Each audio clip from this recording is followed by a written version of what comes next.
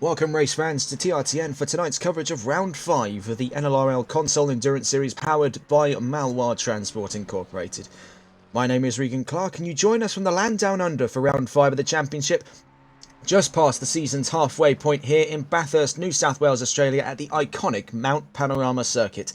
Established in 1938, Mount Panorama, otherwise going by Bathurst, is a jewel of the crown of the Australian motorsports industry, hosting two of the most iconic endurance races in the country, the Intercontinental GT Series' Bathurst 12-hour and the V8 Supercars Championships Bathurst 1000. Bathurst has cemented itself amongst the cultural zeitgeist of endurance racing, standing shoulder to shoulder with circuits like Spa and the Nürburgring Nordschleife, despite being only a fraction of its size. Despite being only 3.8 miles or 6.2 kilometres long, Mount Panorama boasts a whopping 23 corners that take drivers up and down the mountain to which the track derives its name from. And it's far from a smooth ride. The track is rated at FIA Grade 3, meaning uneven surfaces, bumps, pits and less overall grip. Not something anyone wishes to hear on a track as demanding as this. As ever, without further ado, tonight's coverage of the NLRL Console Endurance Series is sponsored by Malwar Transport Incorporated. Specialising in heavy haulage, oversized cargo and heavy equipment transportation, Malwar Transport has over 30 years experience in the Canadian trucking and logistics industry and is a trusted and respected name in the province of Quebec. Are you or someone you know located in Canada and are looking for an efficient, professional transportation brokerage service at an affordable rate for your business? Visit their website at www.malwar-transport.ca. That's www.malois-transport.ca. And now heading into round 5, let's get a quick recap of the championship thus far. Round 1 in Imola gave us a knockout pole position to victory streak by NLR Esports. The number 5 Mustang of Andre Damrat and Milo Bergman absolutely stunned expectations and delivered on a cutthroat drive. Round 2 gave us a dramatic final hour in Japan at a drenched Suzuka, in which NLR would clash heads with MSA and XCL for the win. Ultimately, the number 5 would tumble out of turn 7. And on differing strategies, it would be MSA's 414 of David Silf, Marcus Carlos and Craig Twaddock that clinched a last lap lead off of exclusives Danny Meeldijk and Paul Moeller, in what is to this day the closest finish of the season and possibly one of the closest finishes in an endurance race in the history of TRTN. Round 3 gave us another surprise in the form of the privateer entry of Tempest Motorsport. The number 30 of Adam Saunders and Brandon Roos absolutely dominated the field in Barcelona, delivering on textbook performance from an unexpected area of the grid. And the last round just gone at Spa gave us a dramatic start with the NLR number 6 and MSA 414 running each other off at Eau Rouge amidst heavy rainfall. This ultimately gave rise to exclusives number 788, of which is on screen at the moment, the duo of Elmar Mikkelsens and Nat Bennett. Despite qualifying 11th, served the madness of Spa-Francorchamps to come out on top, giving exclusive their first win of the season and promoting the duo to the championship lead, after very consistent visits to the top 5 in the finishing standings all season long. In regards to the Bathurst 4 hours, keen-eyed viewers of the TRTN channel will know that this is not the first time we've had this event run on the calendar. Of course, the NLRL Console Endurance Series exists as a successor to the GHR Xbox Endurance Championship, and it was exclusive that won that very race last time around. It was the number 787 with the 788 making third position. In between the pair of them was AERT's number 722 Mercedes, driven by Aaron Williams and Ian Skeen, both of whom now race over at Aston Martin at Euro Titans Endurance in this very season alone. So plenty of history to discuss over the course of this race. But on to the championship standings as we stay on board here with Elmar Mikkelsens and Nat Bennett as they make their way down towards Skyline Hill out of McPhillamy Park. And it's the 788 that leads this championship by around 15 points. Actually, that's a mistake. They're 14 points. 201 points to 177, with a single point gap between MSA's 414 and XCL's number 787. Behind them is the Tempest number 30, only 20 points away with 156 points. XCL's number 789 off them by 4. ETE's number 696 with 148 points only has 4 points to make before they're inside the top 5, and MSA's number 416 isn't too far away from them at all, 4-point gap. between 6th and 7th. NLR's number 5 has dropped down a few from the start of the season with 124 points, not too far away themselves from 7th position, but closer to them is ETE's number 315, off by 4 points, and currently 9th in the championship. Rounding out that top 10 is NRW's 777 with 107 points. Getting down to the line then, we'll see what Elmas Mikkelsens and Nat Bennett can do in what is looking to be a very interesting qualifying session. Mikkelsens himself set a remarkable time of 1:59 during the pre-race practice sessions. Crosses the line at the moment with a 2:02.160. Getting a look at these qualifying predictions, this was taken at 8:35 UTC this morning, with Mikkelsens pitched for pole with a 1:59.847, the only of its kind on this grid at the moment. MSA predicted at 2nd and 3rd with the 4:16 and 4:14 of Master Amaro and Twadok, predicted at a 2 minutes dead 0.51 and a 2 minutes dead 0.847.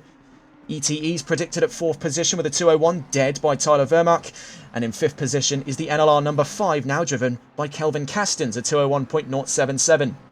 XCL's newest additions, the numbers 791 and 790, make their way to the top 10. The 791 in particular 6th at the moment by Fazzy Binks, 2:01.112. NLR's number 6 of Jan Bettentrup makes 7th. ETE's 315 of Freno Radic makes 8th. Tempest 9th. And NRW in the top 10 for predicted qualifying standings. We've got a few cars to discuss today. Exclusive fielding 2 more cars coming into this leg of the championship. High on the successes of a big win out in Spa. We can see it as well. The 4:16 here. This is Matteo Mastromaro trailing Elmas Mikkelsens, currently 2nd fastest in free practice. 2.5 minutes left to go before qualifying. And it's looking to be a very interesting one today. So whilst we have the opportunity, let's see if we can have a look around the grid here to see if we can find. We've got 3 new cars in this round of the championship. Heading into round 5, we've got a new team and 2 new entries. Here's one of them, the number 790, Michael Martins behind the wheel, the Austrian with Exclusive Esports, makes the 4th addition to their lineup of now what is 5 cars. And that is the first we've seen of XCL's entry with a BMW. Martins will be joined by Chris Farish for this round. The American previously having driven in one of 3 of the remaining cars, the 789, 788 and 787 over the course of the last 4 rounds of this championship. The BMW looking potentially quite good for this round. We'll have a look at balance of performance here before the end of free practice. Let's see if we can find the other of the 2 new additions for Exclusive. They're now fielding 5 cars in this championship up at the upper limit. This is Fazzy Binks in the 791 we spoke of in the qualifying predictions. They're joined by Anthony Rodriguez in the number 791 Ford Mustang. Also a first here that we've seen Exclusive run Ford Performance is offering of vehicles. Normally they stick towards McLaren and at a push Lamborghini and Ferrari. Now they're really starting to experiment with the 790 and 791, fielding 2 front engine cars, sort of out of left wing a little bit here for them, as it's not often we get to see front engine cars make their way onto the XCL roster. We also have a brand new team to find here. Kicking around on the track at the moment, the number 77. We're trying to find them as we speak. Of course, ever the nemesis of our broadcasting ability is the menu navigation here on ACC. But here they are, the number 77. This is Ian Oates behind the wheel of a new signing for round 5. And it's our friends over at VSR, now fielding an endurance team in the NLRL Console Endurance Series. Oates will be joined by Lee Evans and Antonio Angeletta to make a 3-man lineup in the number 77 Ferrari. As they cross the line now with a 2:03.502, they're 14th at the end of free practice. 20 seconds thereabouts left to go before the flag drops and we get on towards qualifying. They're trailing the NRW Performance Ferrari of Sebastian Turner and Jörg Masserat. Looking around the field, you can see it's a lively paddock today. Plenty of drivers in attendance, plenty of teams invested at this leg of the championship. And it's going to be an interesting one for balance of performance. As we can see, not many cars available on the roster, not nearly as varied as some of the other series we've covered. But of the big dogs we have here, of course, Ferrari, BMW, Mercedes, Aston Martin, McLaren and Ford, you can see there's a bit of a spectrum here between heavyweight gain and heavyweight loss. It's a very gradual climb down to the middle. No one staying in the neutral weight bracket of the cars in circulation. Ferrari, to the most of the benefit of the balance of performance today, losing 16 kilos. Ford and McLaren on the back foot with 18 and 20 respectively, is going to make things very tough for anyone choosing to run Ford or McLaren's offering. It's definitely not the greatest news to hear for XCL. Their lineup consisting of over 50% McLarens, and now they've just added a Ford to the mixture, meaning they've got 4 cars on the backside of balance of performance and only 1 car to the benefit, that being the BMW they just started fielding now, with 7 kilos lost coming into this round. It's definitely looking in the quarter Ferrari today, and in some of the pre-race practice sessions we saw coming into this round, we did see that things were looking very optimistic for the number, I think it was the 414, it was Twadok behind the wheel. We had him out on track earlier, and he was absolutely flying around the field. There he is in the paddock. Between him there, Sukup and Meeldijk, Binks and Castens to make up what is a very long line of a heavy driver talent pool for this championship. Having a look around here, here's the 114, a new lineup for K1 as they just crossed the line here at the end of free practice for 16th position. The 114 triple-headed for this round, 3 drivers in all, James Robertson, James Mason and Ben Cheeseman in the AMG. They're the only K1 car left in circulation in this championship. And we do have some news in regards to that, especially coming up in the next season. But here we go, kicking off qualifying. You can see it's a sea of purple as XCL are out the gates and out the gates quickly. Stuck in the middle there, that's Craig Twadok. Leading the fray then, Elmas Mikkelsons. We'll get on board with him as we make our way on a full tour of the track. That's if we can find them in a reasonable amount of time. This is the one thing I've always quite despised about ACC. So here we go, around turn 2 here at Griffin's Bend, heading down towards the cutting and infamous section of the track here at the Mount Panorama circuit. We'll just have to quiet that 4-litre twin-turbo V8, the McLaren, just so you can hear me over it. Heading up out of the cuttings and up towards Quarry Corner at turns 5 and 6. And these corners are going to come at you thick and fast. Now you've got to think, how are we going to get 20 cars up through this section of the track on lap 1 is really going to be quite the challenge today. So up around Reed Park, now through Frog Hollow, out towards McPhillamy Park, past the Wall of Death on your right-hand side. Heading down to the infamous Skyline Hill. This is a proper drop here. Heading down through turn 11, 12, 13, 14, now at the S's, now at the Dipper. Incredibly quick there, out through turn 15, down to turn 16, turn 17 at the S's again, back towards turn 18 at Forest's Elbow, this open hairpin left. We've seen drivers try their luck millimetres from the wall there by Mikkelsons as he comes barrelling out of turn 19 and down the Conrod Straight. This is the longest of the 2 available straights on track, 1.9 kilometres long. Plenty of slipstream in the bookings here today. You'll see plenty of moves happen along this stretch of FIA Grade 3 as we go barrelling out of turn 20, nearly flat out here, over 160 miles per hour for some of these cars as we head down into the chase. Turns 20 through 22, then down towards Murray's Corner for turn 23. That's the end of the outlap. We'll see what Mikkelsons can do then over the course of this coming flying lap. It'll be our benchmark time, still predicted at pole position. Let's see what the Latvian can do. We stay on board with the 788 as we now recount the news for today. So to start things off, we've got news out of the world of the Console Endurance Series as K1 announces the signing of multiple NLR drivers, among them Kelvin Kestens, Jan Bettentrup, Louis Baptiste and Till Schwering, as NLR disbands its Console ACC division at the end of this season coming.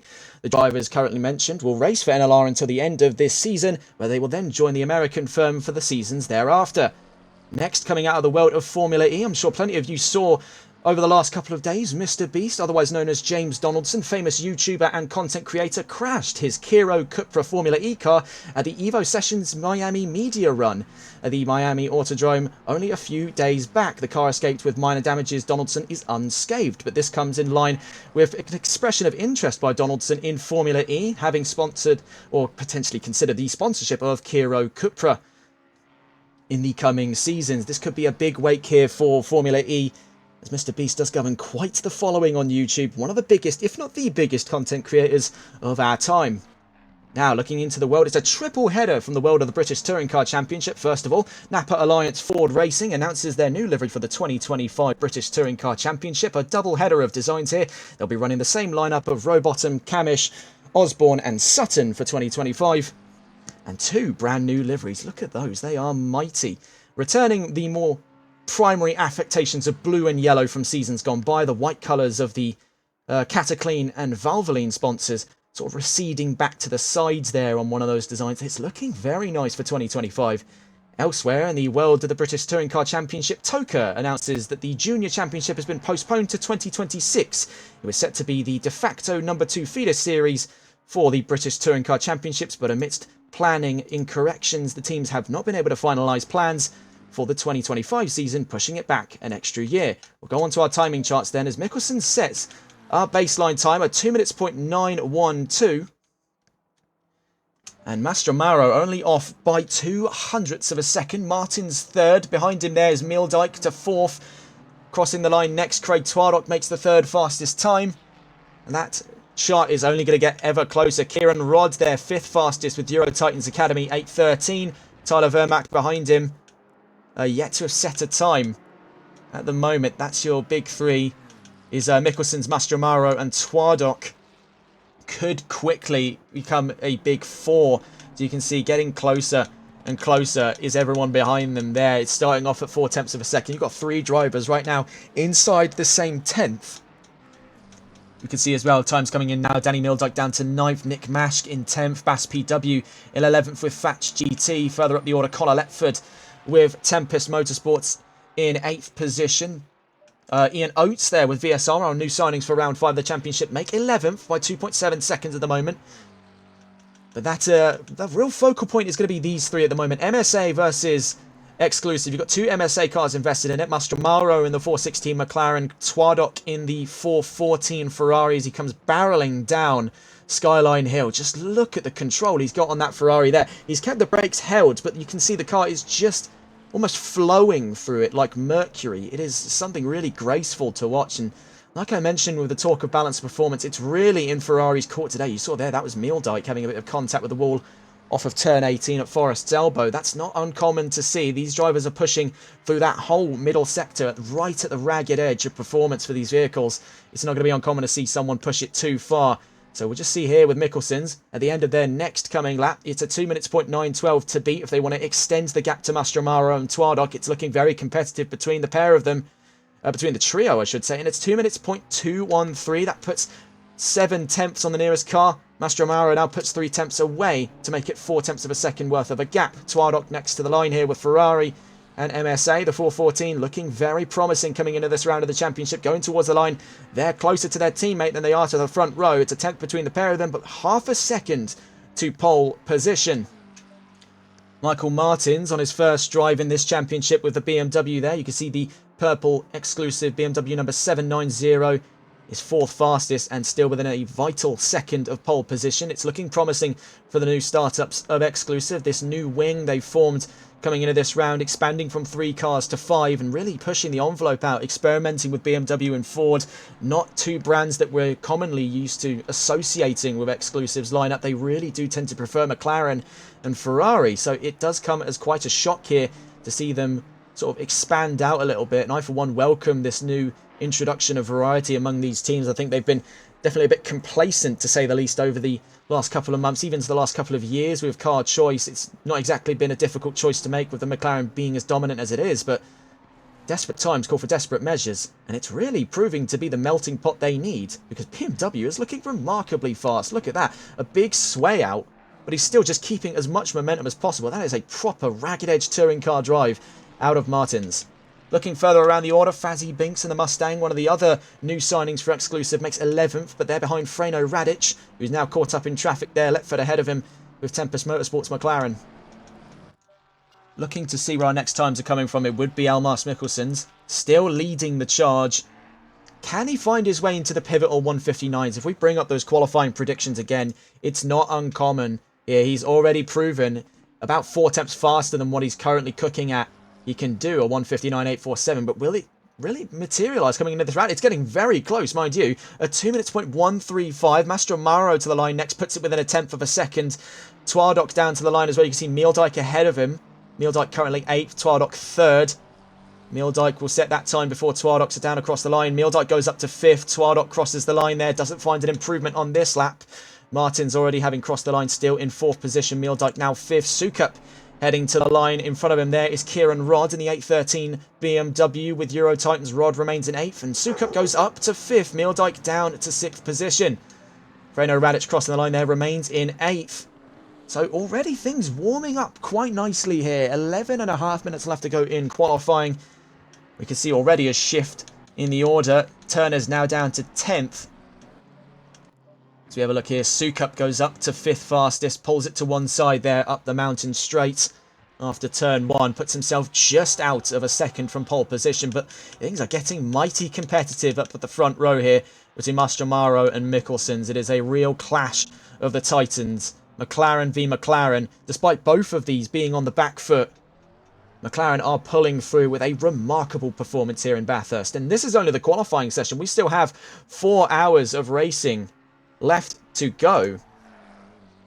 So this is where things really start to liven up. Hello to Wade Nater in chat as well. We see plenty of people showing up for this event. Martinez Pines, Wade Nater, Christian LeBay, Smiler. We see plenty of people in here that we do recognise as well. FGE Redders, that's Kyle Stephen Redman from the FGE team. It's looking very, very hopeful for a lot of people in this race. This qualifying session is only giving us further evidence to that. It is, look at how close it gets there. Between the top 12 is 2 seconds, and bear in mind, Mikkelson's is just absolutely flooring it, a cut above in terms of that overall pace. Is really keeping the foot flat to the floor. Looking to make this 2 in a row for the 788. It's absolutely possible and absolutely on the table here. 4-hour race, much less to work with compared to the 6 hours of round 4 at Spa. Mikkelson's having took a warm-up there on this last lap. We'll catch up with them at the end of next. We're going to have a look around here to see where our next times are coming in from. Kieran Rod and Harrison Greenhalgh in 9th position with Euro Titans 8:13. Rod dives for the pit lane though. Last time we saw Kieran Rod as well was at the start of the championship back in Imola. Nick Mashk goes for the pit lane as well. Fazzy Binks, we're going to try and catch on board with him. Sadly, not in time. So we'll stay on board with Tyler Vermaak. The number 314, he's joined by Harry Palmer coming into this round. The South African already having proven himself here in Bathurst only a few weeks ago in VSR Phoenix Season 7, where he took an absolute knockout victory with Ferrari. Right now, though, struggling to get to grips with a universal setup. He's having to share this car, of course, with Palmer. Could be a case of 2 fundamentally different driving styles. They've had to meet in the middle here. And it's a jack of all trades, master of none. When we saw Vermaak last, he was in a black and red Ferrari, absolutely flooring it. Was the big knockout victory we were waiting on since Kota, with Hayden Puttick, another driver for Euro Titans, taking a win at the Circuit of the Americas. Now both of whom get to meet in the iron crucible that is the NLRL Console Endurance Series. Plenty of big label teams coming to meet here in the console scene. It is an absolute war zone. So we're back on board one of the newest to join the fray. That's the VSR number 77, now being driven by Lee Evans. He makes his way down to turn 18. A little bit of a struggle there to get the car slowed down out of turn 17, heading now out of turn 18 towards turn 19. Evans is going to pull it to one side. And that's Mikkelson's and Radic there. Euro Titans and Exclusive soaring on through. They currently remain in 16th position. Bass PW catching up on them there with Fatch GT. And there goes that Ferrari as well. So a bit of a struggle initially with VSR coming into this round. Of course, it's going to be that teething stage a lot of teams go through. They're not the only team to have entered late into this championship, of course. We've got to take a look back at some of the other teams to have entered a few rounds ago. We also had Tidman Racing, which had a very short tenure in this series. We've yet to see them since. We also had the Northern Lights team of Jussi Virolainen and Umut Oza make the join back in. I think it was Barcelona, or the round just before that. It might have been Suzuka, as a matter of fact, but they had a really good performance at Barcelona. So I think for VSR, it's just sort of the baby steps here at the moment. And if they keep on going into the next couple of rounds, it's definitely going to be their time to shine. We're now looking at the moment, one of the newest for Exclusive. Now 5th is Fazzy Binks in the number 791 Ford Mustang, making their way out of turn 18. Let's just get an onboard. That 5.4 litre screaming down the Conrod Straight. Just get a listen in on that noise.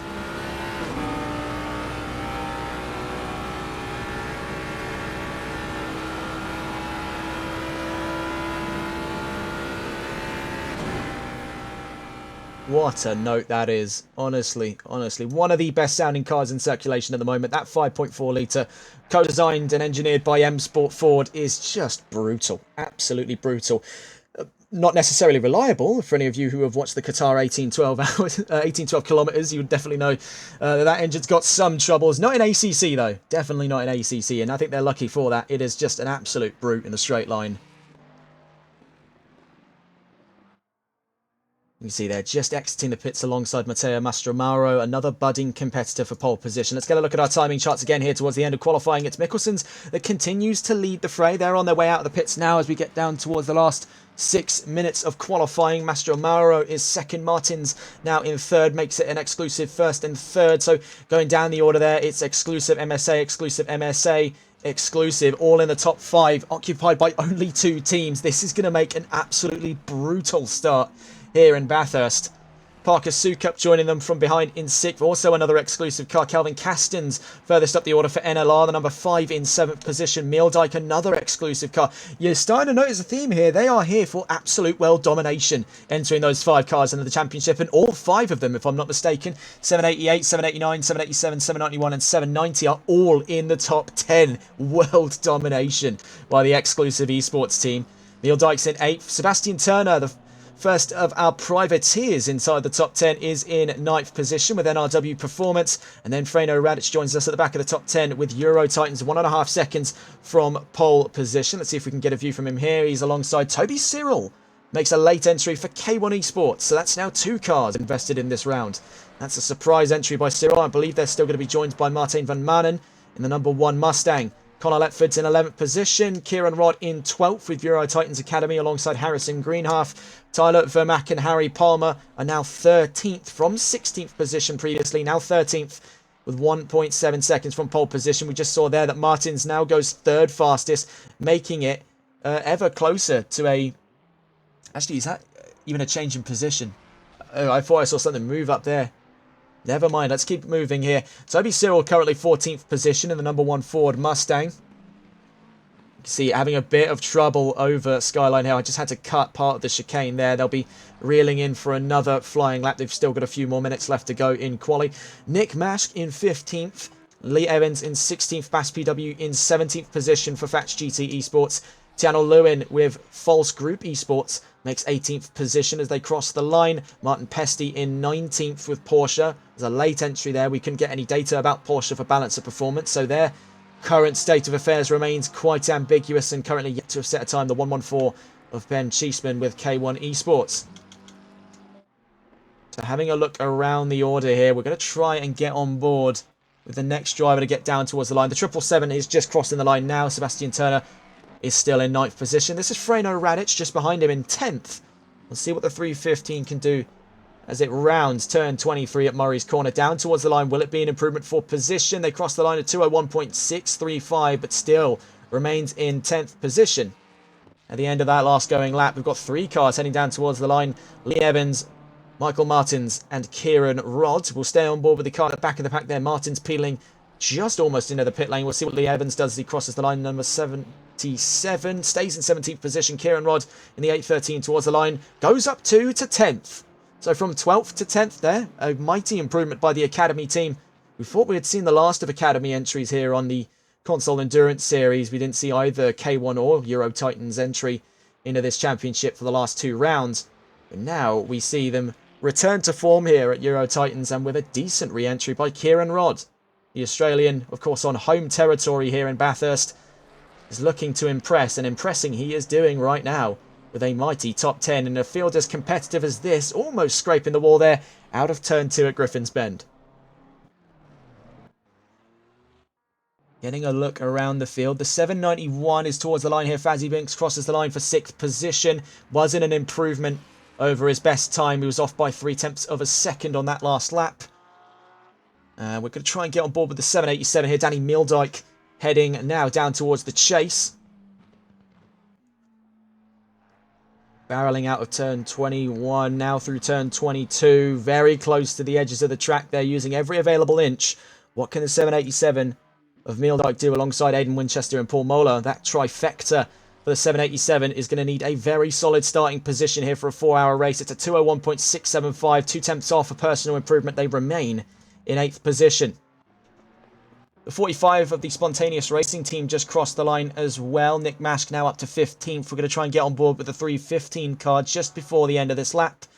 We do want to try and see what's going on with them. Freno Radic alongside Jack Giles crossing the line from 11th. Goes to 5th. So a remarkable jump up here towards the end of quali. 1.5 minutes left to go before the end of this session. 5 laps covered by the 315. They're now into the top 10. That is remarkable stuff to see this late on into the session. Speaking of Euro Titans, here's Kieran Rodd, but not on an improvement by the looks of it.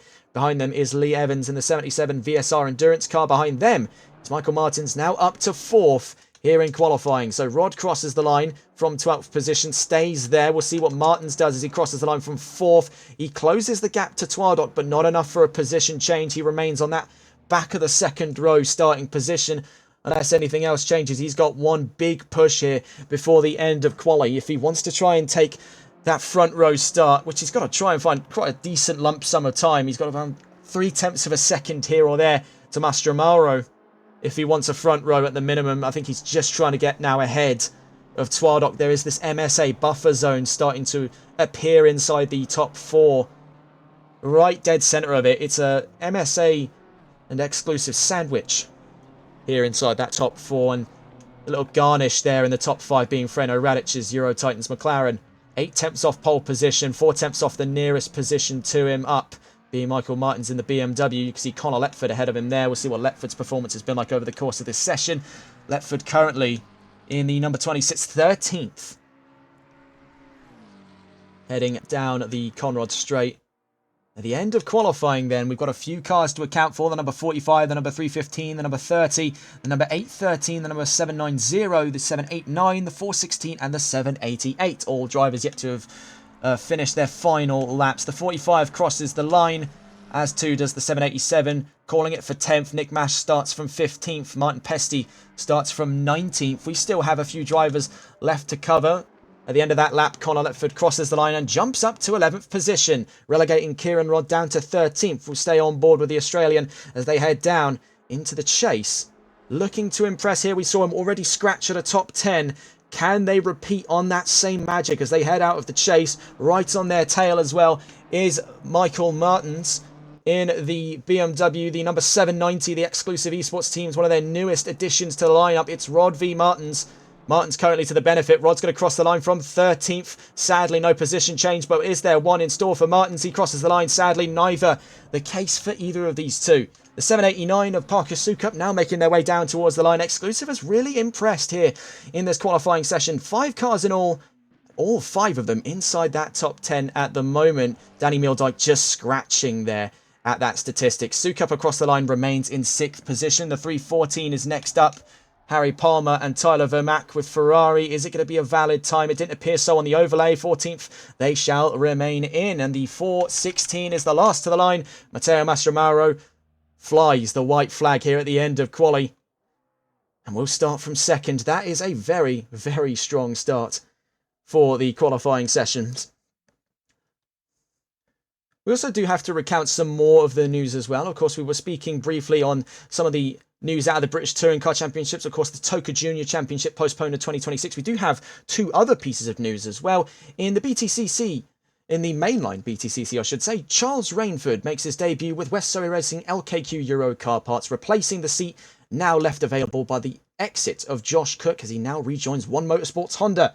The last bit of news before we get on to the grid rundown is that of Malwar Transport. Of course, before we get on to this, we still have some news from Malwar Transport as they enter 3 drivers into the Sunday League, all under the veil of the Malwar Racing Team. Of course, as we mentioned before, if you are looking for a professional transportation brokerage service for your business and are located in Canada, visit their website at www.malwar-transport.ca.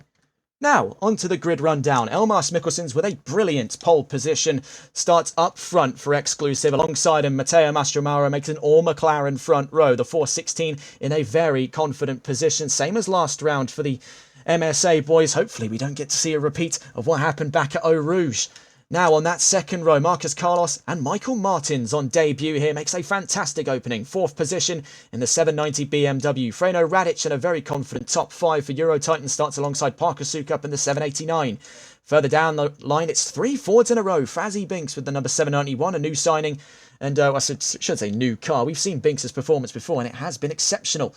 But a new car means new performances, and 7th on entry is a very strong one for Binks. Kelvin Castens on his first drive in the Ford Mustang makes a confident P8 alongside Martin van Manen at the end of qualifying for 9th position. A K1 car inside the top 10 is great news for the American team. Danny Meeldijk makes the top 10 for 787, completing the statistic of all 5 cars inside the top 10 at the end of qualifying. Connor Letford in the privateer Tempest Motorsports car starts in 11th position alongside another privateer, the 777 NRW performance car of Jörg Masserat and Sebastian Turner. Kieran Rodd and Harrison Greenhalgh starting 13th for the Euro Titans Academy 813, alongside Tyler Vermack and Harry Palmer in the 314 car. Nick Mask with Spontaneous Racing starts in 15th position in the number 45 BMW. Bass PW in 16th in the number 223 Ferrari. Tiano Lewin in 17th with the 296, a new signing for False Group Esports. Martin Pesty in 18th with Porsche with the Poor Alf team. Ben Cheeseman with K1 Esports starts 19th in the 114, ahead of Levi Warner in the number 23 Aston Martin. Ian Oates starts at the back of the pack for VSR in that Ferrari 296. A tough qualifying for VSR, one that they hopefully look to make up for over the course of the next 4 hours of racing here at the Mount Panorama circuit. It is set to be a very tough round indeed. Make no mistake of that. 4 hours of racing on the mark here. We've seen hour-long races go to pot, and absolute chaos can occur in such a short amount of time at a track like this. It is very dense for action.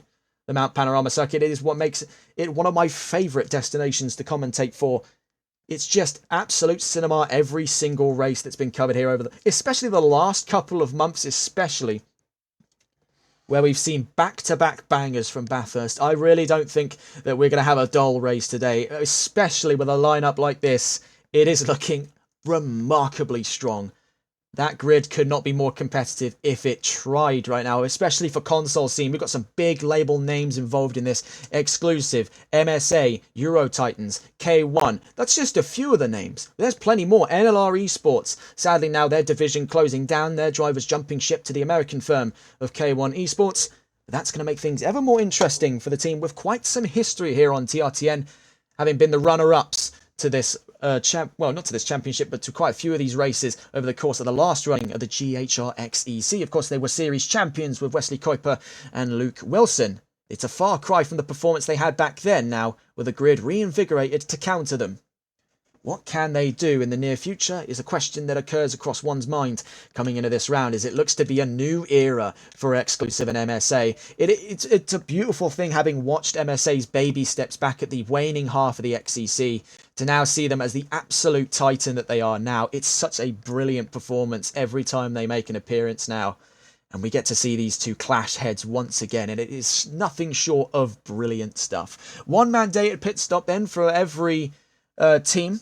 Of course, everyone is going to at least make one. Of course, the stint timer in and around an hour and 5 minutes, if I'm not mistaken, at the upper limit to allow for driver transfer. We'll stay on board then. We'll try and find Elmar Smikkelsen. Here he is, the number 788, alongside Nat Bennett for Exclusive Esports. We'll start from that pole position, taking us away on the formation lap in a few seconds' time. 15 seconds out then from the beginning of our formation lap.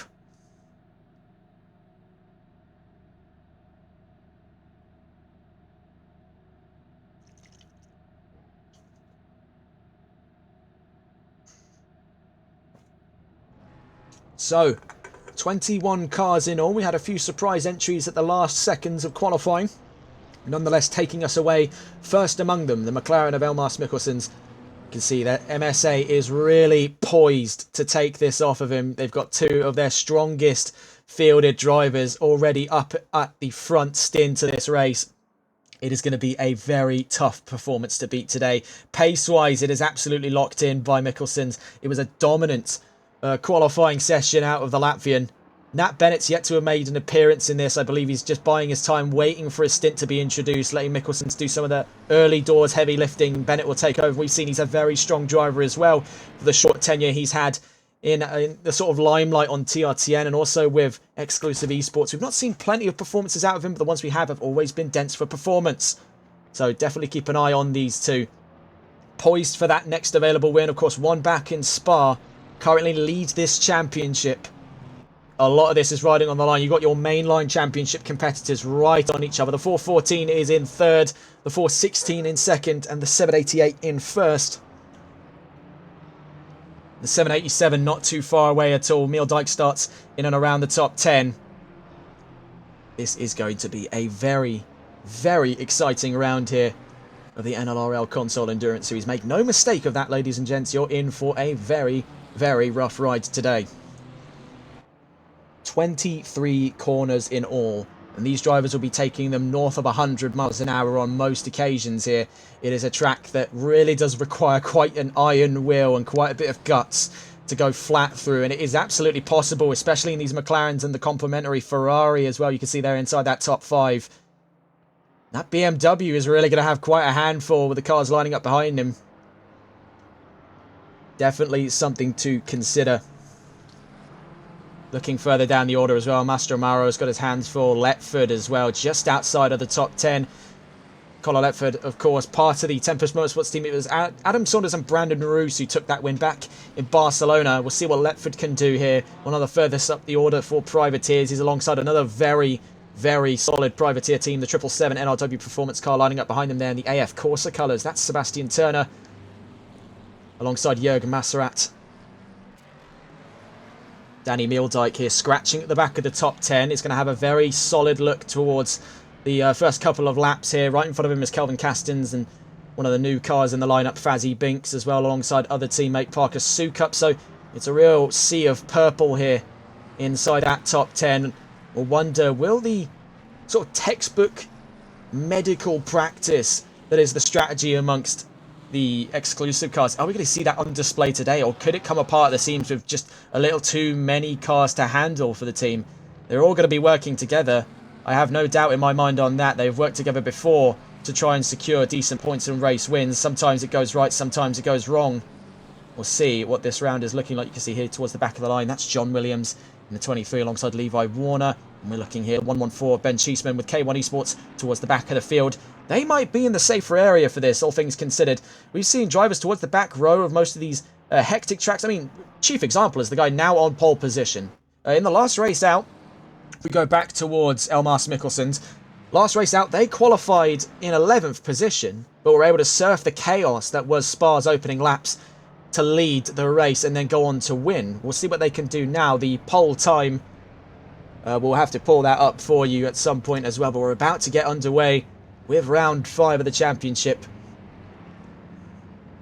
We go slowly now, all in all, crawling down towards turn 23. A very short run to the start-finish line in all. 21 cars invested in this round of the championship. We are but moments away from the start of round 5 of the championship. It's been a very strong qualifying session. Let's see where it takes us in the next 4 hours. Down towards the line we go.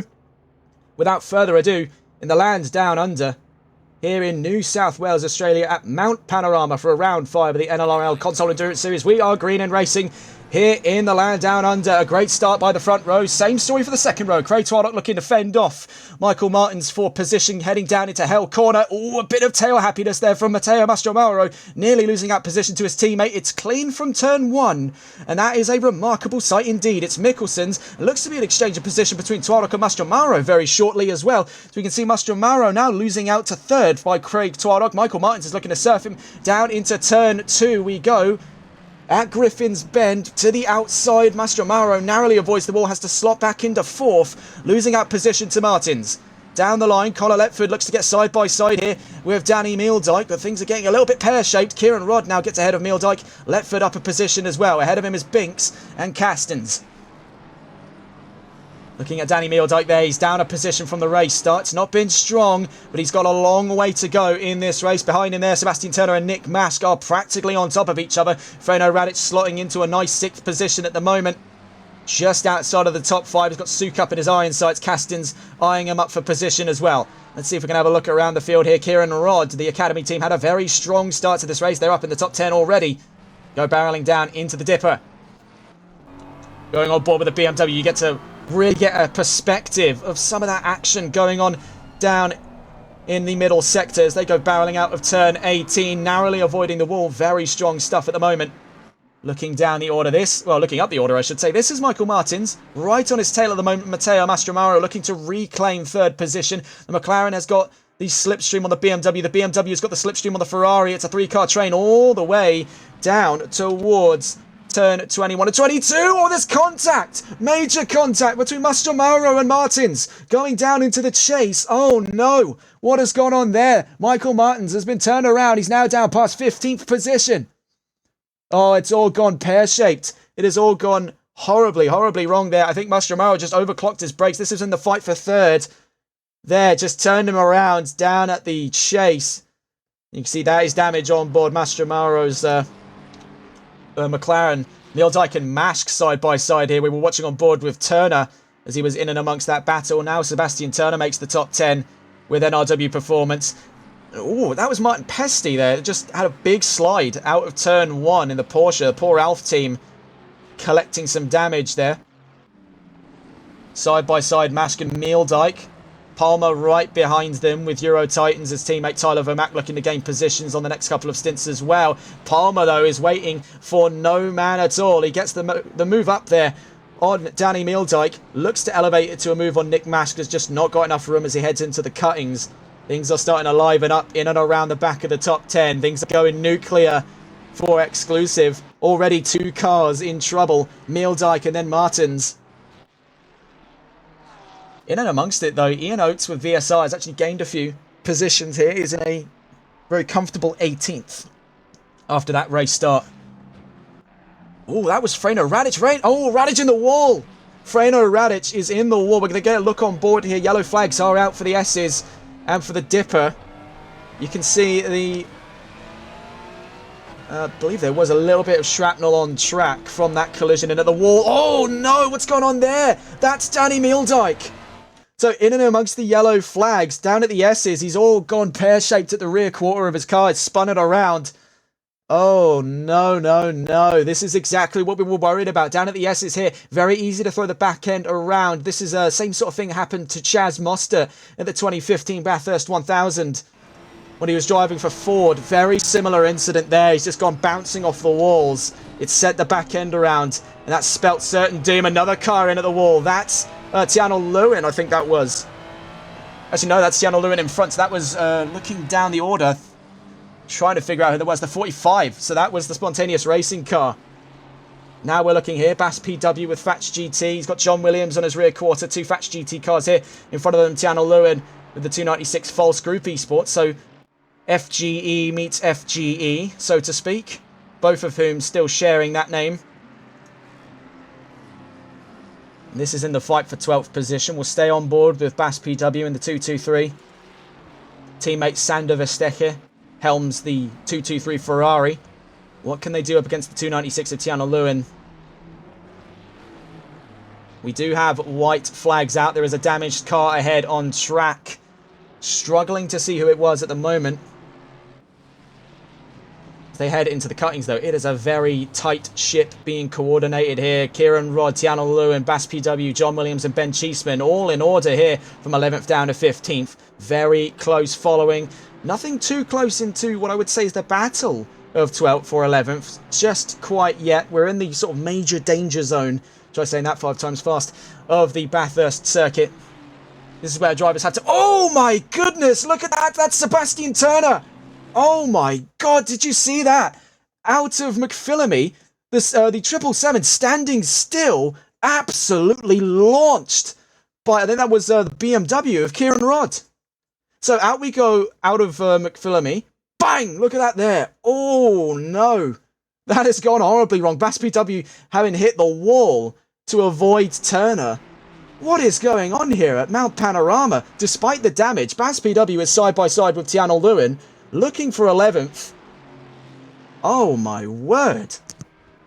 Kieran Rod has damage. That's not really a surprise there. Took the brunt of a 777. Full force over the nose. Down at McPhillamy. Tiano Lewin losing out the position there. Nicely done by Bass PW. Both of them have damage. And Williams looking to sort of escort himself up into 12th position very shortly. The Aston eyeing up the Ferrari. No move just yet as they head down into Murray's corner. You see Tiano Lewin getting a little bit out of shape there at turn 23. You can see there is damage over the nose of that Ferrari. But what on earth has gone on? The 777 is in a very poor shape. We're watching on board at the moment with Martijn van Manen chasing Martin Pesty. The 777 is now, I believe, into the pit lanes. Yes, we can confirm 777 has made it to the pit lanes. We'll be able to take damage repair. But is there going to be much of a car left to fix, I wonder? Only time will tell. 3 hours, 53 minutes left to go. Elmas Mikkelsen's and Nat Bennett lead this race by 3.6 seconds. Matteo Mastromaro now down in 6th, fighting for 5th with Fazzy Binks' Mustang. It's been a Bit of a cropper start for the 416 team at MSA. Further up the order, Craig Twalrick has got his hands full, chasing down second. Heading down into the Skyline Hill here, you can see that's Castins from Binks, from Mastromaro, Radic right behind Palmer, not too far away at all. Freno Radic did have a bit of a hit in at the wall at this section of the track, but appears to be going strong. And it's that kind of determination that you come to expect from Euro Titans. You can't fault them for that. Oh, did you see that? Oversteer by Castins out of turn 18. So plenty of drivers struggling for available grip. This is something I did mention. That grade 3 is not kind to these Pirelli P0s. Absolutely no grip to be found in some of these sections of the track, despite the fact that it is searing Australian heat, cooking this track to perfection. Down into the chase we go. We saw issues before down at this corner. None this time around. We want to get a look at what's going on inside the top 3, as it were. We want to see this fight going on in front of Castins. We will catch up with this. Actually, no, we won't, because it looks to be boiling over very shortly. This could be the fight for P5 we've been waiting for here. Mastromaro v Binks. Binks taking centre mass of the road. Mastromaro not looking for a move into turn 1. He knows it's functionally suicide. Twardok and Sukup right on top of each other as they head up the mountain straight. Right behind him is the same story, an exclusive versus an MSA. Mastromaro eyeing up Binks for the move. We're staying on board with the 791 on their first race in this championship, looking to already fight with a season regular. Mastromaro barreling down to turn 2, was looking to take it the long way around. He's going for a late apex at Griffin's Bend to keep the momentum going. Hops over the curb, nearly upsets the balance of that McLaren as we head into the cuttings. Very late on the brakes by Binks, very masterfully held in the Mustang.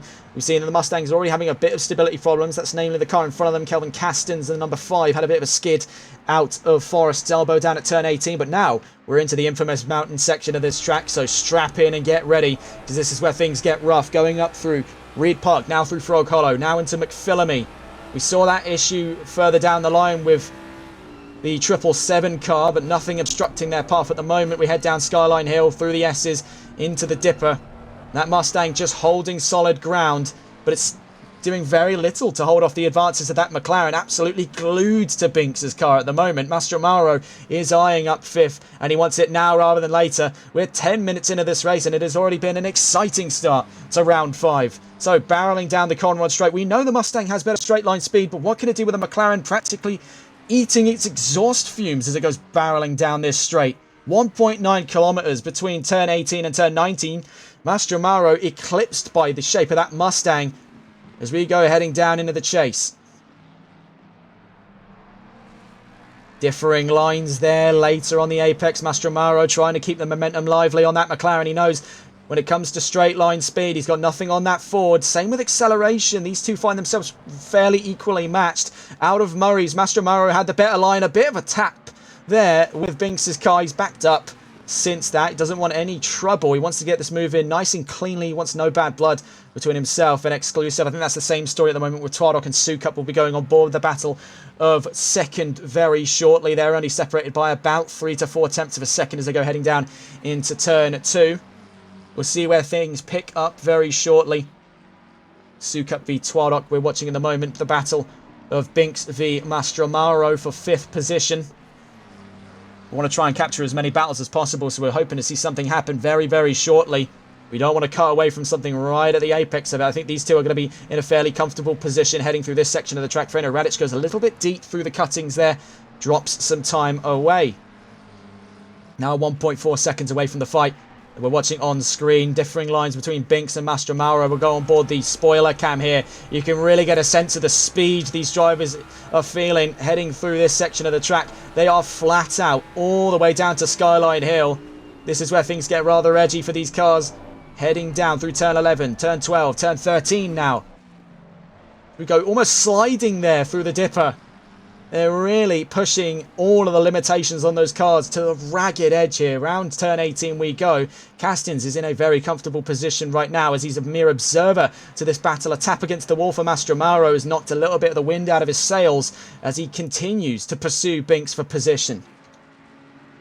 Let's see if we can go on board the attacking car of the duo then. Matteo Mastromaro with MSA. We also want to quickly catch up with what's going on here. Sukup v Twardok. Nothing happening as of yet, but we'll be covering that very, very soon, as I do get the impression that stuff is going to kick off very shortly. We can see here Tiana Lewin and Nick Mask also fighting. We'll be covering that later on. Right now, let's see what's going on with the fight for 5th. We've also seen here, just briefly, the fight between Michael Martins and Bass PW there. The BMW just having superior straight line speed. Absolutely walked past the Ferrari there. Martins, of course, on a revenge drive after that punt off. We can also see Tiana Lewin and Nick Mask side by side. Oh, did you see the contact there? Double spin out. Oh my word, I think he just cut across a little too late. Or was that intentional? That looked like a pit maneuver. We see here, that was just the end of the Mask v PW fight. Oh my word. What is going on today? See there, just clips back in, knocks him into the grass. He spins himself out by whacking the brakes on. Oh my word, it is absolute bedlam. Absolute bedlam. Mikkelson's now leads the race by 5.6 seconds. I'm pretty sure this one's in the court for him to win at the moment. Mastromaro is down quite some way than he'd like to be at the moment. Actually, I think having been knocked away from that fight, yeah, he's definitely knocked away from that fight. Something had to have gone wrong since we stopped covering them, because Binks has got clean open air at the moment. Radic is the next one to him. What on earth happened for Matteo Mastromaro? We were covering that incident down towards turn 21. And we just completely dodged that. So this is the chaos that comes with covering Bathurst.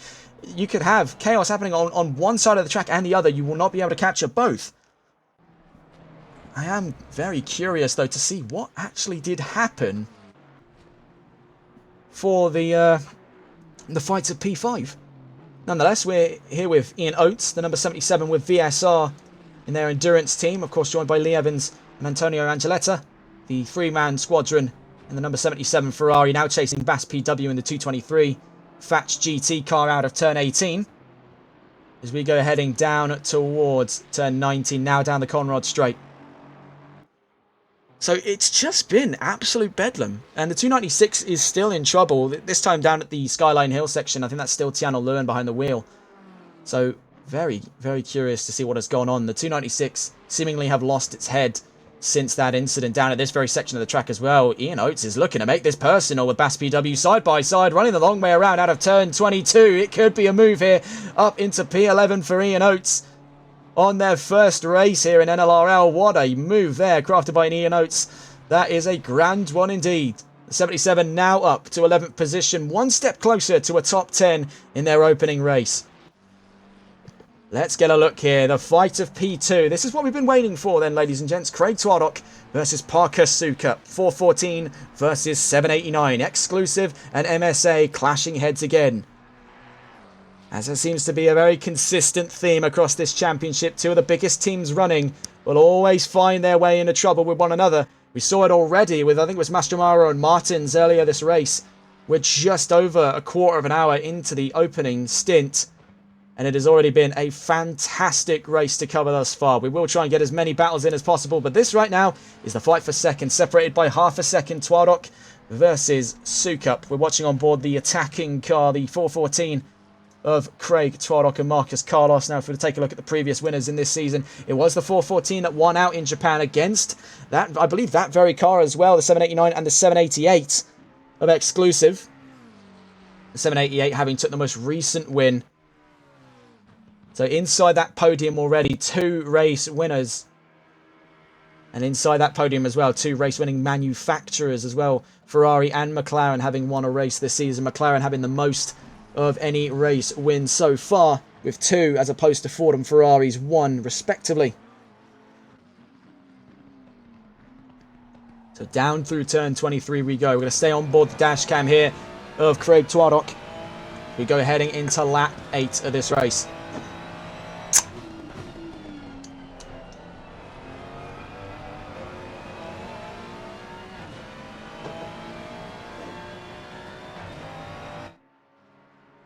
Further down the line, we can see as well the encroaching battle for fourth going on. Fazzy Binks is gaining ground on Kelvin Castins. It could be a forward civil war on the horizon here in Bathurst as we head down into turn 2. Or up into turn 2, I should say. McLaren versus Ferrari at the moment. The two veritable faces of modern ACC clashing heads again. The 45 is in trouble down at the chase. We want to try and see what's going on down there. And it's the number 1 caught up with them. That's Martin van Manen, as well as the number 45 of Nick Mash. Something has gone awry down at turn 21. You can also see Kelvin Castens now having to move into a defensive fight against Fazzy Binks. We're back on board with Craig Twardock, though, for the time being, as we head down across McPhillamy Park, down into Skyline Hill. This is where these two cars are really able to flourish. Mid-engined, rear drive, further to the rear of the car for centre of rotation. It gives them plenty of turn-in. Absolutely poised, prime European machinery. Woking v Maranello. Heading out of turn 19 then, 1.9 kilometres now separate them from the next corner up. We'll see who wins the straight line speed battle. It's looking in the court of Ferrari at the moment just by being in the slipstream. Fundamentally, McLaren have slightly better top end. Ferrari's anemic V6 is not the best when it comes to straight line speed, but of course we're talking an engine from Le Mans pedigree. Same engine as the 499P, took back-to-back wins in the last 2 years at the 24 Hours of Le Mans. Now finds its way into its baby brother, the 296 GT3, which has already been a pivotal face of modern GT racing. Twardock trying to sell a dummy there to Sukup. Sukup's not falling for that one so easily. This is a driver that's been around the block. He's walked the walk and he can talk the talk, no doubt. Heading down into turn 1. Twardock, though, you can see he's getting antsy. The body language on that car, he's getting eager to get the position up. He knows now Castens is too vulnerable to Binks. He doesn't want to have an exclusive car tailing him whilst he fights with one right in front of him. It is the worst case scenario for Twardock, now without the 416 up in that top 5. Heading down into turn 2. We'll try and get a look at some of the other battles at the moment. I just get the feeling at the moment we could see something out of these two in the near future. Don't want it to end up being a case where I end up following the same battle all the time and end up missing out on some more battles. Rookie error. We'll stay with these two for a little while longer before we cut across here as we head now out of Quarry Corner. They should be relatively safe heading up through the mountain section. These are two drivers you can comfortably rely on for good performances in this very high intensity section of the track. Just dodging the wall of death there. We saw Marvin Kirchhofer at the, I think it was the 2020 or 2021 Bathurst 12-hour, clocked that wall as Aston Martin and went head over heels into the next corner. Very easy for things to go awry. So, going on to the next battles around the track at the moment. It's actually a side-by-side to just lap this car. Tiana Lewins putting up a mighty fight against Danny Mildyke in 18th position. Tiana Lewins in 21st. Not necessarily a fight per se. You can see the McLaren's got him pitched in a straight line. Lewin collecting a little bit of grass there on his run down to the chase.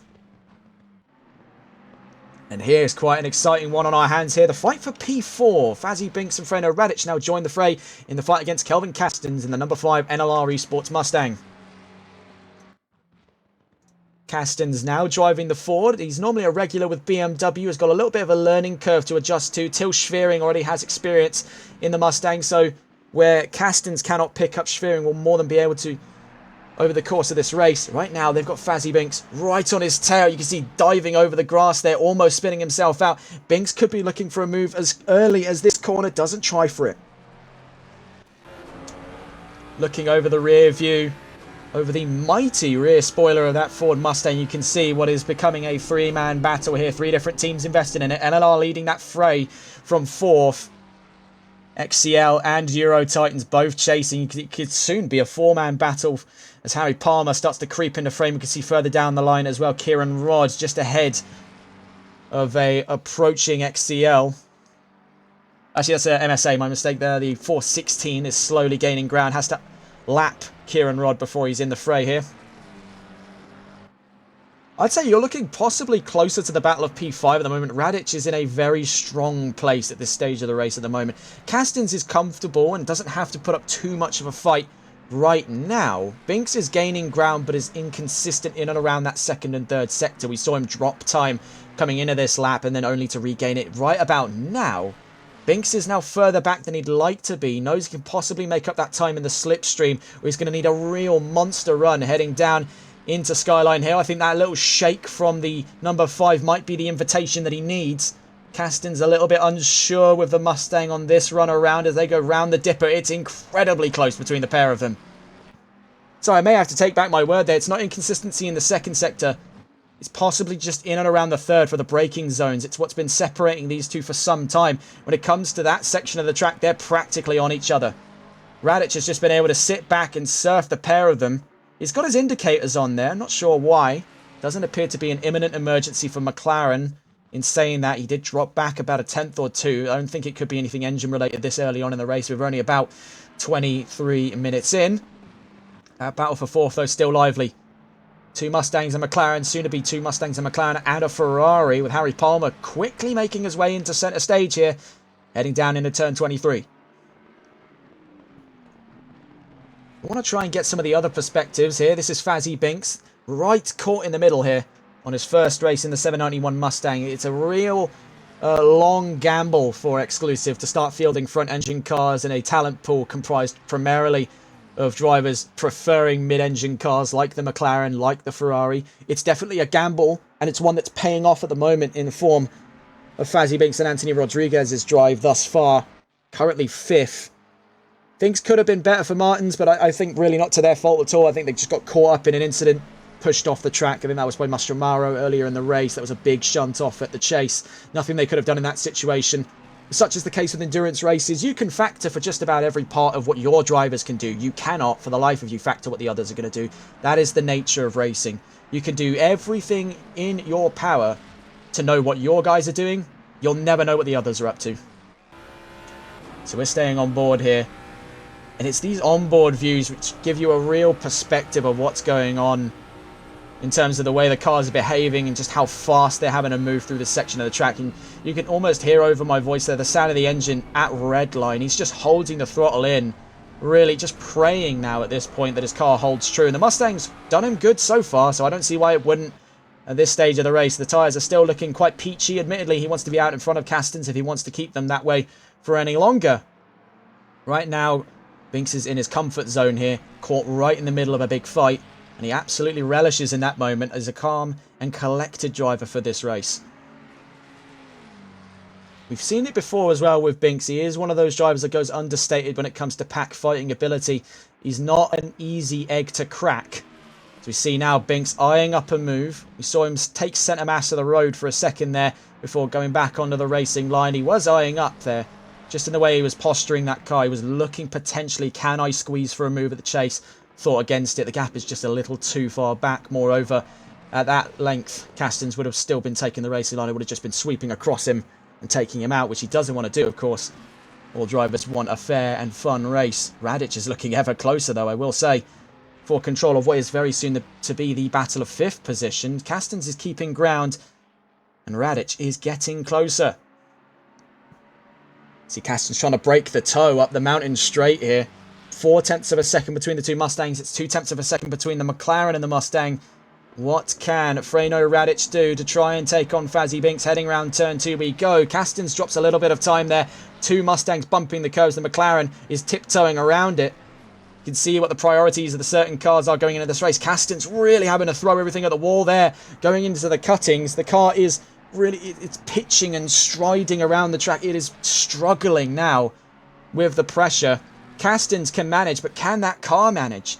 Castons is more used to the BMW in this championship, at least. We're not sure what his overall experience looks like in the Mustang. As far as we know, this is his first time behind the wheel.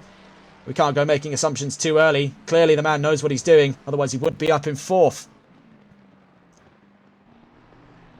Looking here, he's surrounded on all sides. A wall that he cannot climb over and a wall that is closing in on him. It is real high-pressure stuff for Fazzy Binks. And we've seen already he's not easy to crack in conditions like this. As everyone knows, under certain pressure, you can turn coal to diamond here. It could be a diamond in the rough performance on the horizon for Fazzy Binks if it keeps going the way it does. Do expect a breakout from this one fairly soon. Whether positive or negative, only time will tell you. Actually, I think we're about to see it right now, so I'm going to have to hold my tongue as we go barreling down towards the chase. It's looking very close there. Nearly an overtake. We see in front of them, that's Tianel Lewin having some trouble over the chase. The 296, I think, just spread across the road for a second. Down through turn 23 at Murray's. Still no move at the inside. It's not impossible to make a move there. I will point that out. I've seen it happen before. But it also isn't a good idea. It's in the same way you could possibly survive falling out of a plane. Not that that's a great possibility. Bit of a snap there by Freno Radic as well from 6th. Nearly seeing himself out of this fight. He's 0.2 of a second from Binks. Binks is 0.3 of a second from Castens. They've been in absolute stalemate for the last couple of laps here. It's very hard for us to turn our attention away when we do, because there are some other battles going on track. We want to get a good look at it. Twardok still in 2nd. Mikkelsen's still in 1st. Sukup in a comfortable 3rd at the moment, but this is the fight to be, as now 4 drivers make their way into the frame. Now joining at the back of the pack, that's Harry Palmer and Tyler Vermack in the 314 Ferrari. That's 2 Euro Titans cars entering the fight there. A clock against the wall by Castens. Oh no, it's all gone awry. Binks has to clock the wall as well. Palmer nearly gets collected. Binks now takes position up into 4th at the chagrin of Kelvin Castens. That was just a bit of head loss for the number 5. It was a clock against the wall at Quarry. And that spelled doom. Just lost a little too much of the stability, and it was a one-way trip to the barriers by the number 5 Mustang. Vazzy Binks will be relishing in that. He's just waited for his time, and I think that's what we were predicting for some time. He's not going to be the one to crack under situations like that. It was really a game of who's who here, and who was going to be the first to step over that line, so to speak. Castens being the one in question. That is some damage on the Mustang. I don't necessarily know if that's enough to send him straight to the pit lane. You can see he may be down a bit, but he is not out. He is still fighting with Freno Radic for what is the battle of 6th position. They go side by side into the chase, and that McLaren is utterly helpless to the advances of Ford Performance's Mustang Mark 7. That thing is on fire, and it was actually on fire in Qatar as well. Freno Radic taking centre mass of the road. He was eyeing up a move to the pits. There he goes. Freno Radic into the pit lane in the 315. McLaren 720S for Euro Titans. Mastro Mauro is going to take an extra position then up to 7th for Euro Titans. Let's have a look around the track to see where our next fights are coming from, as things are starting to spread out a little bit here. Letford just lapping Tiano Lewin with False Group Esports, the number 30. Oh, actually, hang on. We may have to interrupt ourselves there. The 114 is in trouble down at turn 18. I think it ran into some issues there. Ben Cheeseman there. Yeah, that is damage. That is damage on the 114. We're going to try and get a better view of it at the moment. There is also this fight on the horizon here. Williams v Oates for 10th position. We'll catch up with that in a moment's time. We want to try and catch the situation with the Mercedes. Coming out of turn 18, it did have damage on the nose. That could be an immediate pit lane run for the 114. If we could find them, that is. Really, these menus are terrible. One of the worst parts of ACC. There's Ben Cheeseman. He's actually going to hold it strong. He's staying out in the 114. K1 up to 15th at the moment. Looking elsewhere for the team as well. Trying to see where the number 1 car ended up. Martin van Manen, after those incidents down at the chase, is now in 20th position with Toby Cyril. K1's hopes rest solely at this time on the 114. It's a bit of a grim sight then when the 114's face is hanging off of its shoulders like that. So this is the fight to be. Williams v Oates. VSR find themselves into the top 10. Chasing them for the battle of 10th position is John Williams in the number 23 Fats GT Esports Aston Martin. He's joined by Levi Warner, the all-British lineup in the Aston Martin V8 Vantage. This is the pre-Evo model from 2018 to 2019, inherited from its grand ventures in GTE. Of course, won at the 24 Hours of Le Mans a handful of times in this very platform. The modern-day V8 Vantage now uses the same V8 twin-turbo engine from the Mercedes AMG GT. We'll see what Williams can do then. We'll go on board the helmet cam. A unique perspective here as we get to see the kind of G-forces the drivers experience as they go flat through turn 20. Coming up right about now here, goes absolutely flat in 6th gear. Down on the brakes immediately. Heavy braking zone heading into the chase. Really having to give it everything he's got there. I think he's on controller as well, Williams. So a very admirable effort to put himself in such great fights at the moment in this sort of leg of the race. We're half an hour in. We're going to get a look at the overall standings then as we stay on board the battle of 10th position between Ian Oates and John Williams. Elmas Mikkelsen leads this race by 7 seconds to Craig Twardok. Parker Sukup in 3rd place. Fazzy Binks up into 4th ahead of Kelvin Castens, who's now in the pit lane, and behind Harry Palmer in the 314 Euro Titans Ferrari. Michael Muttons moves up into 6th. Matteo Mastromaro up to 7th. Castens now down to 8th. Letford's going to move up a position as well, and these two are going to move up one as well, if I'm not mistaken. as they now go, I believe it's going to update in a moment's time. This could very well be the battle of 9th position we're talking about very, very soon between Ian Oates leading this two-car battle. John Williams chasing from the rear. Bass PW is currently 12th. Martin Pesty up to 13th, so a great start by the poor Ralph team. Yes, we are now looking at the battle of 9th position. Ben Cheeseman currently in 14th position. Nick Mashkin 15th. Freno Radic in 16th, Danny Mildyke 17th, Kieran Watt 18th, Sebastian Turner 19th, Martin Van Manen 20th, and Tiano Lowen in 21st position. Back on board then, the climactic fight for 9th position. There are white flags ahead. It's for the 789. So one of the exclusive cars is in deep, deep trouble. Which one is that? The 789. That's Parker Sukup losing out to Michael Martins. These two could be on his tail very, very soon in their ongoing conquest for 9th position. Down through turn 18. Aston v Ferrari. V6 versus V8. You can see that Ferrari has got very good straight line speed on the Aston. The Aston's a very middle of the road performance car. Jack of all trades, as it were. It's what makes it a very lucrative site for newcomers to ACC. It's what drew myself in when I started playing the game as well. That's more of it because I'm a hardcore Aston Martin fan, less so because the car is reliable. For Williams, though, it's putting him in the right place at the right time here. This has now been upgraded to the battle of 8th position thanks to the drivers already in the pit lane. We've got 2 yellow flags out at the moment. The 416 and the 711. So Mastro Maros took an emergency leap to the pits, and the 711's in trouble down Skyline Hill on the Dipper. And that's quickly going to fall into the path of the leading 788. We'll see what goes on there. As you can see on the right-hand side of the mini-map, things are getting a bit interesting. Oates there, trying to cut the toe off of Williams. As this has now been upgraded to the fight for 7th. This is all kinds of interesting now at this stage of the race. Over half an hour in on the first hour, and things just giving us textbook Bathurst chaos. Heading through the cuttings. Williams now on Oates. 0.4 of a second between the pair of them. A little step of oversteer by both. Watching on the dash cam here, we go through Quarry Corner, out to Frog Hollow and Reed Park. Wall of Death coming up on the right-hand side very shortly. This is through Reed. Now to McPhillamy. See, the Aston does have to lift. I have noticed this even when I drove at Bathurst back in the TRR Sprint Series. The Aston is one of the very few cars in circulation where, depending on setup, you have to almost lift. I'd say it's going from about, say, 100% throttle to 50. But I would still consider that lifting. But unlike the McLarens and the Mustangs we've seen as well, you just can't afford the right to go flat hells for bells through that section of the track. And it's what's losing out opportunities for Aston Martin. But not right now, though. As we see these two, just by being in the right place at the right time, Williams is not happy with all the swerving going on by Oates.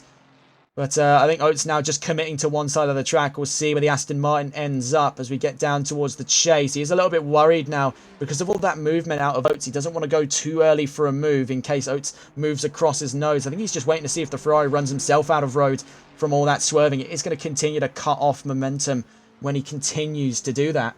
He's scrubbing speed. Of course, Ian Oates, otherwise known as Oatesy, in the VSR Phoenix Season 7 coverage we've been doing here on TRTN, normally drives this car, the Aston Martin V8 Vantage, so a rare sight indeed to see him move over to Ferrari, but it's not an uncommon sight. Plenty of teams that use fundamentally different cars always end up at the Ferrari. It seems to be the sort of new replacement to the Aston Martin. It is a very widely adopted car, and it's for good reason. Like the McLaren, it is incredibly manoeuvrable. Great cornering capacity from the get-go, and fantastic support in those original setups, and plenty of support online with esports setups aloft for Ferrari.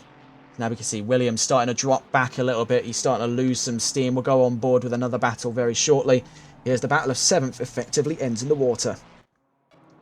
Looking around the track, Martins is 6.8 seconds from Palmer. No imminent threat of a fight for P4. Harry Palmer's in a very comfortable position at the time of recording. 3 hours, 23 minutes left to go.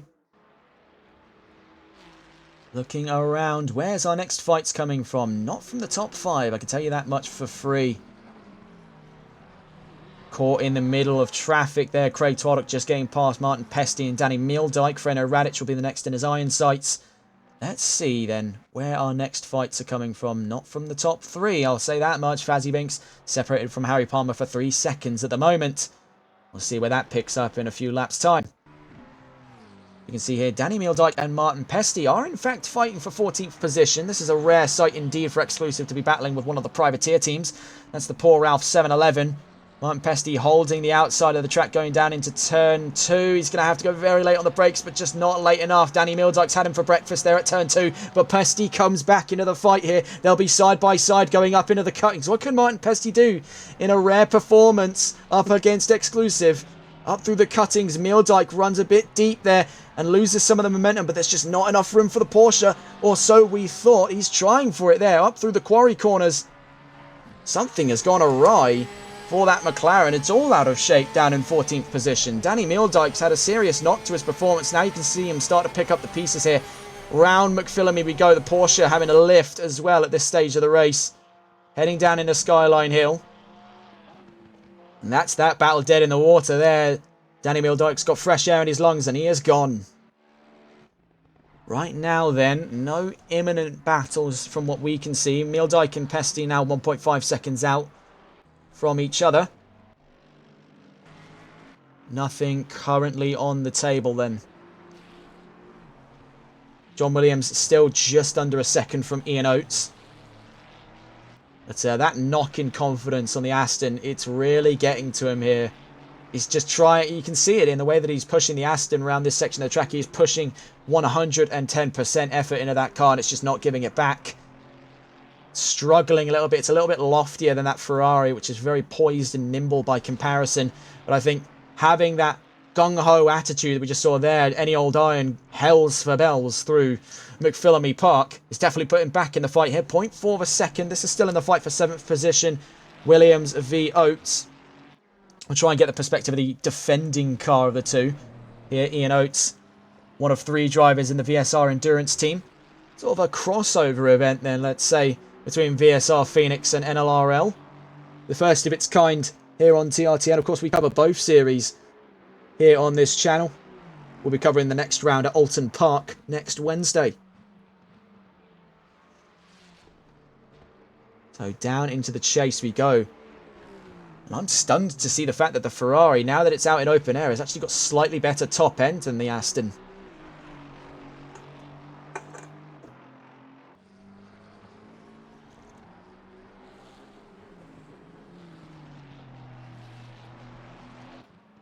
We do have a yellow flag. That could escalate into a white flag, but that could escalate into a yellow flag down at the cuttings. The 314 is in trouble. I believe that to be Palmer and Vermack, if I'm not mistaken. Could be trouble on the horizon for the pair of them. Let's get a look at the overall here as that battle dissipates just a tad. Yes, it was the 314 that was in trouble. And now 1.5 seconds from Michael Martins. We may be on board for covering that very, very shortly. That'll be the fight for 4th position. Harry Palmer versus Michael Martins. Ferrari versus BMW. You can see there is damage on the nose of that Ferrari just as we cut away there. So as a matter of fact, let's go on board with that fight as we'll cut away here from Oates and Williams as they just start their climb through the mountain section of the track. You can also see this is not necessarily a fight, but these two are very close to one another at the time. But let's go on board the real meat and potatoes fight we've been waiting for here. We go scrolling around looking for them. Where can they be hiding now? Trying to find them. Oh, just see there, Oates getting all out of shape at the Skyline Hill drop. Just briefly staying on board with these two again. That sorts itself out. Here, this is the fight we've been waiting for as Palmer now loses the position out to Martins in our efforts to try and find this fight for 4th position. Harry Palmer, by no stretch of the imagination, is out of this fight. You can see already he's picked up some speed on the back end of Martins' BMW as we go down into Hell Corner. Is he even going to possibly think of a run into turn 1? Absolutely not, but he's going to be eyeing himself up for a run up the mountain straight here. 1.1 kilometers between turns 1 and 2.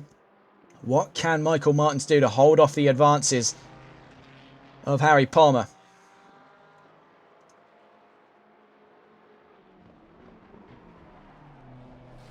0.5 of a second between Ferrari and BMW. We go out of turn 2. A scrape at the wall there for Martins. Is going to scrub a little bit of speed 0.6 of a second as we head into the cuttings. Definitely some tyre conservation between the pair of them here. Martin's just got so much more life in those tyres after that incident.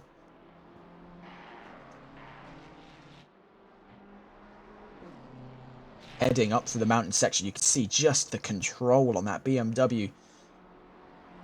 And what boggles the mind as well, when the BMW was introduced a few years back in the 2022 update, it was even faster round those corners. In its original patch before it got nerfed, it was even faster around there. It was a demon on this track. An absolute demon. Even in the modern day, in the current patch for ACC, this thing is still incredibly strong. It's why it's one of the big three now for manufacturer choice. And that's their position in this hierarchy was challenged at one point by Ford, but you can just see why so many teams gravitate towards the BMW. Because the engine sits a little further back than it does on the Ford, it gives the BMW closer to mid-engine maneuverability, but at the same time giving them that front engine stability over the curbs that allows the drivers to just push the envelope out a little bit. There you can see Martin's getting a little bit of oversteer out of the chase. So that's that battle dead in the water. Let's go back on board with the fight we were watching before. It's Williams and Oates as we head down into turn 18. Williams now right on the back end of Ian Oates as we go barreling out of Forest's elbow down the Conrod straight then. And it's looking very mighty close now for the number 23. Still in the fight for 7th position. We're heading towards the end of our first stints then. We'll be seeing plenty of driver swaps over the course of the next 20 to 30 minutes here in this race. Heading down into the chase, just waiting for that mistake there. He just sees Oates run out wide, but whether he meant to or not is copying his line. Runs himself wide at the chase as well.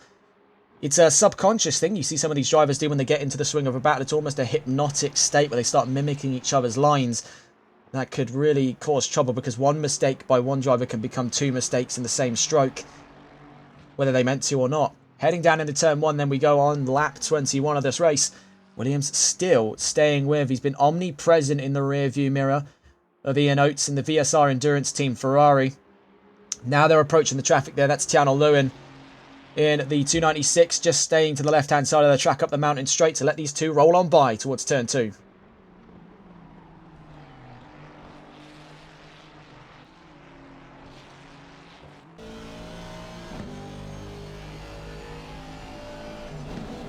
You can see just that erratic steering by the Aston. Of course, I believe Williams is playing on controller. Oh, he gets the leg up though. Round Quarry finally gets the leg up into 7th. Waited and bided his time there. It just took for one out of line run by the Ferrari to open the doors, kick open the floodgates, and just let the Aston slide on through. Very nearly made contact with the rear left. Very nicely done though. Williams now up into 7th and commanding that position. Now a 1.3 second gap between himself and Ian Oates. I think Oates is now letting off a little bit of the pressure, just settling in for the end of his stint there before he passes over to one of his two teammates, being Lee Evans. Or if we take a look at the VSR lineup, Antonio Angeletta. You see, that is Hayden Puttock in the 696 Aston Martin. That actually makes a 22nd car to join this race. A late entry by Puttock and Skeen. That is going to cost them dearly. They're down in 22nd. It's not going to be gaining them plenty of points, but I think they're just looking to make any kind of points at the end of this round to keep themselves inside the top 10. Nick Mashk and Matteo Mastromaro on two separate lengths of this race, but still treating it like it's a fight for position. Mastromaro has to jump over the chicane. That could be a potential stop-go if he continues that. And that sort of attitude towards corner limits, or track limits I should say. Heading down into turn 18. Oh, it's Mastromaro sideways. Nearly collects the back end of Nick Mashk. That's Matteo Mastromaro back into the pit lane. Did you see that? Coming out of the S's, the McLaren gets way too squirrely. Watching here, I think this is where it starts rotating a little too much. There, clocks off the wall. Very nearly collects the 45 in his wake. That's the end of the run for the 416. Looking around the track, where's our next fights coming from? Oates is picking up intensity. He's now back to within around a second or thereabouts on John Williams, waiting for a mistake out of the Aston Martin, hoping that he had maybe overcooked his tyres on his move up into 7th. Nothing to report as of yet. Absolutely there from... Oh, we have another yellow flag, by the way. This is the 789 that's run into some trouble. Let's see if we can go on board. That is Jake Goldman. That is not how you turn a car around. He's going to have to get out of the way very soon. He's got the 23 and the 77 bearing down on him. That's Williams. There's Oates. Very soon behind him, that's Lewin. So all pear-shaped there for the 789. Jake Goldman in serious trouble.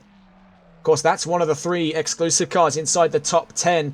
Their dominant control of the championship thus far is starting to have a little bit of a few cracks appear in the facade over the course of this round. Of course, this is the Kingslayer of races. We've seen plenty of dominant drivers in championships get humbled this section. It was K1 back in the GHR XCC. It was just Boris in the VSR Phoenix Season 7 coverage that we've done over the last couple of weeks. And now, today, for all intents and purposes, it's the rest of the exclusive lineup. This is a bad omen for the race leaders at the moment, as it seems everyone around them has run into some kind of trouble except for them. I'm sure that thought's going to weigh heavy on their mind. They've delivered on a fantastic race thus far, but for how much longer is their luck going to run? We'll try and get an onboard here with the race leader. Here is Elmar Mikkelsen's, who's had a spotless race as opposed to the rest of his team. Him and Nat Bennett have been in a comfortable first position, led every single lap, all 23 in hand, over the course of the last 50 minutes.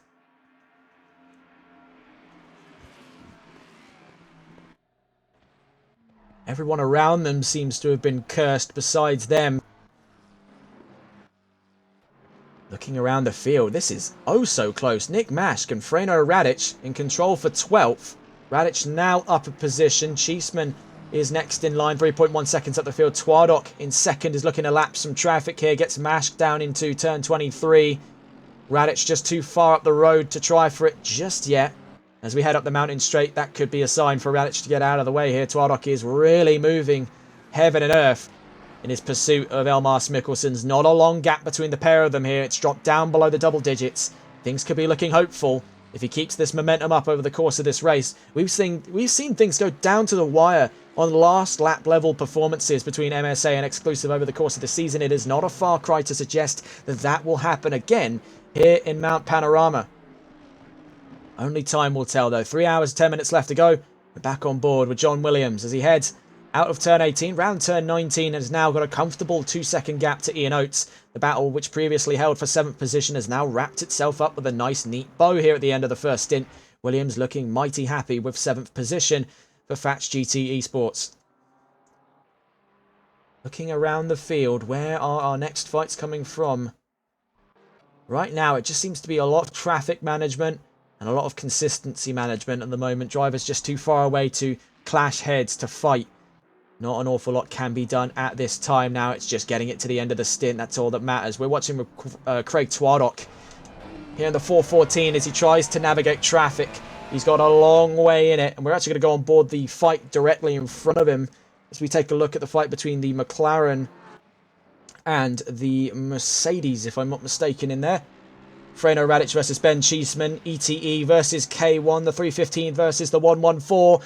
This is in the fight for 11th position. What can Freno Radic do then in the 315 as we go heading down towards the chase? Mercedes has strong straight line speed, but they've got nothing on the McLaren. The Ferrari following him through to make threes company. Twadok just looking to get out of the way of this fight. He needs to get closer to Mikkelsen's, and he knows on the pace he's at the moment, he can absolutely do it. He's just got a Freno Radic shaped problem right on his nose here. Needs him out of the way.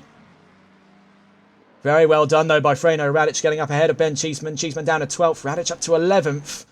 Right now, a disgruntled Twadok hanging in between the pair.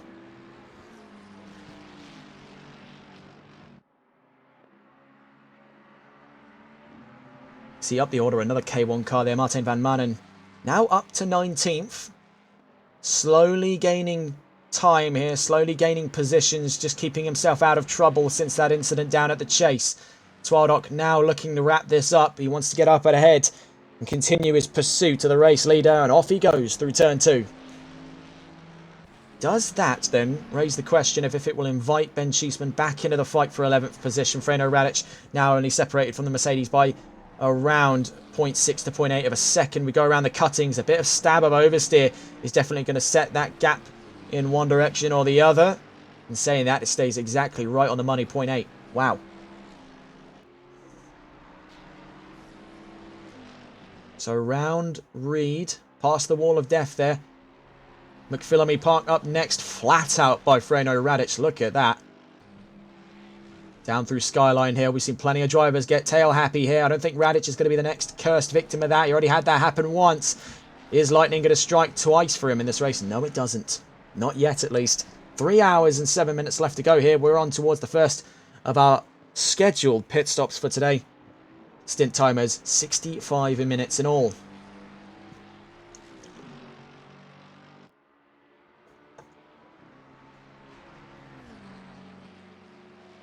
Is the driver that just got past as well. Ben Cheeseman has been on a strong performance for K1 Esports. Has gone up from 14th to 12th now in the last couple of laps.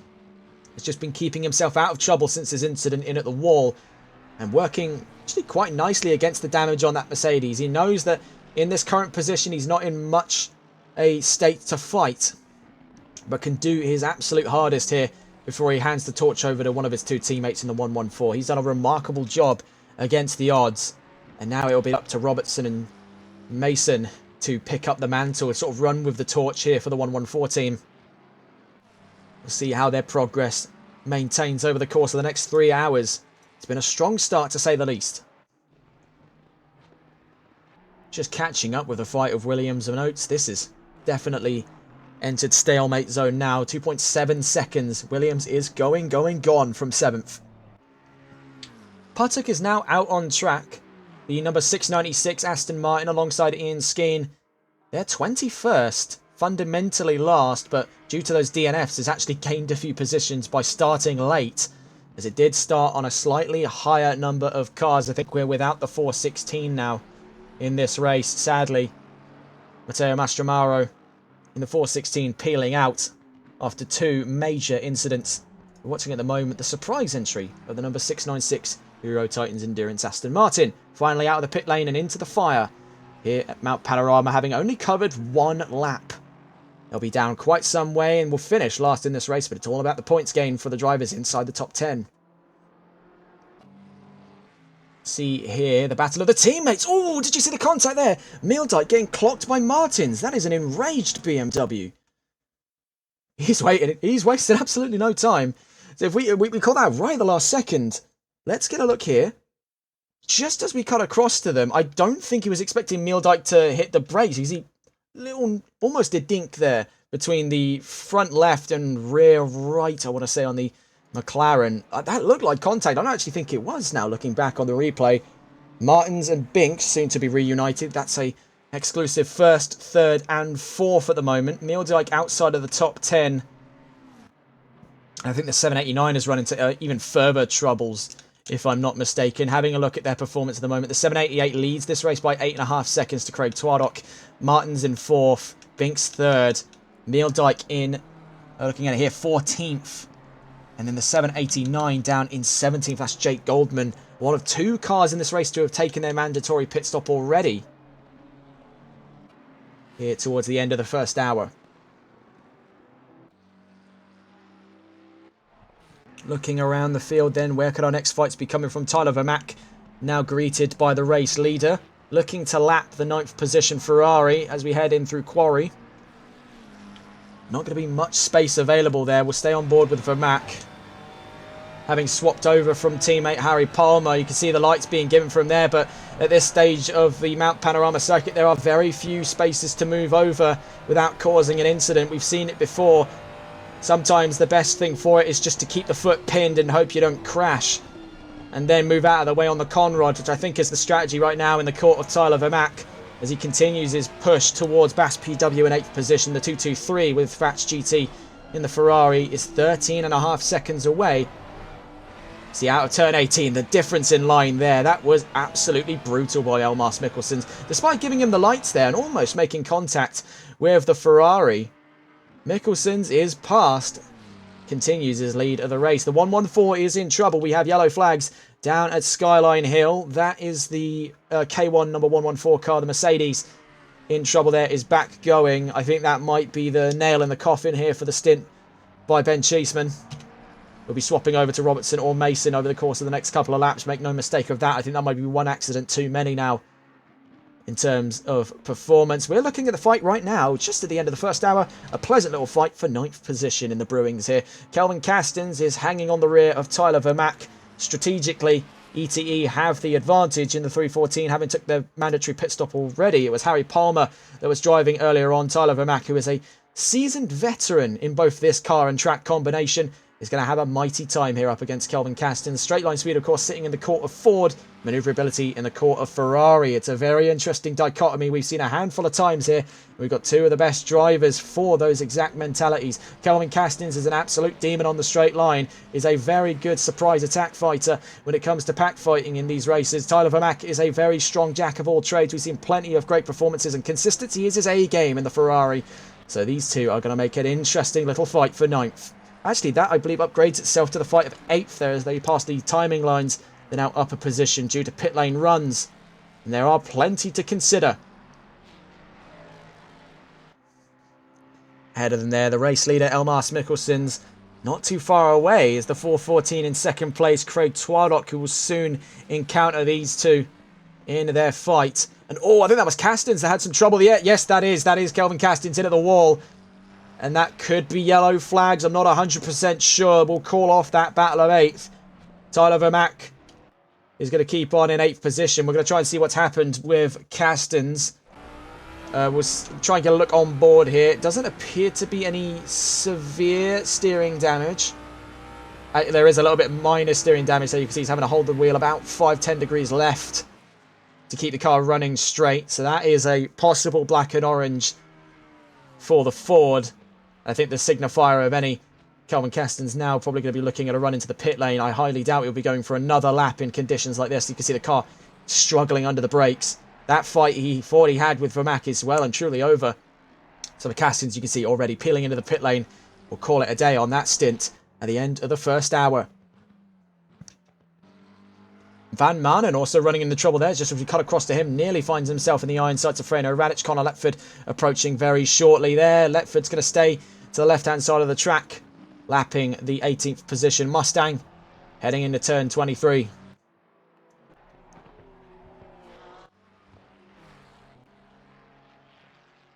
So Connor Letford up into 10th. Kelvin Castens in the pits. We're going to try and get a look at the various cars currently in the pit lane. There's Van Manen making their way around turn 1. So Castens in the pit lane in the Ford. I think just exiting the pits now is Ben Cheeseman. Now just swapped for James Mason, but it doesn't appear that the damage has been repaired on that Mercedes. So are they just going to firm it at this point and realise that maybe towards the halfway mark of the race is the best time to fix the problems on board that Merc? Or have they already fixed it and the game's just not registering it for us? I mean, that is a real tough one to consider. Connor Letford's now up to 10th position because of Kelvin Castens' pit lane run. That puts Tempest back in the top 10 fight at the moment. Looking at where the closest fights on track could be coming from, we've got a few to pick from, all in and around the 2.5 to 3 second bracket. Marvin Koch is catching up on Sebastian Turner, and in the same stroke, Ian Oates is catching up to John Williams. So take your pick, really, of what battles there are to discover. This is Marvin Koch with the number 45. This is Spontaneous Racing. They have one new driver signing into this race. There's Bass PW and Sebastian Turner ahead of them, but they're on separate lengths of the race, if I'm not mistaken. Bass PW is in 7th. Sebastian Turner looking to unlap himself from 15th. Marvin Koch, of course, one of the 3 drivers of Spontaneous Racing, Nick Mask, and new signing Nicholas Koenig for this round of the championship. Makes a 3-man lineup here for this 4-hour round of the championship. I highly doubt, though, at this stage that battle is going to pick up to anything crazy. You can see there is damage on both cars. I think they're just going to be preserving that tyre life to maybe push in the second half of this stint. It's always towards the middle of these races where we see a lot more management going on. Not a lot of crazy battles. The ones we do get are quite swift and easily wrapped up, or usually ends up in a major incident. We can see here, this is Martins trying to get past Mason. Martins is actually just going to go straight for the pit lane. He's not going to waste any time there.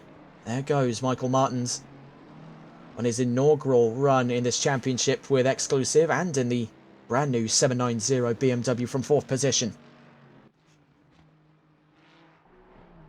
Ian Oates and John Williams still fairly close to one another. I wouldn't say close enough to consider it a battle right now. Keeping things still entertaining. These two quickly coming to the end of their current stints. Williams will swap over to Sander Verstappen, if I'm not mistaken, in the number 23 lineup for Aston Martin. Actually, no, it'll be Levi Warner. I was thinking of his teammate there. You see as well, this is Hayden Puttock. Despite being in 21st, has not lost his spirit to fight and is looking to try and unlap himself from Martin Pesty. Gets to do so because of the pit lane run by the Porsche at the end of their stint. See, the two K1 cars are soon to be reunited. Martin van Manen in 17th and James Mason in 18th. There are white flags that I will consider that yellow flags at the moment. We have a stationary car that's just started moving again. That's the 296 of Channel Lowen. And that's absolutely become yellow flags there. You can see he's almost halfway across the road. That's a very, very bad spot to be in for Tiano Lowen in the 296. That is not a great place to be. Fortunately, he's got a bit of a Deus Ex there. There's a very big gap between the 114 and the 813 on track. Kieran Rodd and James Mason. So he's got the opportunity to get going again. We're back into green flag conditions. 2 hours, 56 minutes left to go.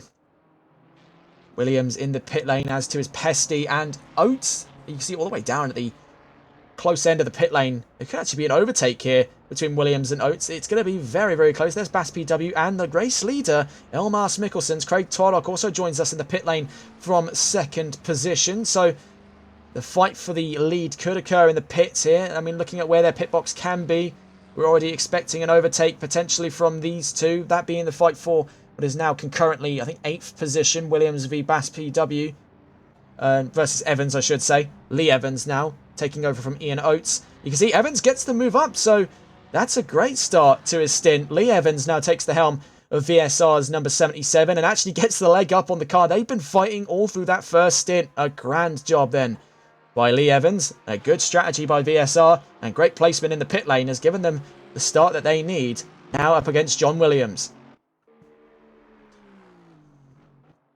Looking around the field then, we're going to see what goes on with the rest of the field. Of course, Mikkelson's just making their way out of the pit lane, so they've not committed to the full regulations of a mandatory pit stop, which I believe is fuel and tyres. So it's been one or the other. Mikkelson's is also double stinting here before he passes over to Nat Bennett.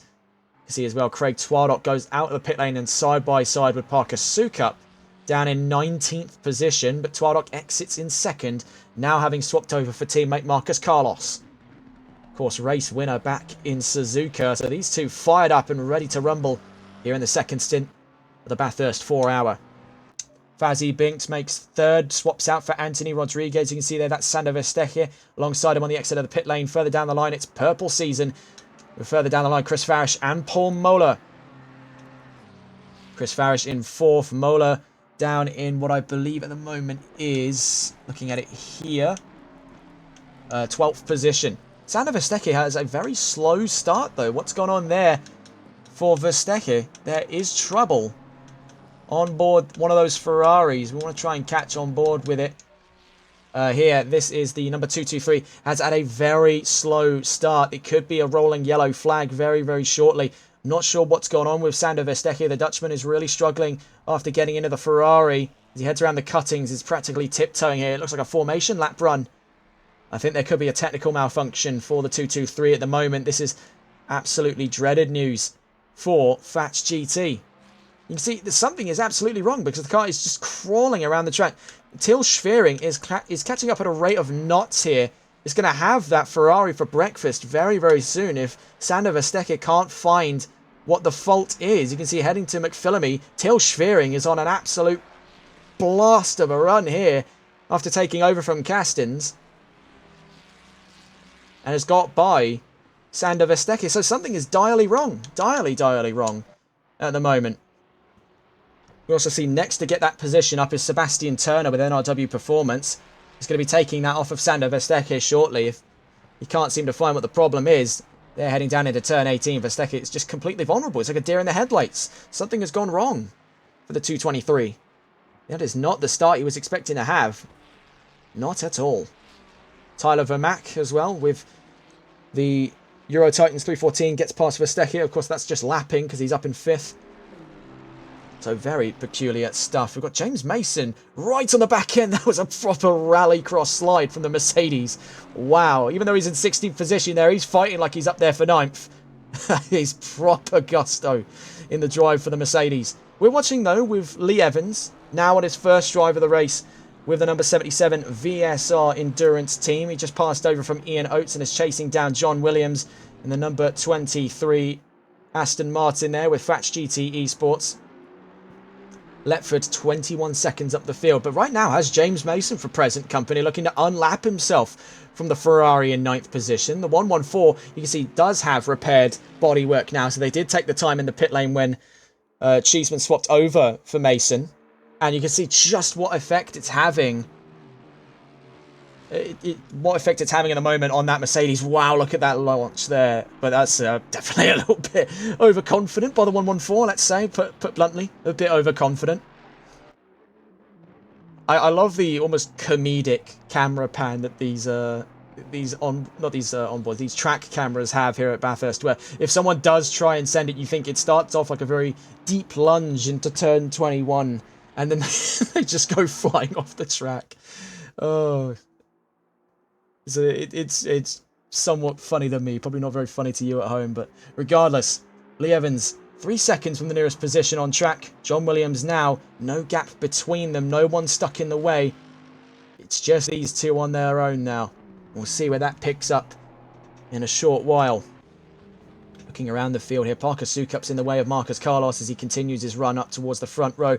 Has got 11.5 seconds between himself and Elmas Mikkelsens. Right now, Sukup not doing him many favours besides giving him free tow up the mountain straight, 1.1 kilometres to turn 2.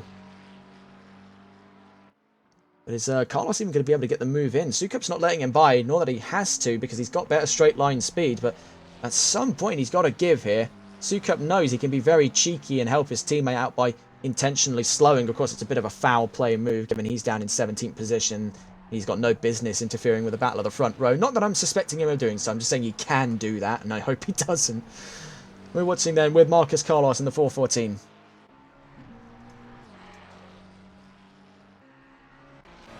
Just watching that dashcam perspective, the verticality of that whole middle sector, it's what causes so much upset in car stability. It's why you see drivers tend to gravitate towards the more stable options. McLaren, as good as it is, requires a razor-sharp reflex to drive at the speeds that you're getting out of, say, Elmas Mikkelsens at this length of the race.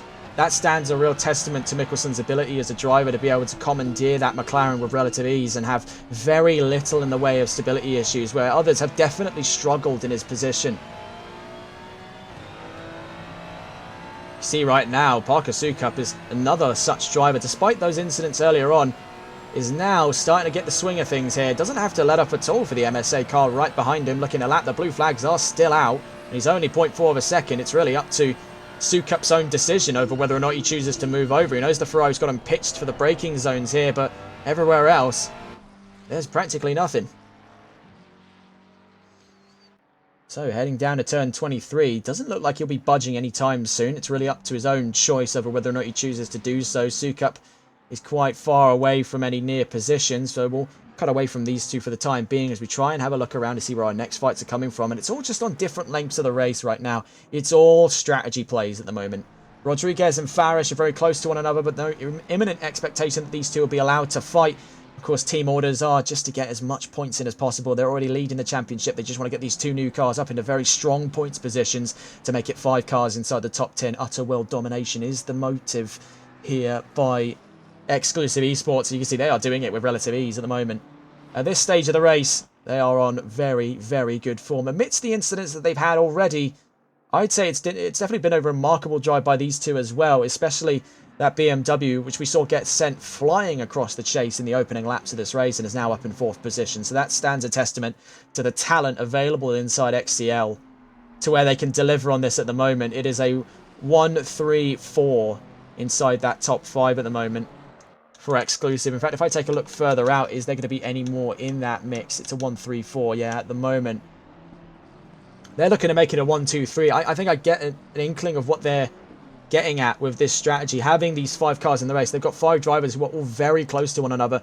They're real sort of Achilles heel at the moment is Marcus Carlos and Craig Twardock. That 4:14 has been a thorn in their side since Suzuka, since they lost out on their first win at the earlier mark of this championship. They managed to get that back in Spa, much to the chagrin of MSA, who lost one of their faster cars on that opening lap. They went side by side with the number 6 and Outer Eau Rouge. Look back on that broadcast, that was a real jaw-dropper for an opening lap. Had any I seen one, I mean, look, from our perspective, those cars just went straight, but they took each other out in retrospect. And that's Tiano Lewin. There, yellow flags for turn 18. Tiano Lewin in at the wall again. Has this been the signing to be for False Group Esports? Lewin has really struggled over the course of this race. I think it was an emergency fill, as Carl Stephen Redmond couldn't be with us today for this race. Originally was set to line up with Lewin, then had to drop away, and Robert Wilkinson took his place at the team.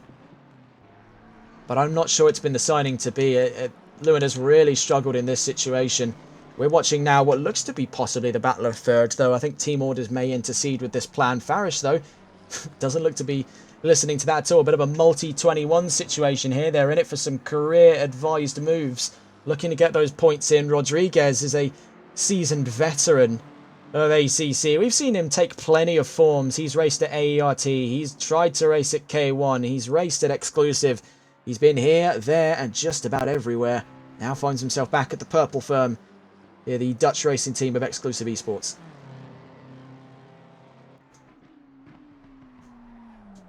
So watching then, these are the two newbies then. Well, newbies in the most literal sense. These are the newest cars to be introduced to the MSA lineup. The drivers themselves, no chance. We've seen their faces and their performances over the years, and we know exactly what to expect in this fight.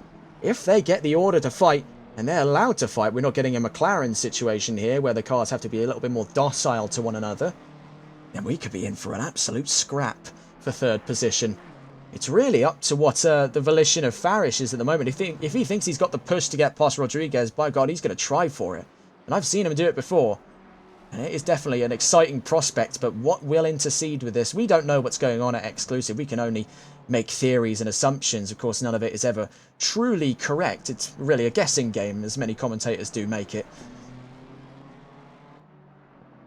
One does wonder, if these two are allowed to fight, what could that look like? Because I think it could look very mighty. You can see just scraping the wall was the BMW, and Rodriguez in the Mustang was practically brushing the wall there. It was barely anything with it. I'd say you're looking at millimeters between himself and the wall.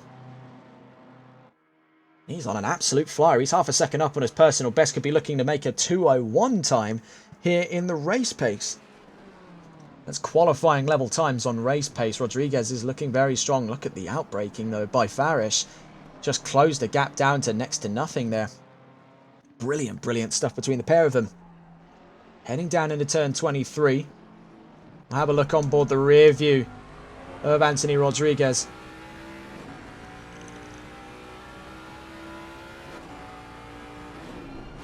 In that last lap as well, 2/10 slower was Chris Farish.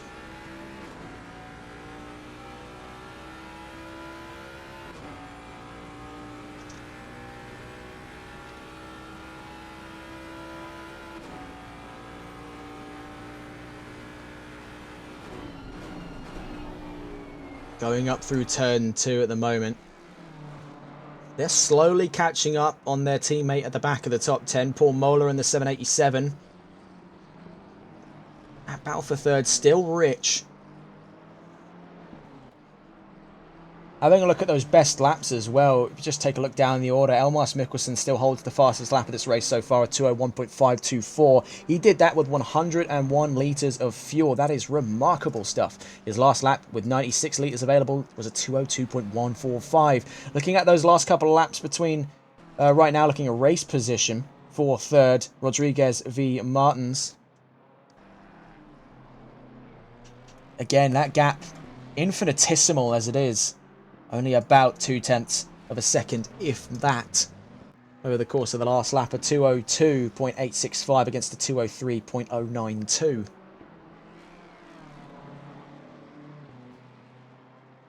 So as we go down the Conrod Straight, these are the two faces of straight line speed in the modern day here on ACC. It used to be cars like the, I think it was the M6 and the RCF, the BMW and the Lexus. Now it's the Ford and the BMW.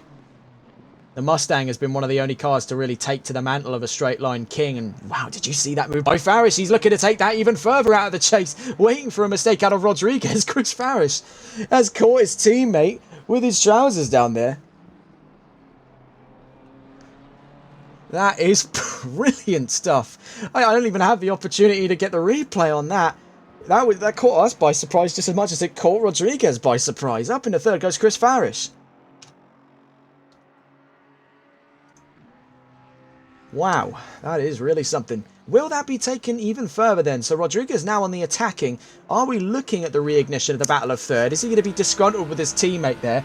I don't think that came out of orders. You saw the way that he angled the car in at the chase. That was a very out of left field move by Chris Farish. I think we could see a little bit of infighting here between the two new cars for XCL. We're definitely back in the fight for third. We've seen teams cooperate with each other before, but I don't think that was cooperation. I think they would have waited for a little bit more of an obvious overtaking spot like the Mountain or Conrod Straights. I don't think that came from any sort of upper power in the team. I think these are two drivers now at the apex of their game, looking to make things personal, looking to make things competitive here. Farish is tired of playing second fiddle. He wants third for his own. Rodriguez is not the kind of driver to let that slide. So heading down through Skyline Hill, down into the S's and at the Dipper, these two are hells for bells for that control of third. It looked a little too sudden for it to be anything planned. This has come from frustration. Like, I can see the way that he was pushing that BMW in the last couple of laps. That was frustration. He's like, right, I've had enough. I'm going past you, whether you want me to or not. Rodriguez now has actually been stranded a little bit there. Half a second between himself and Farish going down the Conrod. He'll be able to make up a lot of that time in the straights here. He knows he's got better straight line speed than the BMW on paper, that is. These two are running completely different setups by the looks of it, especially in terms of downforce. That can be the real kicker here at Bathurst, jumping over the curbs. Anthony Rodriguez nearly taking himself out. This has definitely proven to be an interesting little fight indeed. Going across the start-finish line then, a 203.0 to a 202.9, so slightly faster. Even after that move is Anthony Rodriguez. A factor of just over a tenth of a second. About 1/10 and 2/1000ths there on that last lap. Shows just how minute that gap is between these two. These are two very closely matched drivers. By all intents and purposes, I think they've just been left to fight here, and I, for one, welcome the potential chaos that brings with it, because these are two properly feral pack fighters. When it comes to it, when they're really pushed for it, these two can deliver on some jaw-dropping racing. So up round Quarry, you can see Rodriguez has really dropped away. Has there been something wrong with those tyres?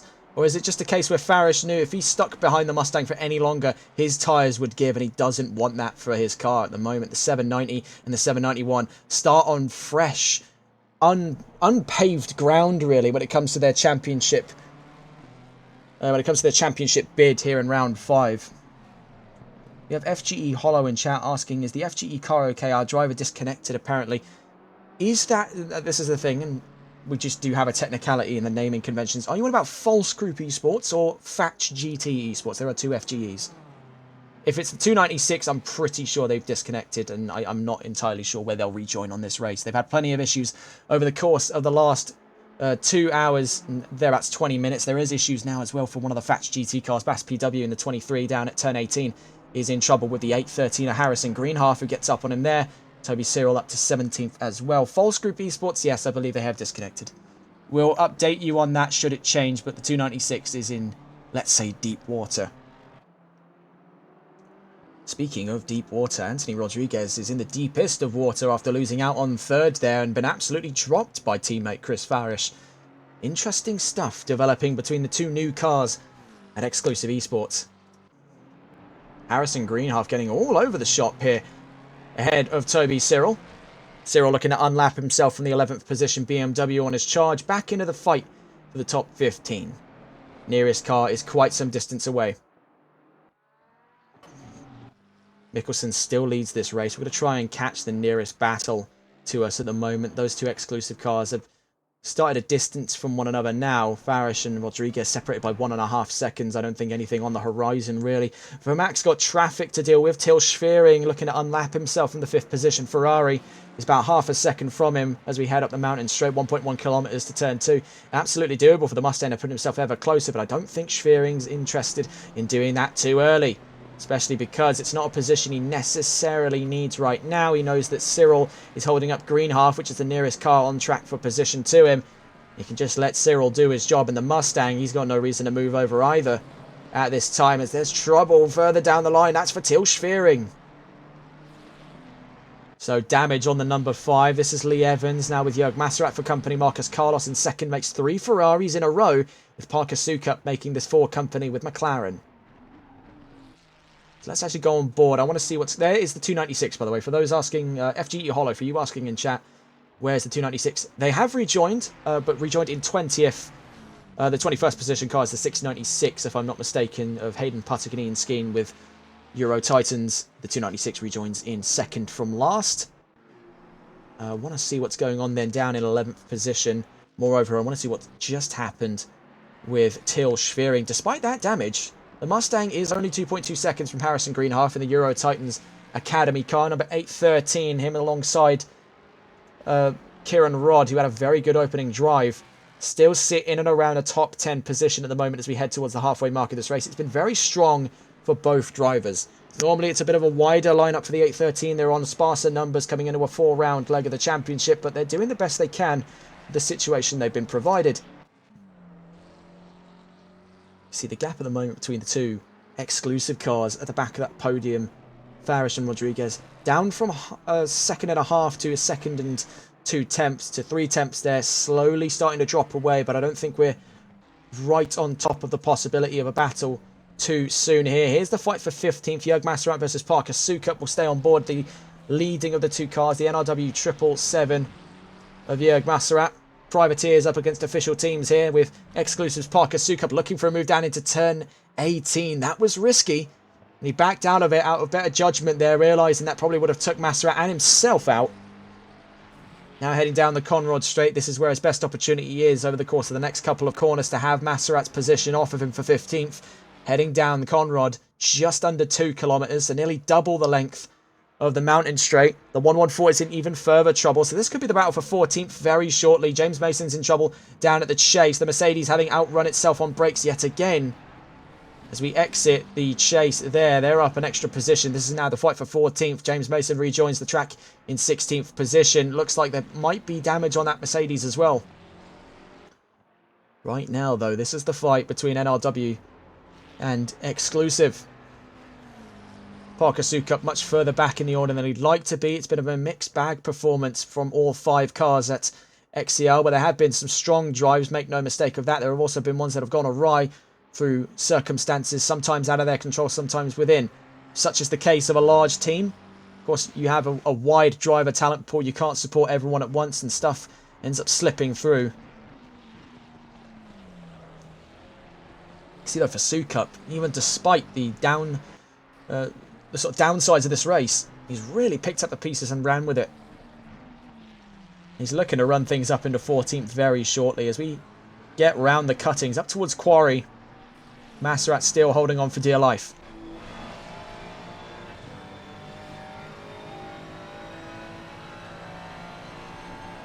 You can just see the perspective here, just the amount of G-force, the intensity of this whole section of the track. It's one of the best areas to watch in motorsports. Now as we head down Skyline Hill, this is just beautiful to see. These two right on top of each other at the moment. Ferrari and McLaren doing what Ferrari and McLaren do best, and that is absolutely destroy these corners.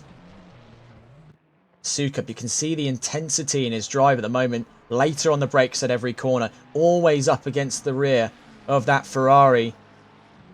If he can't get him on track, he's going to get him in his mind, because there is a lot of pressure on Jörg Masserat, but he's an experienced driver, not only with that Ferrari, but having to deal with McLarens before from all manner of team. Masserat's got the mantle to take this on, but for how much longer? Sukup's definitely got the run on him here. Heading down in the chase. What can Jörg Masserat do? He's going to try for the switchback, but no room for it.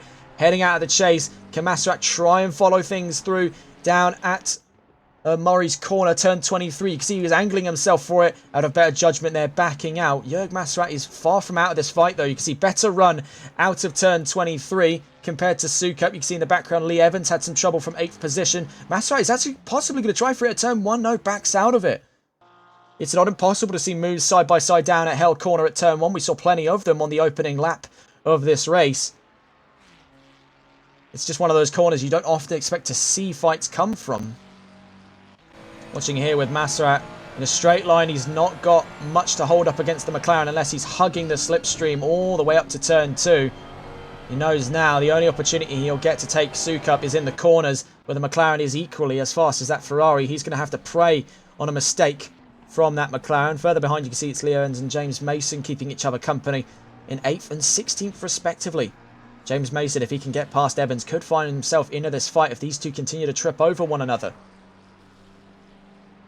We'll follow them as they head around the mountain section here, and then we'll go on board with some other drivers in a moment's time. You see Sukup has really took the ball and ran with it here.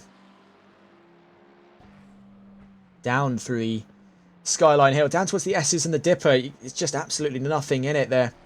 Absolutely nothing in it. No room for error. Completely flat between the pair of them. This is the area of the track that he tends to struggle in, but Sukup making things nice and tidy as he exits turn 18, rocketing out through turn 19. That battle is going to take a lot to bring Masserat back into frame. I'm going to have a look back on board our fight for third, because I think things have livened up yet again. Yes, they have. Rodriguez is now back in to that sub-second barrier to Chris Farish in the BMW. After that surprise move we saw earlier on in this race, Rodriguez now looking to make things equal between the pair of them, let's put it, because things got a little personal with that move of the BMW. I don't think Rodriguez had planned on Farish even attempting such a move, but attempt it he did, and he succeeded, much to the chagrin of that Mustang. 0.6 of a second between the pair of them. Is that too far away for a move to the inside? Rodriguez seems to believe so, and rightfully so, as Farish already covered off that move, even if he tried for it. A bit of chess going on between these two, having to figure out where each other are going to be out of every single corner to try and then strategize how do they overtake, what is the best place to overtake. 4D chess going on between these two at the moment. Out of turn 1. Further up the field there, in 10th position, Paul Moeller. So looking at our timing charts here, we're an hour and a half into this race. Right now, closest fight on track is between these two for third position. I would definitely count that right about now, as Rodriguez is right on the tail of Chris Farish.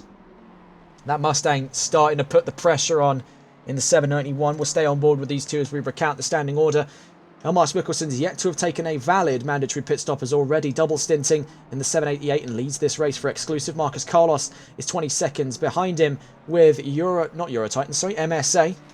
And then it's an exclusive third and fourth with Chris Farish and Anthony Rodriguez being allowed to fight here in open space as we head out of Quarry and up into Reed and McPhillamy. Tyler Vermack is 5th with Euro Titans ahead of Conor Letford with Tempest Motorsports. John Williams in 7th with Fats GT ahead of Lee Evans with VSR. On their opening race, a very strong performance. Jack Giles is looking to make this one a 9th position place for Evans.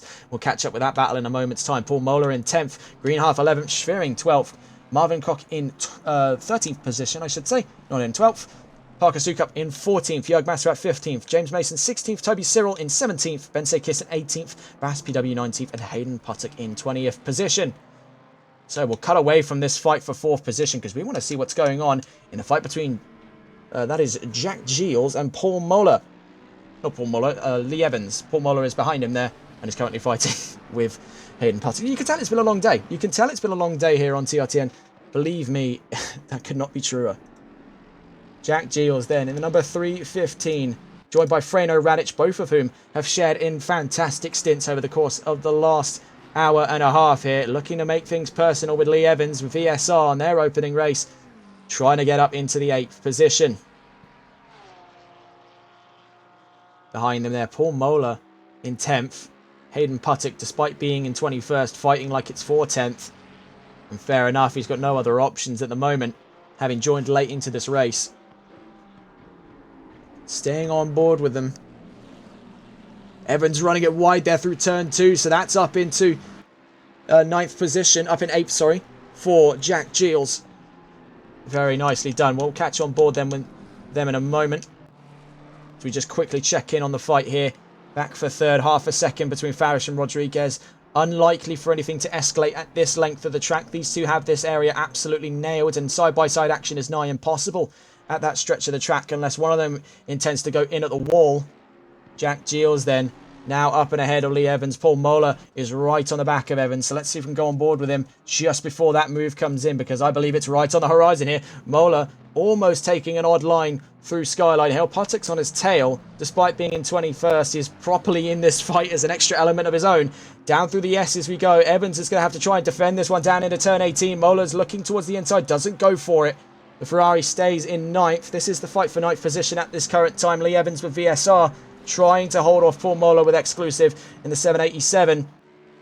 You can see properly towing each other down to the Conrod straight. Evans is giving it everything he can in terms of a defensive performance, but now you can see running it around the outside is going to make it the inside at turn 20.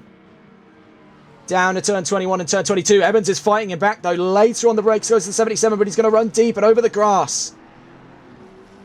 So that's that coming to a swift end there for Lee Evans. There was the inkling of a good battle on the horizon there, but he's just overdone the brakes on that Ferrari. That's the end of the line for him. Having a look around the track here, let's see where our nearest fights are coming from. Keep an eye on this one. Battle of 11th coming up. Till Schwering versus Harrison Greenhalgh. And still our main battle for third. Chris Farish v Anthony Rodriguez. Things are getting personal inside the ranks of Exclusive Esports. Puttock and Mola still right on top of each other there, despite being on two separate lengths of the race. Things could get interesting in that, so we'll keep an eye on that whilst we follow these two yet again. They seem to have been the stars of the show for the last half hour, just due to that testament of the battle they're having. 0.3 of a second. Rodriguez not planning anything too early. He's looking to catch Farish by surprise, if I had any ideas what he's up to here. Or perhaps it could just be a case of some real tyre conservation until the very last point of his stint, where he then tries to take Farish in the pit lane. But whatever did happen, that first part of it I don't believe was scripted for them. I don't think there was any multi-21 going on. I think this was really just a case where Farish wanted out and into third, knew he could go for it, didn't think Rodriguez was going to let him by, but went for it anyway, and things are getting a little bit tense in the way they're commanding those cars around the track now. Does make you wonder what the next leg of this battle is going to look like between the pair of them. They're running into traffic right now. That's Lee Evans, who we caught on with earlier in the fight for 9th position, now down to 10th. As we head out of the S's. Out of turn 18 we go. And that gap's starting to open up between Farish, and he's got free slipstream from that Ferrari, so got a little bit of a speed boost on his run down the Conrod here, giving him the lights to get out of the way, not realising that it's accidentally helping him get away from Rodriguez here and further cementing third position. Evans has got nowhere to go at the moment. I think he might try and go early on the brakes. How will that fare against Chris Farish? He's actually going to hold the position for now, heading round the chase. It's actually accidentally held up the BMW and the Mustang right on the Ferrari now as we exit. Ferrari giving him the lights. Rodriguez is just going to run all the way around Lee Evans on his run down towards turn 23. And actually, that has accidentally invited Anthony Rodriguez back into the fight here, because he's closer than he's ever been in that fight. He was a 10th faster at the end of last lap, a 2:03.4 to a 2:03.3. There is absolute traffic aloof ahead of them there. That is the most amount of traffic I think we've seen since the race start on the run down towards turn... Well, that's turn 2 there. Let's see if we can get a view at some of that. You can see as well, this is the fight for 8th position. Jack Giles versus Paul Mola will stay on board the attacking car, the 787. The triple header here. Paul Mola, Danny Mildyke and Aidan Winchester make up the squadron of the 787 Exclusive Esports McLaren in their hunt for 8th position. They're up against Freno Radic and Jack Giles, and the car ahead of them, that's the Euro Titans 315. 2 hours, 23 minutes left to go here. We're heading down to McPhillamy Park at a rate of knots. You can see both McLarens absolutely pushing it to the ragged edge as we head down into Skyline Hill. Gilles on the defensive, Mola on the attacking. No real space in it as we head down. It's just keep the foot to the floor. Hope you don't crash at this section of the track. Heading through the S as we go down towards turn 18. Is Mola looking for the inside? No, he isn't. When he knows now, Gilles couldn't be more vulnerable. He's got no one around to defend him. As we go barreling down 1.9 kilometres of FIA Grade 3 that make the Conrod straight. But is he just a little too far ahead? That's what I'm wondering at the moment. 0.3 of a second becomes 0.2. Is he going to be in the danger zone by the time we get to the chase? I'd say absolutely. But you can see holding it to the very last second was Jack Gilles. Put himself centre mass of the road. Has that compromised on his line though? Yes, it has. He has to cut across the chase. Mola's up into 8th. So just preying on the mistakes of everyone around him there. It's very clinical stuff by Exclusive. Despite the incidents they've had with other drivers and other drivers have had with them over the course of this race, things are getting mighty interesting now.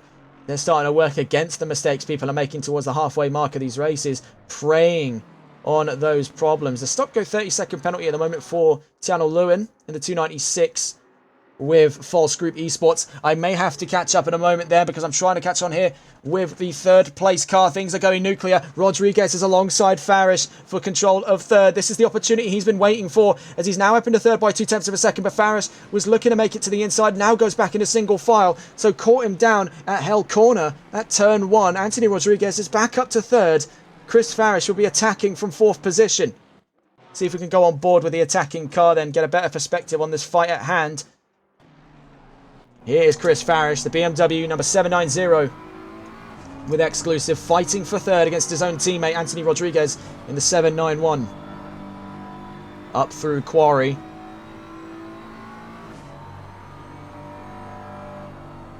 Round Reed, and now you start to hear it now on that BMW. He's lifting.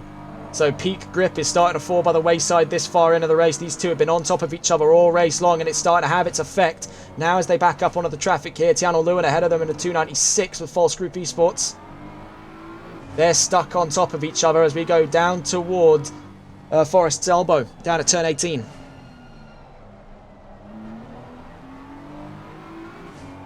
Little scrape at the wall that's going to do numbers on reducing some of that top end speed. He's scrubbing time away every time that he does that at turn 18, whether he chooses to do it intentionally or otherwise. Probably not a case where he's doing it intentionally. There's nothing to be gained from it. So down the Conrod, Rodriguez is just surfing off of Lewin's line. Barish later on the brakes though, so could things go back into the sort of nuclear state of affairs we've been waiting for it to be? We almost missed the opportunity to see it the first time. Could we see it the second time? Down towards Murray's at turn 23. Tiano Lewin takes his stop-go 30-second penalty now. Dives for the pit lane. These two are still with it for the battle of third. In that last lap, 204.0 to a 205.1. It was a severe loss of time by Chris Farish over the course of that last lap.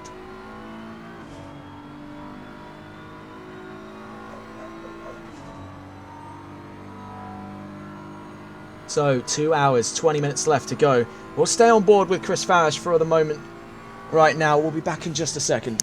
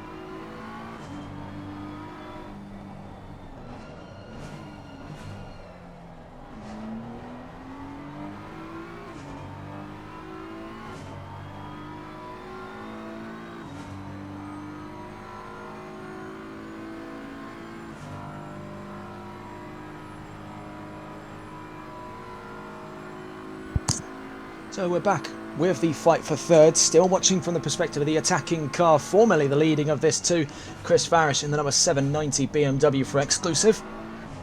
His teammate Anthony Rodriguez getting the jump on him down at turn 1, making things equal between these two. Where could the next leg of this fight take us over the course of the next 2 hours, 18 minutes of racing left to go?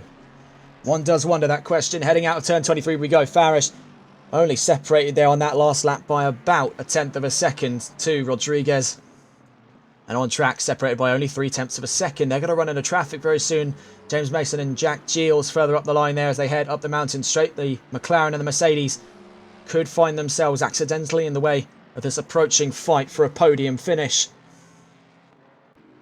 Both drivers with something to prove here. Former teammates as well, Farish and Rodriguez, now in 2 different cars, have waited for this opportunity for some time.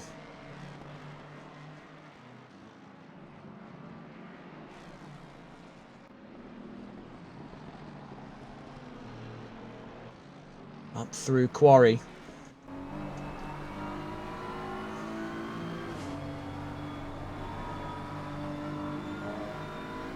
You can see where he's just losing time. The Mustang's able to keep the foot in and just keeps moving with it. Whatever the car's got, it's just got so much more peak grip. I say that. Oh, that is a big hit over the rear right. And you can see that's done something to his tyre because Anthony Rodriguez has really had to put the anchors down on that Mustang. That hit against the wall of death might have just spelled doom.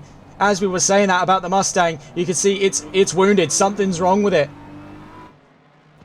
Could it just be a knock in the confidence of Anthony Rodriguez, or are we talking something seriously dire over the rear right? That was a big hit of the wall. Maybe not enough for suspension damage. You can see returning the favour. Chris Farris takes a bit of a knock out of that wall at turn 18, Forest's elbow.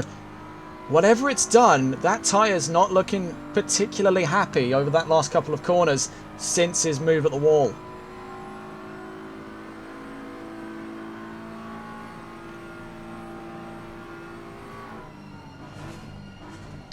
It's very modest on the brakes as well, so clearly there's something a bit worse going on with the car than we're being let on to believe. Anthony Rodriguez is having to take things easy now after that hit. In the same time though, every lap that Farish is spending behind his teammate here, the harder it's going to be on his tyres, and eventually he's going to end up recreating that move against the wall very shortly. The wall of death is indiscriminate and has claimed many cars over the years. It doesn't earn that name by being a nice, non-lethal wall. Up the mountain straight we go then. 0.3 of a second between these two. We'll have a look around to see where our nearest battles are after this one. We're 0.4 of a second at the moment heading into turn 2. Nothing at the moment strikes me as being as close on track. So we'll... Oh, do you see that there out of turn 2? This is what I'm talking about now. Staying in the dirty air is doing him no favours anymore. And this could spill over to being something very, very nasty. You're seeing these larger droves of understeers start to creep in on that BMW over the fronts. They're just getting absolutely melted staying in the dirty air this long. How much more can Farish cope? You can see that gap's opened up since that hit. 0.7 of a second. Just like Rodriguez, he's had to take things a little easy there after that hit. He knows now he's pushing the car too hard. So heading back into Skyline Hill. Oh, that's the 114. That's James Mason narrowly avoiding these two. That was a big spin down at the wall there at Skyline Hill. These two are okay as they run through. So if we stay on board here, you'll be able to see the perspective. So Mason comes barreling down Skyline Hill. You can see right about there is where the Mercedes just loses. It's gone the wrong way. It's into the wall. Double taps. It's still going. Like, he's facing the right way, but I feel like there's serious damage on that 114. But only 1.7 seconds behind. Can't be that bad. You see, that is a wounded Mercedes. It's not the worst it's looked this race. But that Merc has really, really struggled. Can't say the same for these two, though. Rodriguez and Farish. Though I can see it in the back of my mind that something could go horribly, horribly wrong between these two, the way they're fighting at the moment. I feel like these drivers know each other well enough, having been teammates before on this team, to know when to call it quits on that fight. Farish just waiting for his opportunity. Later on the brakes at turn 1, I think this constant pressure he puts on Rodriguez, but Rodriguez starting to sort of build a pattern recognition here. He knows Farish is doing most of this out of posturing. He's just trying to put the pressure on to get him to force a mistake. There's only 2, maybe 3 opportunities where braking that late is going to do him any favours. There's yellow flags out at the Skyline Hill for the 296. I think that is Lewin again in the Ferrari. Number 45 is coming up on him right now. I don't think there's anything too bad to be witnessed there. They're still both moving on the right-hand side of our mini-map. So we're back in the green flag conditions for the time being, but it's really not been the day for False Group. False Group has really, really struggled over the course of this round. And it's not hard to see why. Bathurst is not an easy track. And anyone who tells you that it is has obviously started lying compulsively. Because it isn't. It's not an easy track. It is a track that requires a near pitch perfect setup. It requires total control of your vehicle. This is where that whole relationship between man and machine is pushed to its absolute. In any motorsport that it commands, whether it's GT, whether it's supercars, so on and so forth. I mean, this track started its life as a touring car and motorcycle racing track. The first corner, Hell Corner, used to have a tree stump there. And the reason it was called Hell Corner is because if you go and you cut over turn 1, guess where you're going? I'll let you finish that. So this is not an easy track. It is a brutal, unforgiving, indiscriminate stretch of FIA Grade 3. And I think that's why everyone loves this track so much. It's a miniaturized sort of Nürburgring. I think I heard one person describe it once as a blend between the Nürburgring and the Macau Grand Prix circuit. And really you can kind of see that. It's got its fair share of elevation. It's got these technical corners. You've got these real leaps of faith like Skyline Hill and McPhillamy Park where you've just got to keep it planted and hope the car doesn't give out on you. You can really see where those analogies come from.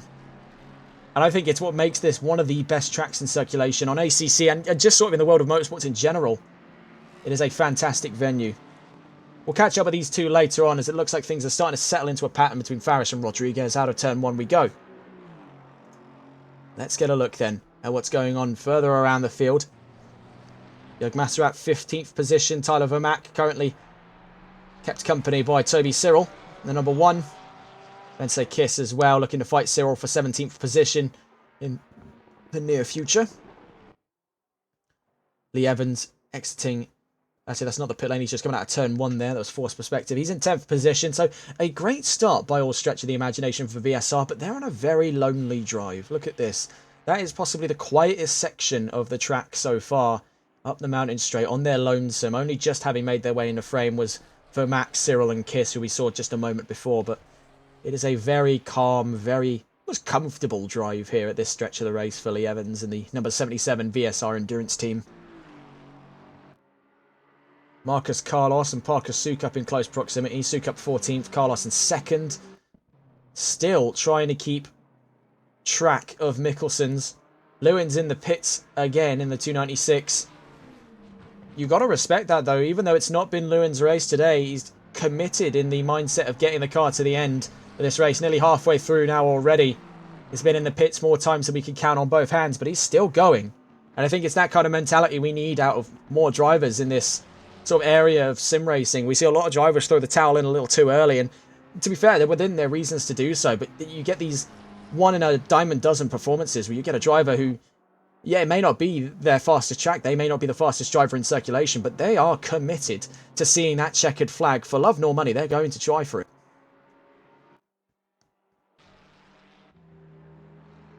Looking around the field, Harrison Greenhalgh and Till Schwering now less than a second from one another. This is the fight for 11th position. Mustang versus M4, BMW versus Ford Performance. We'll stay on board with Schwering. We'll be seeing more out Schwering tomorrow, if I'm not mistaken. They've made a sign up to the NLRL Sunday League. Season 2's opener at Spa-Francorchamps tomorrow at 6:30 UTC in the evening. That's now 1.3 seconds. Schwering was struggling through the S's against Greenhalgh. We'll catch up with them a little later on then. Rodriguez and Farish now separated by nearly a second from one another. No imminent threat of that elevating into full-scale side-by-side racing, especially not at this section of the track. Right now, things just sort of simmering down. Nothing too crazy going on at the halfway mark here. We'll be getting on to our next set of pit lane runs and driver swaps in a few minutes' time. Of course, as we head towards the halfway mark of this race, we're on for our second, well, not second mandatory, but second anticipated pit stop, I'd say is the best word for it.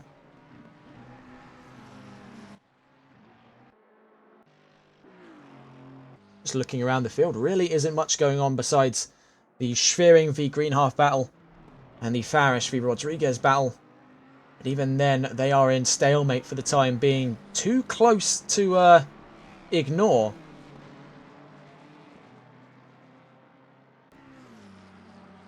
But then again, too far away for it to be a particularly encapsulating battle. This is the conundrum we find ourselves in endurance racing, and it's something that as a commentator you train and prepare for, is filling the void here between where the battles are in proper swing, side by side, front to rear, diving at corners, hardcore kind of stuff, and between where the battles are a little bit more strategic. They're definitely going to be those times, especially in this race in particular, and these sort of shorter form endurance races, the 3 and 4 hour ones we've seen over the course of the season, where strategy can play a huge part. We saw it in Suzuka, we saw it in Barcelona, where strategy is a pivotal role. We've even seen it as well with the longer 6 hour races, where consistency plus strategy is typically the best winning formula. Pace alone will not get you particularly that far. We saw it with the front row take both of themselves out at Eau Rouge on our first run into lap 1, and that's what gave rise to drivers with a bit more consistency under their belt for race pace, like the 788, which we saw only qualify 11th, but then make their way to the front row back in Spa. So right now, it's been consistency's game. Pace is grand, and I think absolutely to count pace out of the equation for winning a race is a bit foolish. I may have contradicted myself just a moment ago by saying that that's really the winning formula, is consistency plus strategy. For some tracks, you could definitely make the assertion for it, and we've seen it demonstrated this season.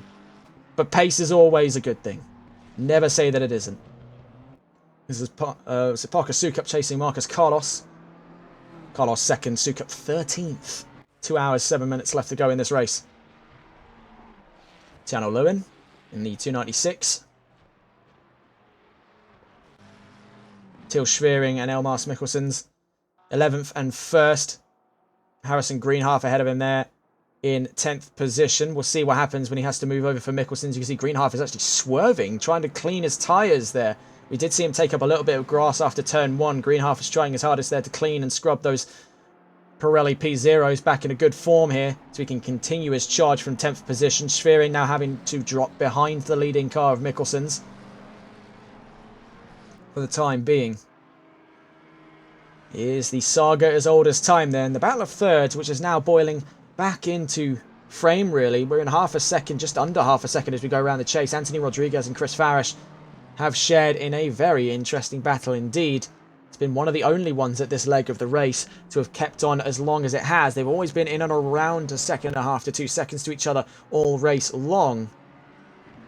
Where could things boil over now as we head towards the halfway mark? 55 laps in.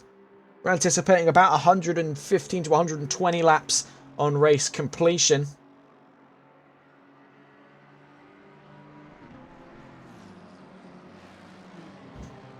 Could be just a little under 115. I'd say it's probably closer to 113, 115. Nonetheless, already covered quite a mighty distance here. 4 hours of racing still in swing. Well, 2 hours of it left to go. 2 hours just gone. 0.6 of a second. Would we consider this then the fight for third? Neither of these two really posturing into proper fighting stance. They're following each other around the track. There's not a lot going on between these two at the moment. I think they've shared in their exchange of fights here. Now they're just tucking in, getting ready for the midway. But they'll cross over and pass to their teammates. Nothing too crazy at the moment, especially with traffic on the horizon. Jack Giles with the Euro Titans there. The 315 just in front of the two exclusive cars, the Mustang and the Beamer, on their way down through the Dipper.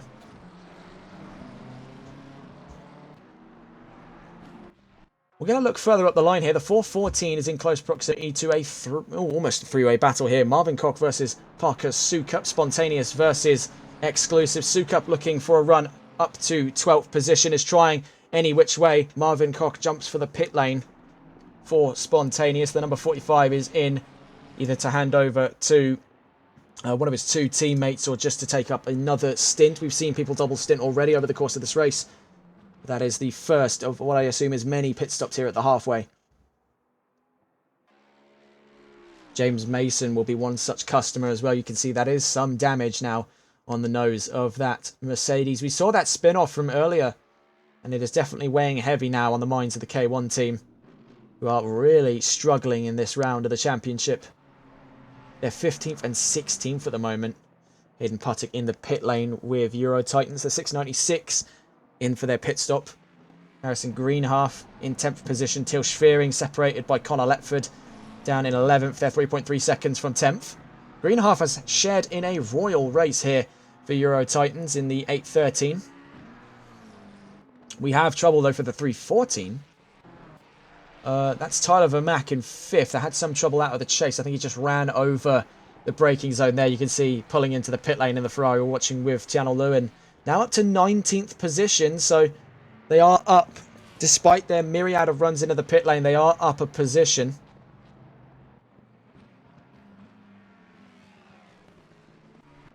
Can see the pit lane is becoming a little bit livelier now. A few more cars into the pit lane at the moment. James Mason, Hayden Puttick, Tyler Vermack. We're watching here with Ben Kiss. They cross the line and are up into 16th position. Now, Mars Mikkelsen's still leading this race. He's got maybe 1 or 2 more laps in it before he runs to the pit lane. Of course, stint timers are set at 65 minutes. That extra 5-minute buffer is to allow the time after it clocks in at the hour for them to do at minimum 1 lap and into the pit lane. We'll see how that demonstrates itself for the upcoming 6 hours of Nürburgring Nordschleife, where lap times are in and around 6 and 7 minutes respectively. So do look forward to seeing how that plays out for some of these drivers. It could be early doors pit stops on the horizon for plenty.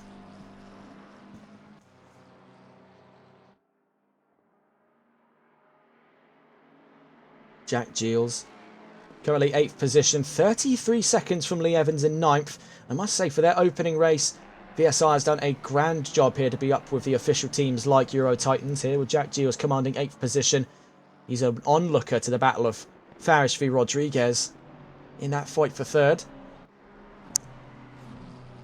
Letford and Greenhalgh keeping each other company.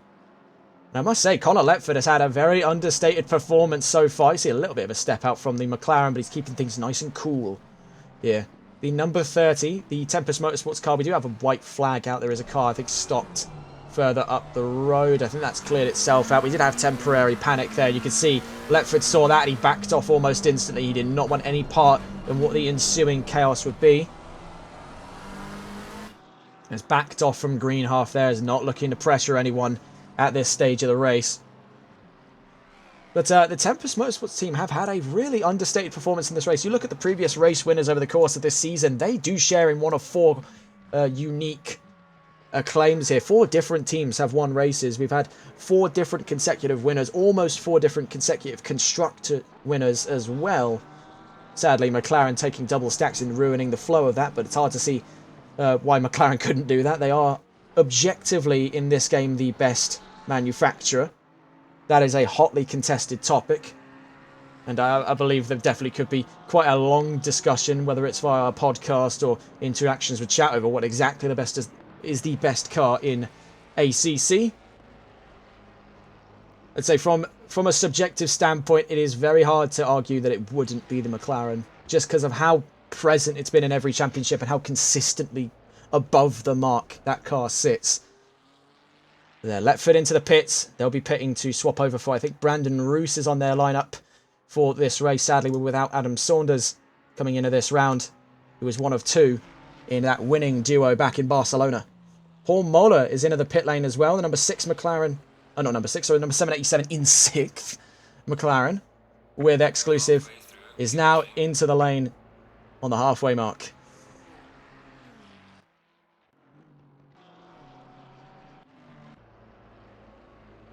Now that fight between Rodriguez and Farish is really settled down here as we get towards the halfway. Taking things nice and smoothly towards the pit lane. This could be a potential fight on our hands here. Marvin Koch versus Toby Cyril. Spontaneous versus K1. But Cyril's got his hands full, trying to get past Lee Evans in 9th position. Watching on board, if we can actually see the perspective of the trailing car here with Spontaneous Racing, the number 45 of Marvin Koch. Teammates Nick Maschke and Nicholas Koenig waiting for position to take their stint. Just watching the sort of mini fight, as it were, between Toby Cyril and Lee Evans. Lee Evans has moved over for Cyril to pass him, despite the fact that he had no reason to. He was just letting the car unlap itself. He knows he's in a comfortable position right now. 10th place is nowhere to be found near him. We just settle in for a nice drive here. Strategy's been in their favour. They've already got the leg up on their competition in the pit lane, so things have been real grand as far as things go. And the 114 is in further trouble. We do have a yellow flag after turn 2. The 114, that's the K1 Esports Mercedes, Ben Cheeseman, in trouble up the order as we head to the cuttings. We've gone back into green flags, but I do not doubt the possibility that there is an injured Mercedes up the road that's going to hold these guys up. Jeez, if we can speak today. As we head into the middle sector.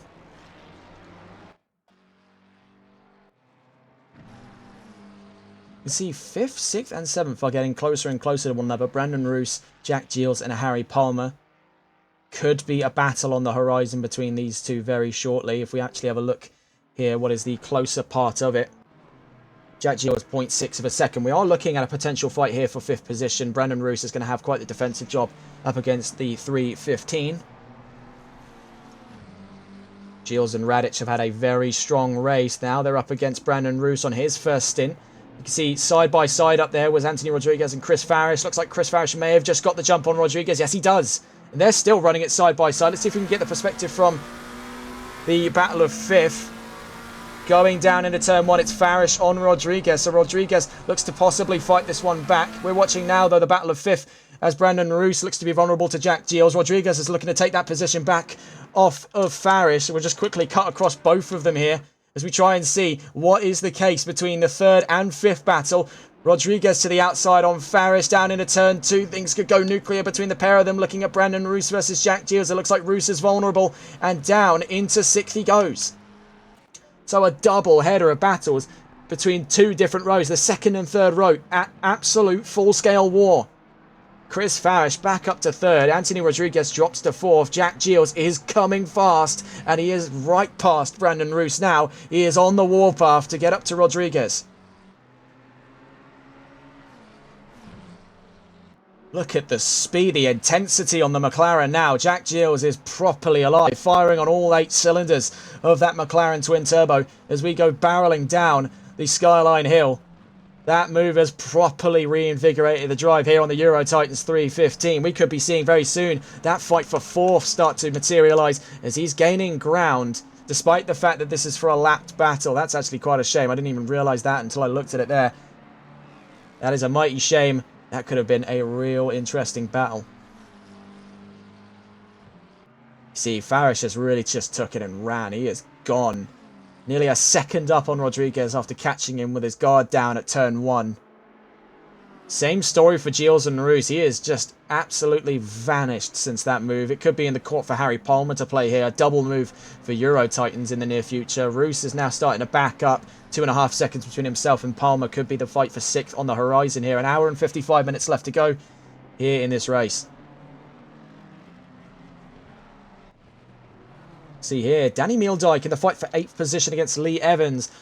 I must say, for VSR, they've had a real baptism of fire going up against some of the big names in this championship. Meeldijk, no exception, now looking to take 8th position off of VSR's Lee Evans. Straight line speeds in the court of the McLaren. We've mentioned this before, so now heading down the Conrod straight towards the chase. What can Meeldijk plan up against Evans? Heading down to the chase. He's just a little too far away to be making moves too early on. But you can see earlier on the throttle is going to put him in a very good position on the run down towards Murray's. Is he going to be thinking of a move to the inside? He's positioning himself for it. Later on the brakes there, just not enough. Not enough space and not enough time. Heading out of turn 23. Could it be a case where he chases him all the way down to turn 1? Not a lot of pressure from behind. He's got the lapped car of Marvin Koch in the number 45 spontaneous BMW, exiting the pit lane in front of them. Then that's Kieran Rodd, who's actually going to accidentally provide a little bit of slipstream for Lee Evans in that Ferrari as we go heading up the mountain straight. But Meeldijk is still in the wake of it here, watching back on the dash cam as we head into turn 2 at Griffin's Bend. Ferrari's to the inside. Kieran Rodd doesn't realise that he's there. He runs himself very wide at turn 2. That invites Danny Meeldijk in. It's nearly 3 abreast out of turn 2. But getting the move up is Danny Meeldijk. Lee Evans is going to be very frustrated with Kieran Rodd. Wrong place, wrong time. But there goes Kieran Rodd up alongside Meeldijk. Oh my word. The Australian's properly woken up there out of his slumber. Out through the cuttings has absolutely taken him for granted. He's gone. We're now properly back in the fight here. Evans and Meeldijk heading to McPhillamy. They're right in amongst the traffic. BMWs at both sides of it. Rodd is flying after that move. But still, in and amongst the fray is that fight for 8th. This is for position between Meeldijk and Evans. Marvin Koch and Kieran Rodd are also fighting for position, but sadly have a battle within a battle happening here. A little bit of an inception between these two BMWs. But you can see that gap has dropped out of the S's. 1.5 seconds between Evans and Meeldijk. He has ran and ran fast.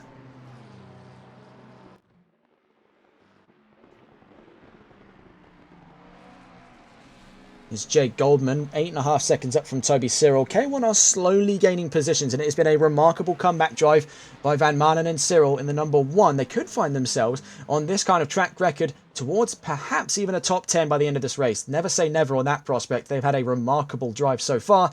Let's see where it takes them in the next hour and 52 minutes. Looking around the field, here's Kieran Rod. Danny Meeldijk now looking to get him by. Rod had him absolutely dead to rights through the cuttings on that last lap, whether it's intentional or not. The Australian properly woke up out of his sleep and took the ball and ran.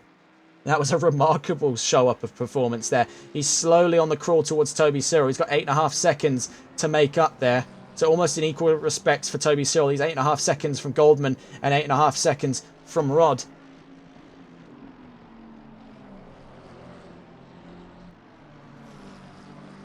So having a look here as we enter into the third hour of racing. Elmas Mikkelsens is into the pit, so Rodriguez is only a straight and 3 corners away from leading this race, but it may just be a little too late.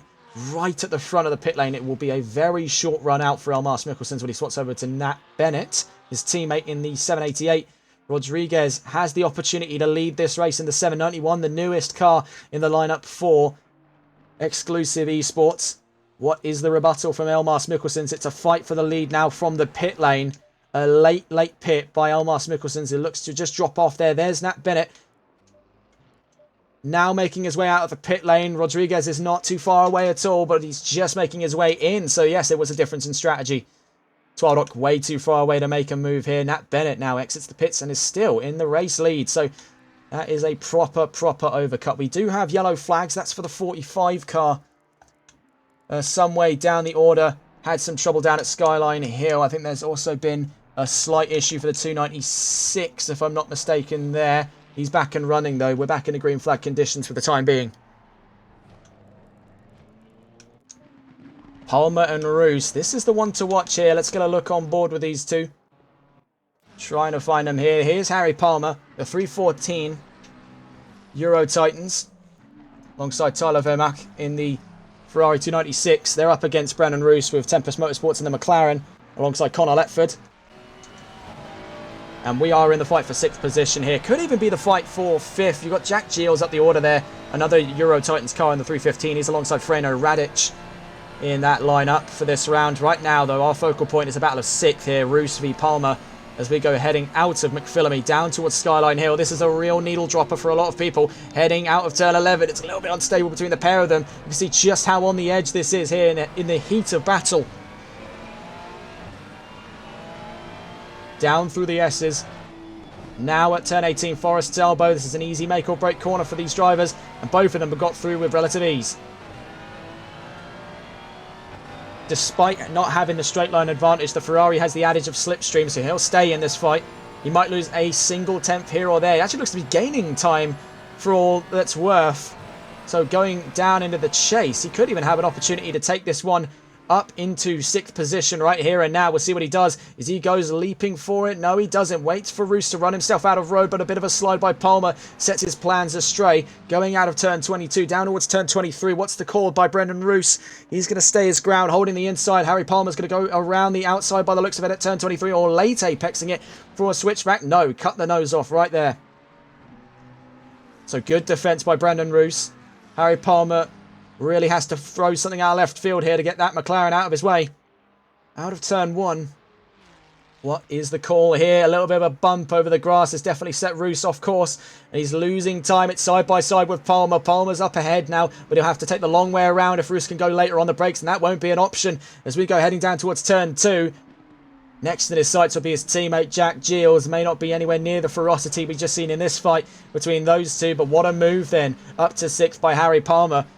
Clinically precise. Waited for his best opportunity there. Nearly had the chance down at the chase. Knew that good things come to those who wait.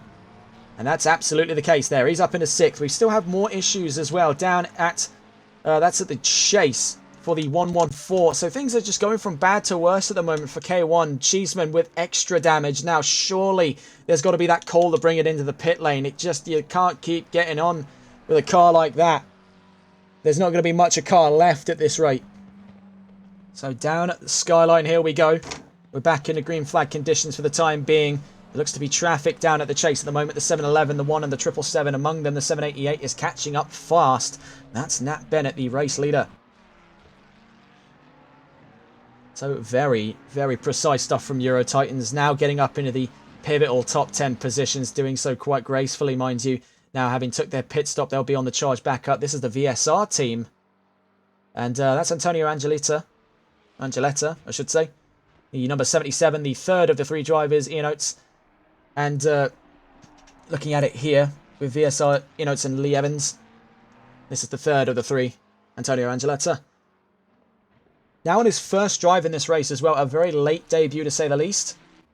But nonetheless, we'll see what he can do over the course of the next hour and 47 minutes. Realistically for his stint, it'll be about 47, 48 minutes at the moment until we get to the last hour of racing. Craig Twardock in the 414. Right behind him, Kelvin Castins and Jake Goldman. Let's actually go on board with that battle. This is the fight for 10th position. Kelvin Castins moving to the defensive, and the number 5 actually making the jump for the pit lane. So there goes that battle.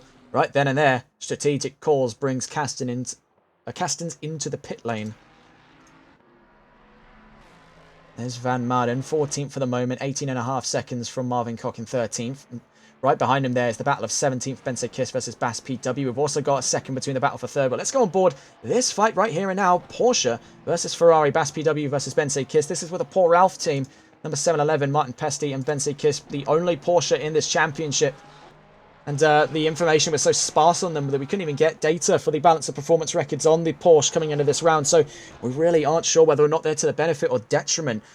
Coming into this round here, we take a look at the balance of performance. We've only got data available for Ferrari, BMW, Mercedes, Aston Martin, McLaren and Ford.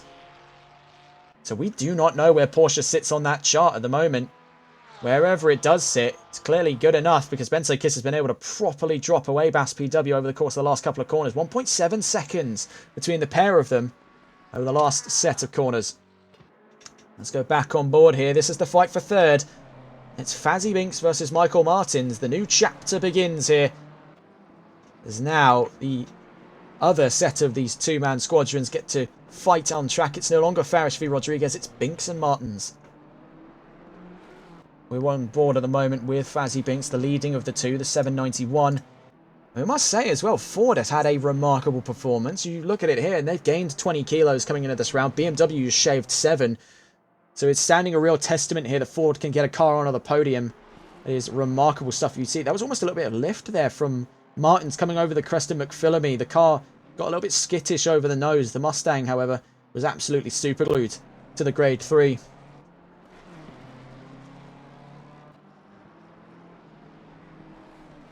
Down into turn 18 we go. It's just been one of the best battles we've seen this season.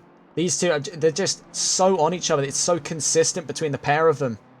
You really can't fault a consistent drives like this. Yes, it's between two teammates. Yes, there may be that imminent threat of team orders taking place here. But as far as we've been led to believe, Exclusive is content to let these two fight, and it's delivered on what is cinematic levels of performance from the pair of them, really pushing the envelope out. These are the two experimental cars, the two newest additions to Exclusive's lineup, making the top end of 5 cars now they've invested in this championship. And really, you can see why it was worth the wait for them. Better late than never is the prospect between these two. And they'll be inside those points very, very quickly on a track record like this. We've only a few rounds left in the championship. We take a look at where things go further down the line.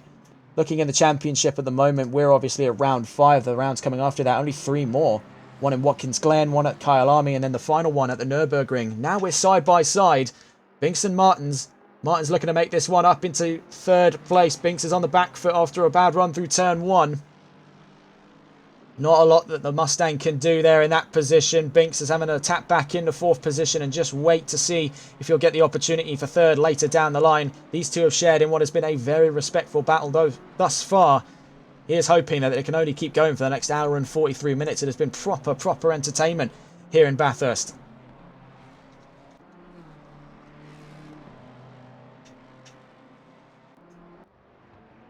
Bensekis into the pits then. The 7-Eleven calling it a run and done on that stint.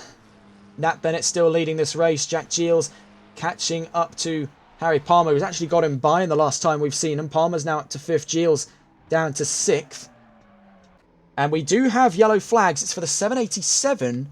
Where is Danny Meeldijk? Has he been... What? Are we seeing this correctly? Has he been taken into the void? Where's Danny Meeldijk? Oh, there's Danny Meeldijk. Oh my god. Oh my word. What has happened to Danny Meeldijk? Oh, that's... Oh, I shouldn't laugh. That's terrible.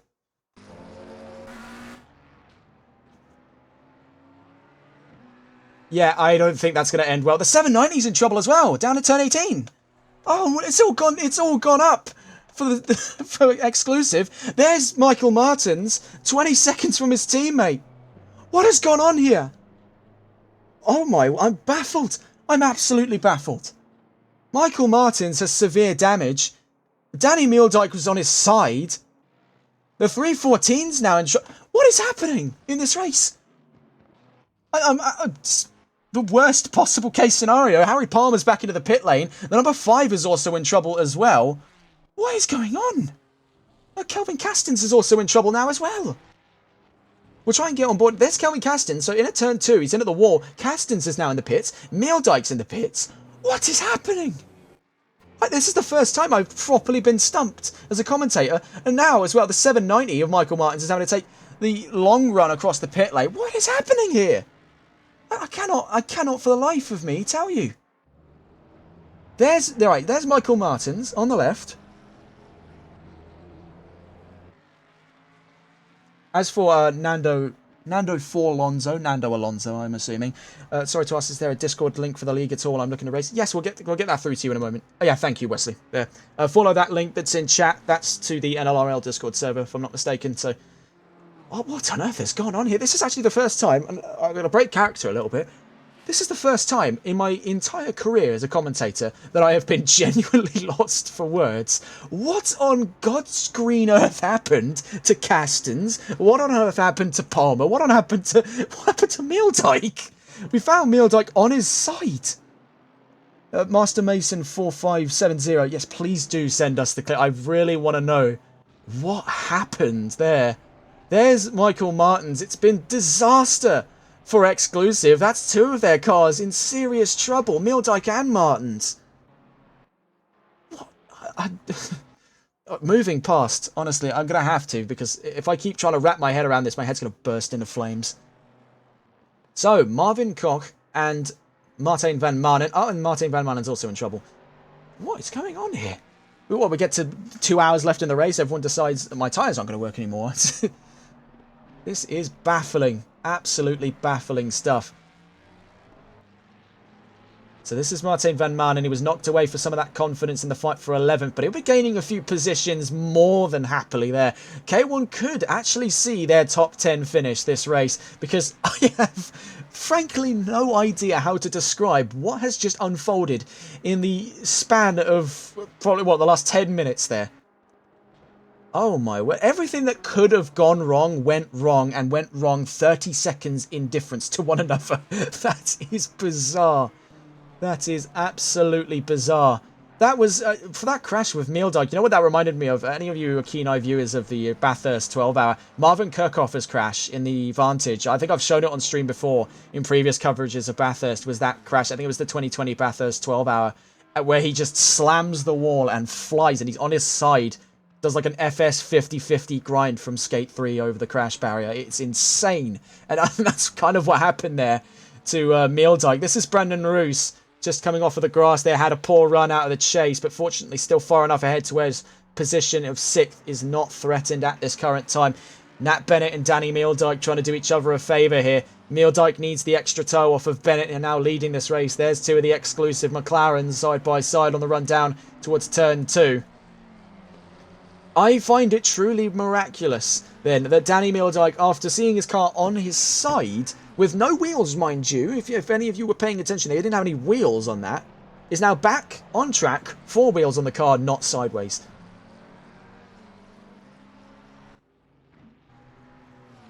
Evidently, it seems the exclusives paid an entire pit crew of WRC mechanics to rebuild Danny Mildyke's car back to mint condition, because that is, what, 5 minutes and it's back? Wow.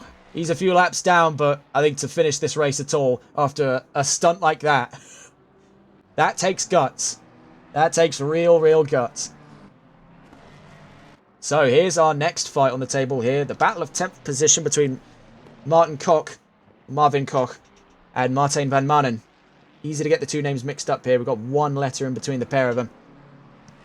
But watch on board then the currently vulnerable Spontaneous Racing BMW. You can see Martijn van Manen's been able to keep things squeaky clean in the number one. No damage there on the Mustang, right now at least, as we go heading down towards the chase. I don't want to jinx things too early because I'm not even sure what happened before, nor I don't even want to bring it up again. I'm baffled by that. Nonetheless, Van Manen's looking to pressure Marvin Koch for position as they head down into turn 23. He's not made the call to come into the pit lane despite the rather substantial damage on the nose of that BMW. He's consistently keeping it outside the barrier here. He just wants to get to the end of his stint, then pass it on to his teammates. Van Manen's looking to have a go, though, down into turn one. It's a risky move by Martijn van Manen. He's used that Mustang before to great effect to win in the NLRL Sunday League back in Indianapolis. That was his only win that season. And that's some of that daring mentality coming out on display here. He's now up into the top 10. Marvin Koch relegated to 11th. This is Harry Palmer, one of several cars caught up in the calamity that was the last 15 to 20 minutes of the incident, I'm going to call it from here on out. Currently in the pit lane, 15th at the moment. Could drop further positions by the end of this race.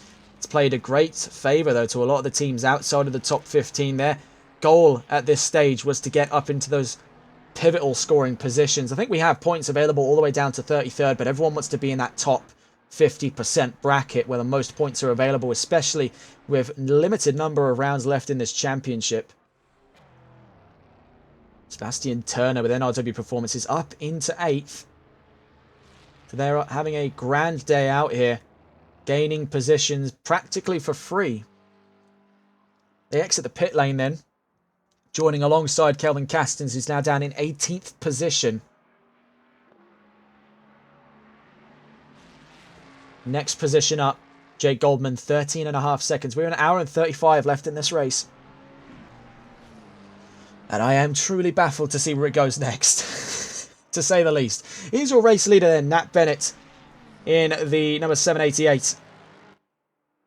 And despite the frankly bizarre race we've had thus far, these two have kept themselves out of trouble, just like they did back at Spa, and it could be back-to-back wins for the 788. Of course, they are the championship leaders at this time. They've just got to get around the 296 here with Tiano Lewin as they head down towards turn 23.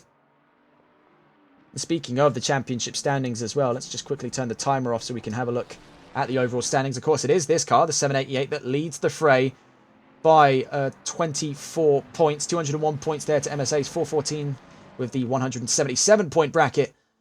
They're only a single point ahead of XEL 787, who's really going to be hard-pressed to find points this round as they've fallen down somewhere in the order. Tempest's number 30 is in 4th with 156 points. XEL's number 789 in 5th with 152. ETE's 696 will be hard-pressed to find points this round. They're towards the back of the pack, and they have 148 points, making them 6th in the championship. 7th is MSA's 416. Same story there. 132 points. It looks to stay that way over the course of this race. NLR's number 5 has 124 points. That finds them 8th in the championship. ETE's 315 will gain a hefty sum. They've 120 points at the moment and 9th in the championship. Same story for NRW, who have 107 points and are 10th overall. So an hour and 34 minutes left to go in this race, and truly, I am quite baffled as to what happened there. I really wish we could have caught that incident. We do have clips available. We'll probably make them public going into the next round of the championship, so we can really sit down, analyse and discuss what on earth happened to put Danny Mildyke on his side like a stranded turtle, and to pretty much blast one half of the podium away there, with Martins taking a big tumble down at this very corner here. It could have actually been a similar incident. I mentioned it before, Chaz Mostert's crash at the 2015 Bathurst 1000, where he just taps both walls at the S's and just sort of ping-pongs his way down to turn 18, because that's what it looked like. Heavy nose damage and side damage on the BMW earlier on.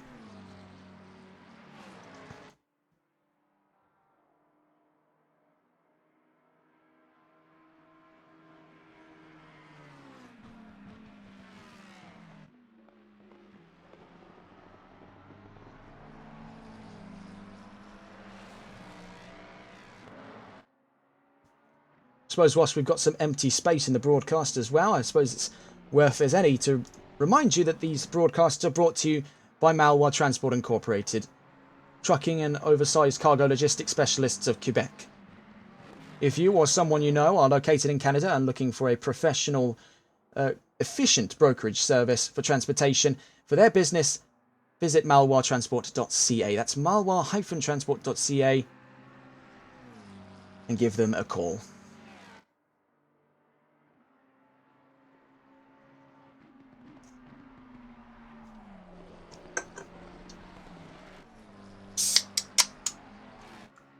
Suitable as time as any. A bit more of a laid-back stream today. An hour and 32 then left to go. The predictions currently standing that this car on screen, the 788, Nat Bennett and Elmas Mikkelsons, are on bookings to win this race. It will be the first time we have a consecutive winner in this championship. It's been unique winners for the last 4 rounds. Of course, NLR, MSA, Tempest, and then exclusive. It could be double trouble now for this one in particular. The 788 really on the ball since last round. Spa was training. This is the real deal for them now, and they've really been able to light this car up, and they've delivered on a second-to-none performance all race long. In fact, I genuinely think it might be the case where they've led every single lap, so it could be a case where we're looking at an industry first here on TRTN. The first Grand Slam, definitely on the table at the moment. Actually, if we want to take a look here at the practice times, let's open up the timetables here. So free practice. There's the problem.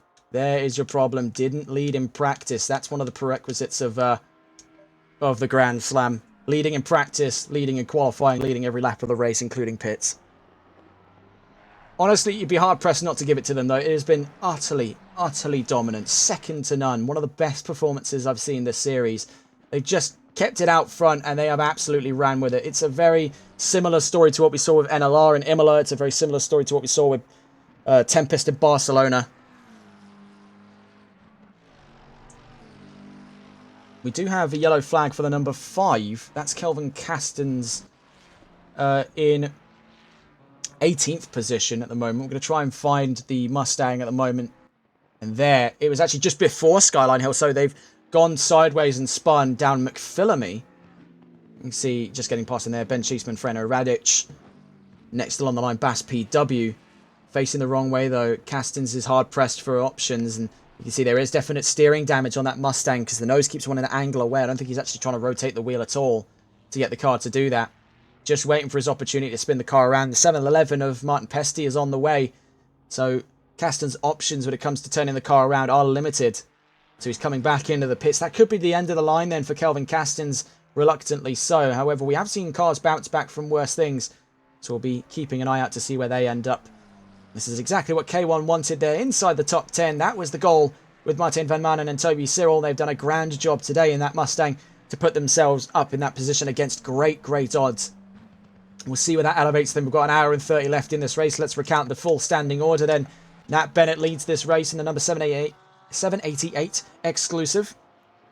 Craig Twardock second with Frazzy Binks in third in the 791 Mustang, one of the new cars introduced to Exclusive's lineup. Freno Radic with Euro Titans makes 4th ahead of Michael Martins in the 790, who has bounced back from quite heavy nose damage on that BMW to keep himself inside the top 5. He's ahead of Brandon Roos, who's only off by a second and a half. There could be the brewings of a battle for 5th on the horizon. Jake Goldman is in 7th. Behind him is Sebastian Turner in 8th, Kieran Rod 9th, and Martin Van Manen makes the top 10 for K1 Esports. Marvin Koch in 11th position. Antonio Angeletta in 12th position with VSR. Danny Meeldijk in 13th with Exclusive. Harry Palmer in 14th. Ben Cheeseman 15th with K1. Bass PW in 16th with Fatch GT. Martin Pesty with Paul Ralph in 17th. Kelvin Castons, who we just saw, had a major incident down at McPhillamy. Found his way down to 18th position at the time of recording. Could potentially even lose that out to Tiano Lewin on his way across the start-finish line. Of course, he's got quite some way to make that possible, but never say never. We've seen drivers have some real major incidents. In fact, the only 2 drivers who have yet to take a mandated pit stop over the course of this race is Tiano Lewin and Hayden Puttock. I believe there has been some issues for the 696. Of course, it was a late joining, and it's just been kind of just poor from the start. They've started several laps down. They've tried to keep things going, and I think the cars just kind of died off on them. We did hear sort of complaints in chat as well that you tried about an hour in and the car just gives out, or the tech gives out, one of the two, but for whatever reason, the 696 just unable to respond. This is Fazzy Binks then in the Mustang, the 791. As we've mentioned several times, one of two new cars to be introduced to the exclusive lineup. They've now expanded to the upper team limit of 5 cars available, and are really keeping that ball rolling. These two new cars, I have no doubt, can find their way close to the top 10. I don't know necessarily into the top 10. It would take for performances like this every single race day now until the end of the season. But it's not impossible to suggest that they could do that. But it is a very long way to go.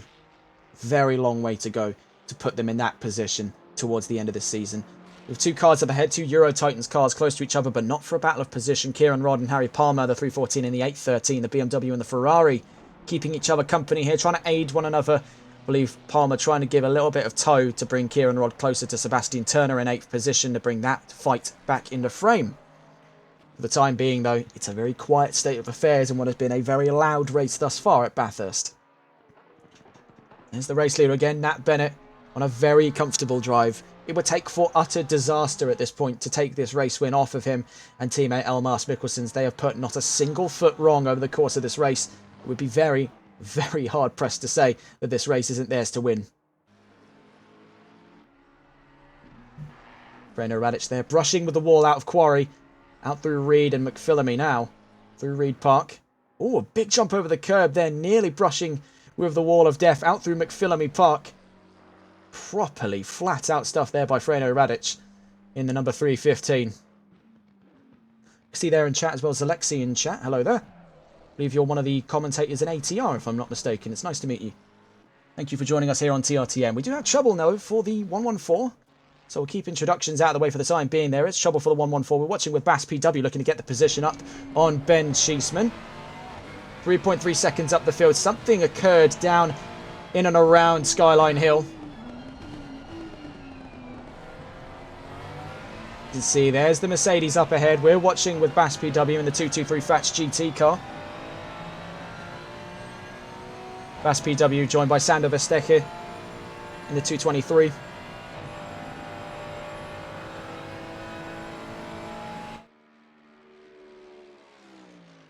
Despite whatever went on down at Skyline, it's not enough to put these two close enough into a fight for 15th just yet, so we'll call that one off.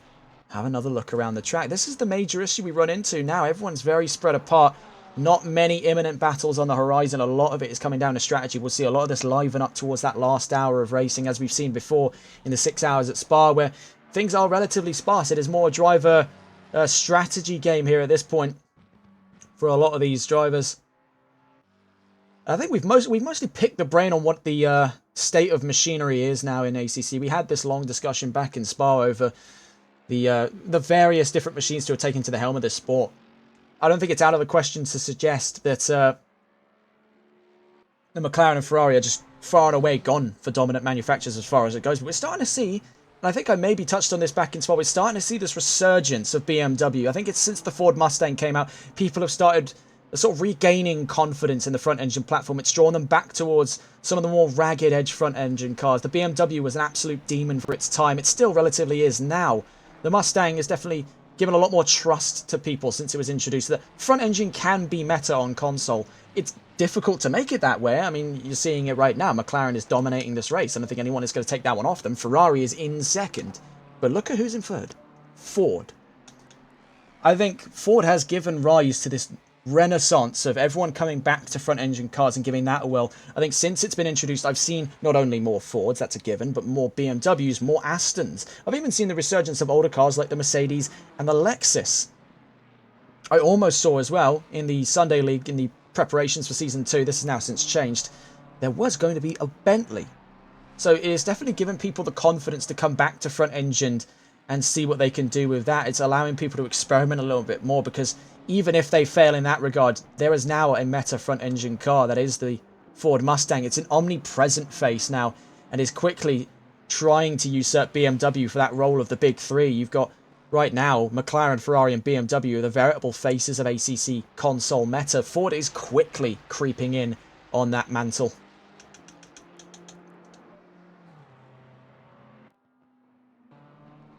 Looking around the field, Michael Martins, 7 seconds from Brandon Roos. No imminent threat of a fight for 5th. Right about now, it is totally on strategy that will bring a lot of these drivers back into frame. Antonio Angeletta there, caught in the middle. Harry Palmer trying to unlap himself from behind. Up ahead is Sebastian Turner with NRW Performance. Not a lot to be stated at the moment. Palmer's up past Angeletta as they go out through Quarry.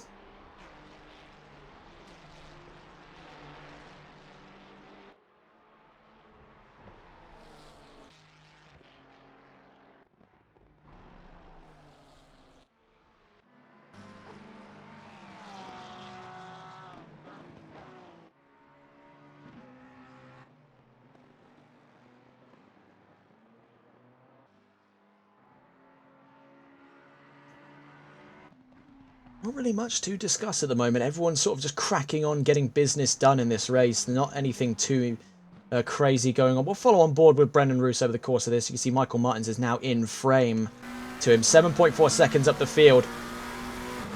And it is not out of the realm of possibility to suggest that on this kind of performance, Tempest could make a top 5, let alone a top 3 by the end of this race. They have race-winning material right now. Brendan Roos is such an example of that. Of course, him and Adam Saunders took the race win back in Barcelona in this very McLaren, the number 30. So it is not out of the realm of possibility to suggest that their kind of performance, their kind of skill could elevate them a few positions here. They're just a little too far away to make that explicitly known to Michael Martins. Strategy could be to their gain here. Absolutely so.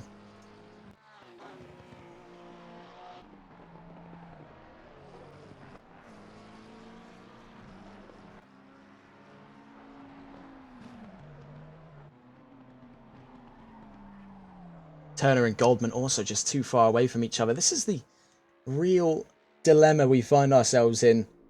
Not an awful lot to discuss. I suppose we can discuss that there has been an incident for Hayden Puttock. That's why it's an emergency call to the pit lane. I think the same story as well for Bass PW in the 223. Ben Cheeseman, we're watching on with at the moment, has had his fair share of troubles in the 114 K1 Esports Mercedes. Right now, though, they're inside the pivotal top 15. They didn't start there. They have gained their way to 15th position. Same story for Van Manen and Cyril, who have had a remarkable drive up into the top 10. K1 admittedly a far cry from where they were back in the GHR XCC. Looking to make that return to glory, though, with the signing of those NLR drivers. With their disbandment of their console ACC division towards the end of this season, they'll be running the NLR label all the way to Nürburgring. Then they'll join K1 thereafter. So could be some interesting news on the horizon.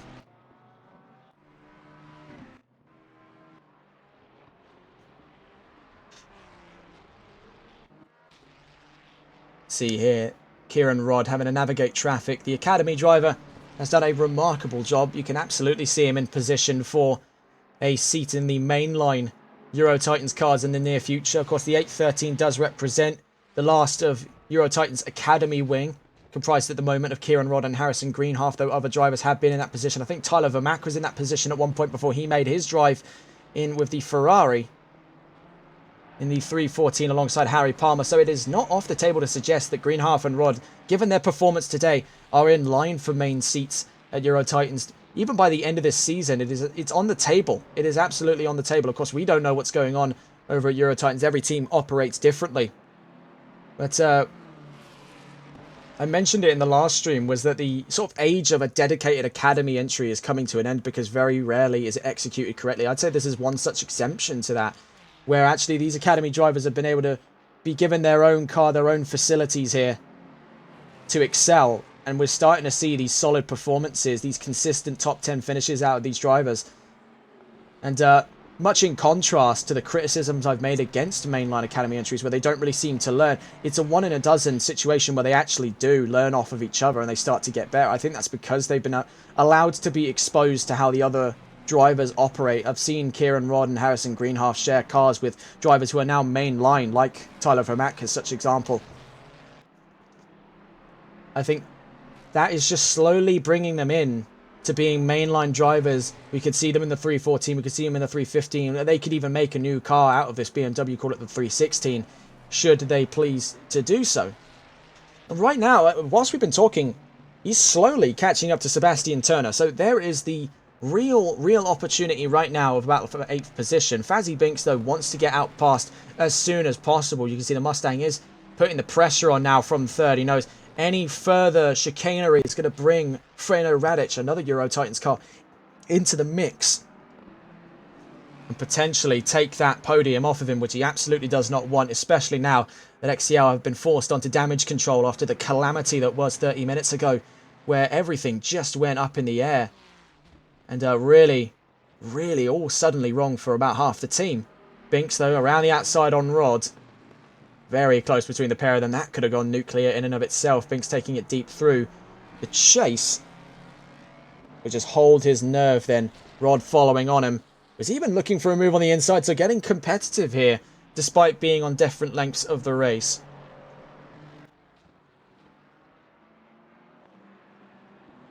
We'll catch up with them later on.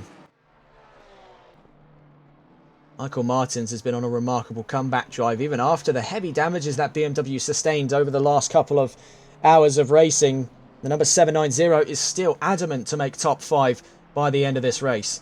It's absolutely still on the table for them to do so, but it's going to take quite a wing and a prayer, given just how much damage they sustained.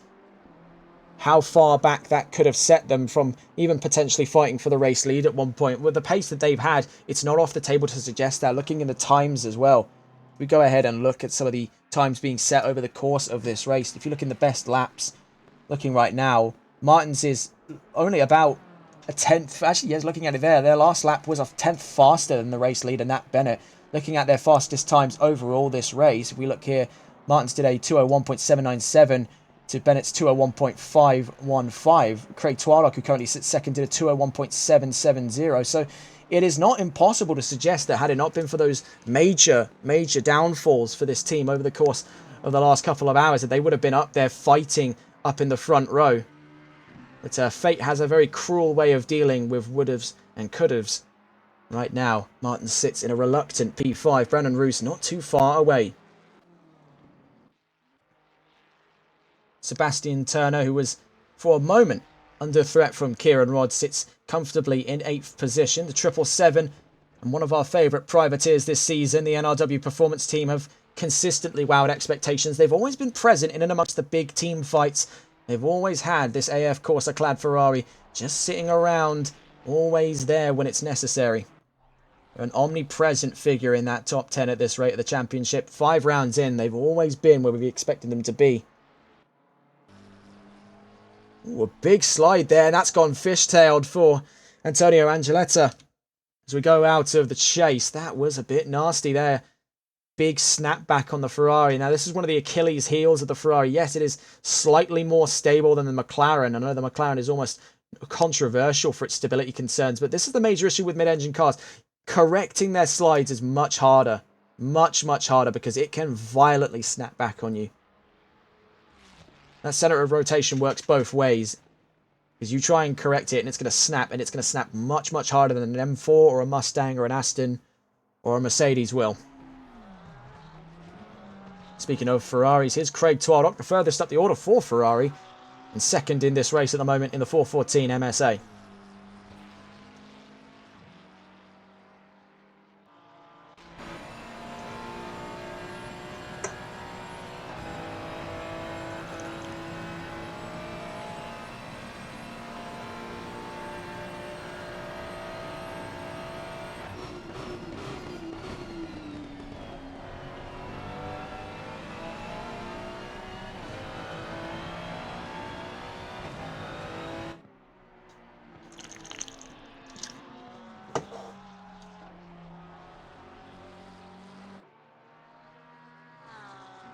Here we go. Craig Twardock just getting past Brendan Roos there on the way down to turn 1.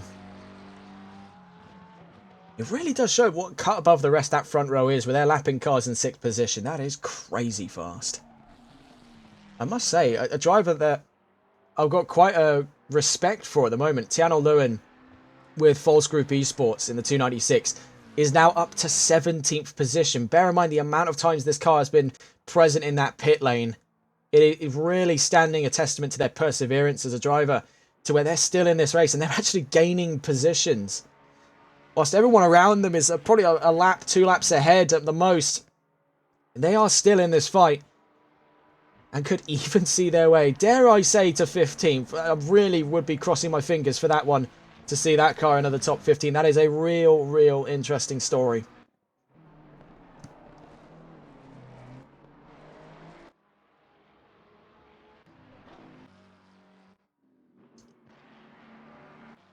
Really nothing going on for position on track. Everyone's just too spread apart. This is what you'll end up eventually seeing as well at the Nürburgring, where you get these highly technical tracks. You get drivers that really get these big divides in pace. It's where the grid really spreads out. We're stuck with drivers on completely separate lengths of the race. It does make for interesting viewing, but no real consequence unless there's a big crash, which realistically you'd never be hoping for. I mean, this isn't NASCAR. You're not expecting the cars to wipe out. Going down the Conrod straight, Craig Twaddock getting the move up then on Martin Pesty.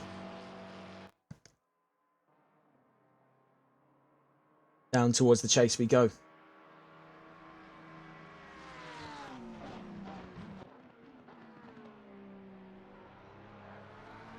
One hour and 12 minutes left to go. This is starting to warm back up, I will say. You can see some of that intensity expressed in the drivers. They're still feeling in the mood to race with each other, despite being on separate lengths of the race. You can see the drivers with a lot less to lose are the ones getting the most lively in this state of the race. Hayden Pottick's still in the pits, so I think this is kind of down and out for the 696, reluctantly so.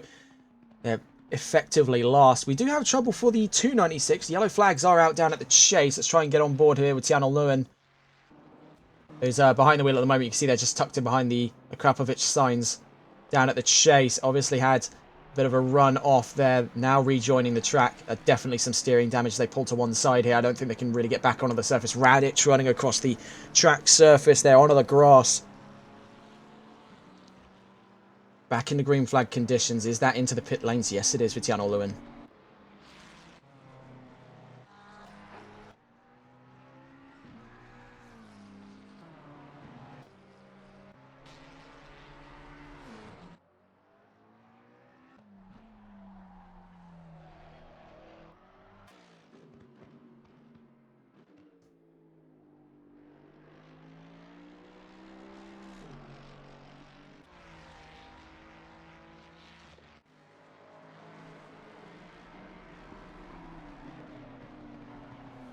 The gap currently between 8th and 9th, 6 seconds, but Fazzy Binks in the middle of it, so we'll see what the 791 can do. Oh, that's Marvin Koch in 11th there. The number 45 has damage, heading up through Quarry.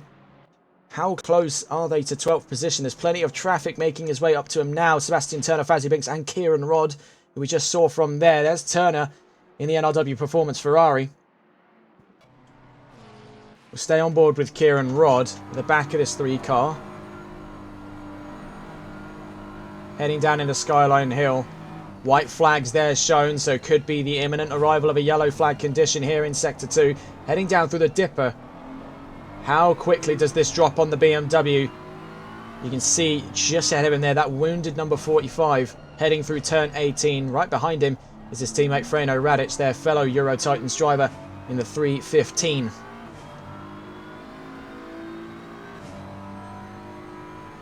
He's got clear line of sight. You can see the little red speck above the hill is that Ferrari. Sebastian Turner in the 777 is only 5 seconds away, so there could be a fight for 8th position in the next 9.5 minutes. Here's hoping for it as we get down towards the final act of this 4-hour race. This isn't the quiet, the calm before the storm, as it were.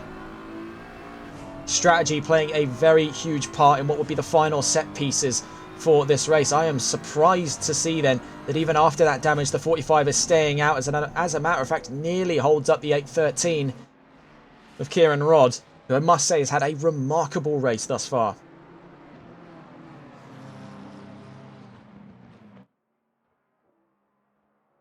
Wilkinson now behind the wheel of 296, the first appearance we've seen out of him over the course of this race. Turner 5.3 seconds ahead, so he's gained a little bit of time there with Rod trying to navigate Radic. Binks still trying to get past Turner, so we're actually going to go on board and see what's going on, the state of affairs between those two. Turner leading this fray at the moment, could find himself very shortly in a fight for that 8th position. Fazzy Binks is growing impatient, is losing time to Freno Radic, so there's 2 battles invested in this, the battle for 8th and the battle for 3rd. And they have now interceded one another as we enter the Quarry corner, heading up to Reed Park.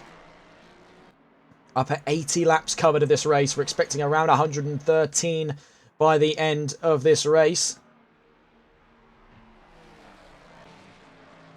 Actually, looking at the maths here, my maths could be completely wrong on that.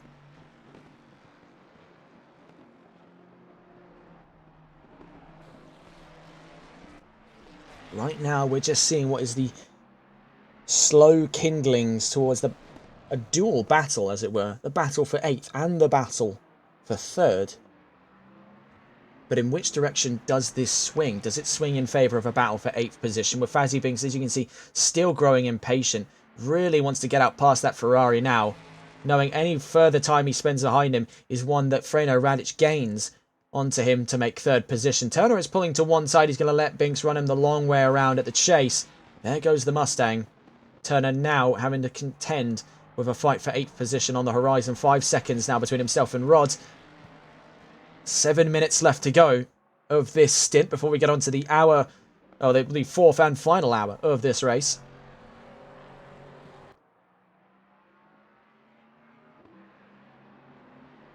.204.822 in that last lap. We'll see what Rod's time was. 204.322. So exactly 0.5 of a second faster. This is looking rather good for Kieran Rod. You can see now is very clearly in frame as we head up the mountain straight. Watching with Sebastian Turner with the NRW Performance. One must consider it's a larger squadron this time around. Actually, no, it wasn't. I had to since update that. They did lose out on one of their drivers coming into this round. So ignore what I just said. That it's the same size for squadrons then between NRW Performance and Euro Titans. That's mighty embarrassing. Jörg Masserat and Sebastian Turner have been the go-to combination by NRW. The single car privateer entry has fielded these two at every single round of the championship, with some drivers joining in additionally. They had a maximum of 3 drivers at one point. I think that was back in Spa. Kieran Rod is slowly gaining time on his return to this series. So we'll go back on board with Kieran Rod. He's soon to be one half of this imminent fight for 8th position.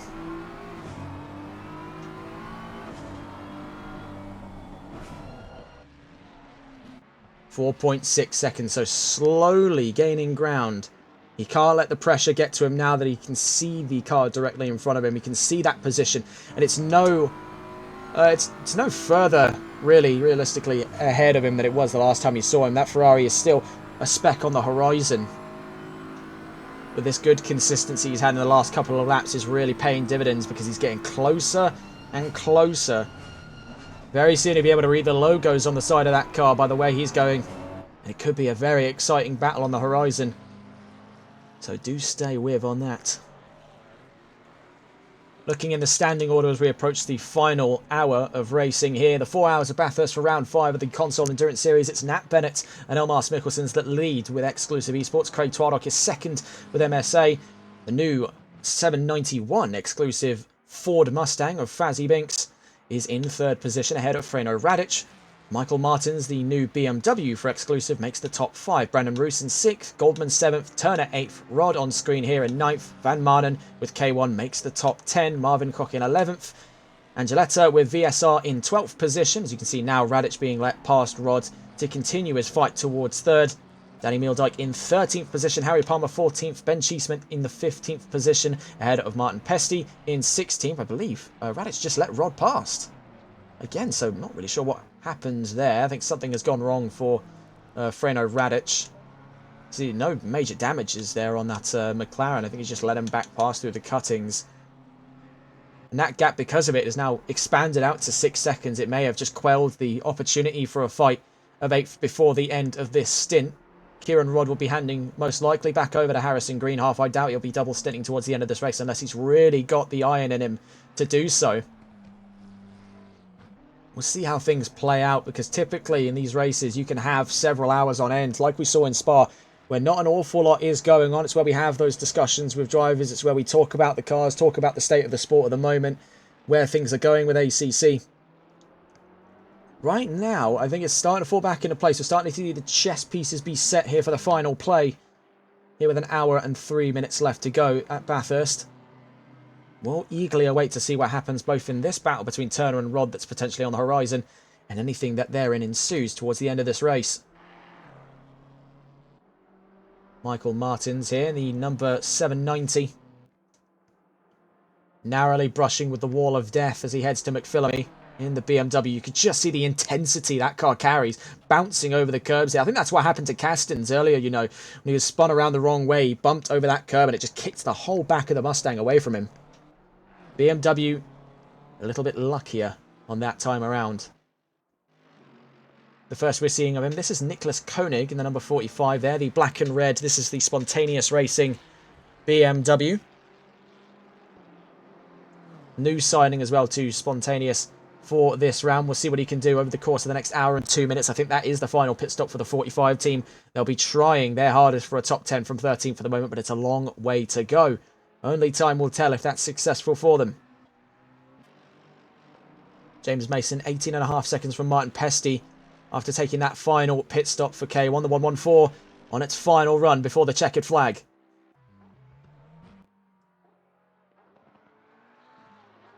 It's Jake Goldman, 12.5 seconds from Brandon Roos. Could be a fight for 6th. However, strategy could intercede on that fight. So now we're kind of just sort of sitting here waiting to see what the play is by a lot of these teams. Here's Brandon Roos with Tempest Motorsports heading into turn 23. Is it a look for the pit lane? No, it isn't. So they'll be staying out for lap 84 of this race. Plenty of teams now teetering around the idea of bringing it into the pits for one last go around. It's really last to pull the trigger. Here's Jake Goldman also following suit with Brandon Roos staying out here for the next lap of this race. James Mason, of course, already having took their last pit stop as the last of the runners for the 114 team at K1 Esports. We're trying to take this one to the very end against Martin Pesty in the 711 Paul Ralph Porsche, trying for a top 15 position amongst everything that's happened to them over the course of this race.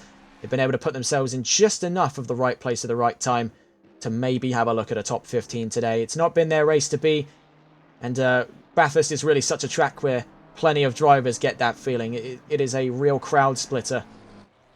Is Kieran Rodd starting to close in on Sebastian Turner, but will it be too late before those pit stops?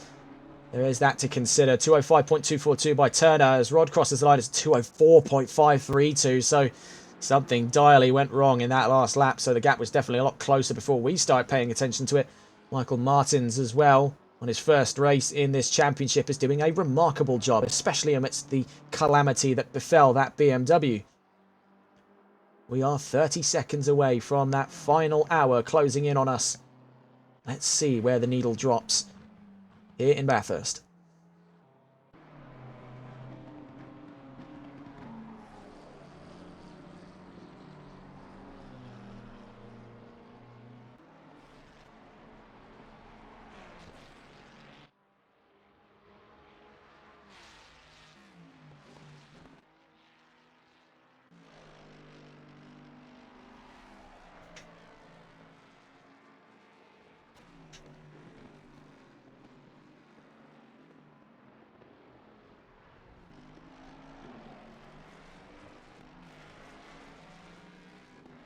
So now 1 hour left to go. We'll be looking at the last of our pit stops very, very soon.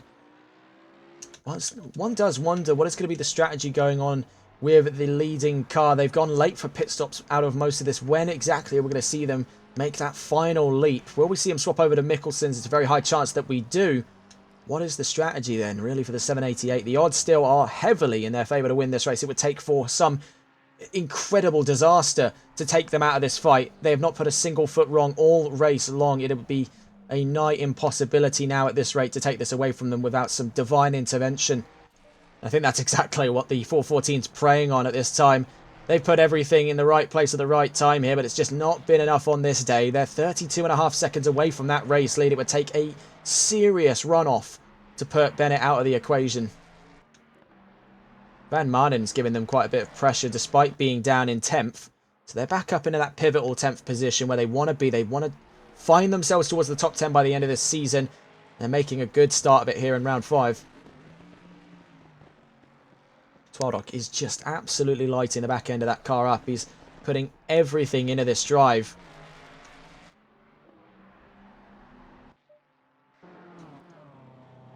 Still looking around the field. There just really isn't an awful lot going on here. It's a lot of strategy focus at this final leg of the race. We're really hoping to see some battles to bring us to the final moments of this race. We could see one on the horizon. James Mason is slowly catching up to Martin Pesty. There could be that fight for 15th on the horizon.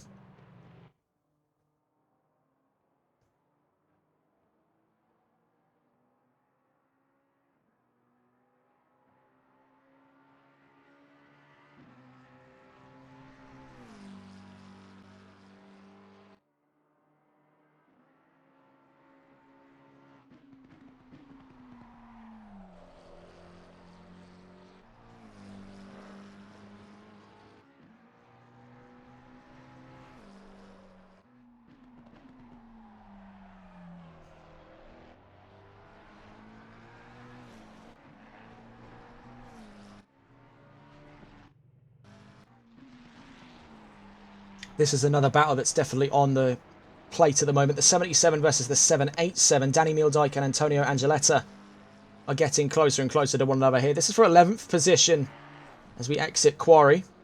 We'll stay on board with Meeldijk. As you can see, he is really, really closing that gap down now at a rate of knots. It's only a matter of time now, if not when. When, not if, I should actually say. It's an inevitability with Meeldijk behind the wheel.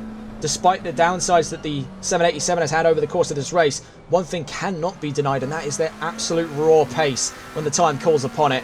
You can see he is just splitting that gap like it's made out of butter, and he's the warm knife. Staying on board then, the 787. You see very clearly Angeletta in frame in the 77, just mounting the crest there down towards turn 20 at the chase.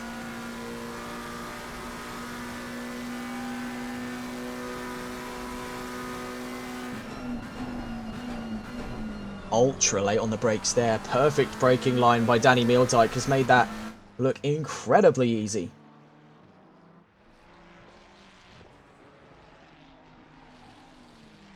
He split that gap in half in the span of one lap. That is incredible stuff by Danny Meeldijk. A bit of a hop over the curbs out of turn 23. Look at the difference in time there. 4 seconds between Angeletta and Meeldijk.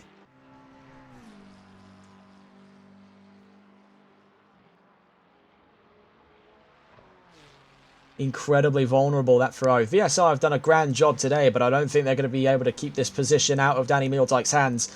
He really wants in on 11th position. He's desperate for the top 10, but I think it might just be too far away. In saying that, 53.5 seconds is still definitely on the table. It would take a long, long way, though, to put him back into this fight.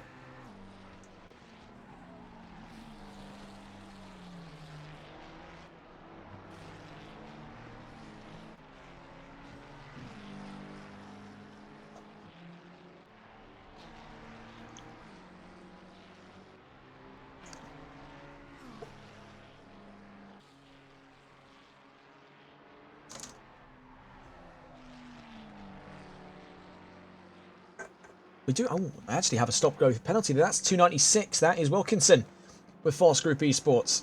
So another stop-go, I believe, they've received over the course of this race. The 296 having a bit of interference problems. If you look on the map there, the 296 just keeps blipping in and out. There could be a disconnect on the horizon for them as well. That's not good.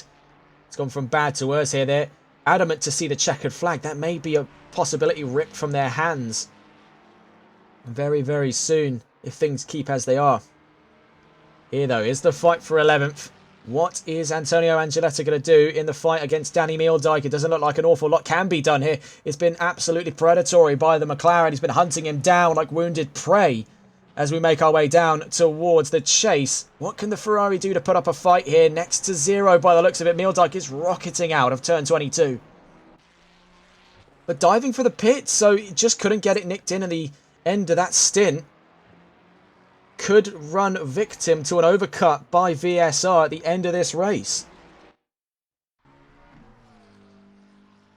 Very curious stuff indeed, but that is a sign of things to come here as the final pit stops start to dawn upon us.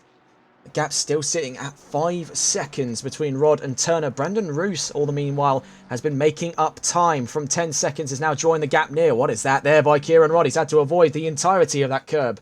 Or curb chicane, I should say. So watch as he rounds Reed Park, out through McPhillamy. Things are looking already fairly strong here. This is where things start to get a little tipsy.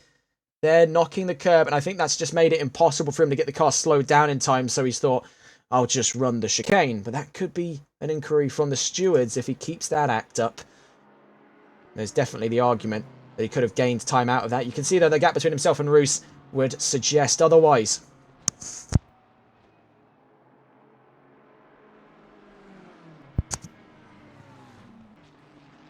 Down into the chase we go.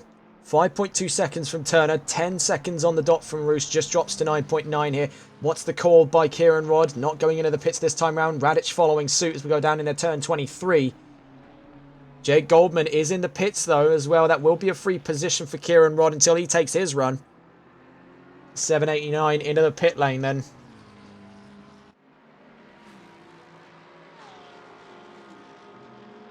You can see the two clearly in sight of one another. Turner and Rodd separated by just around 5 seconds there. In the background is his teammate Freno Radic in 4th position on a different length of the race.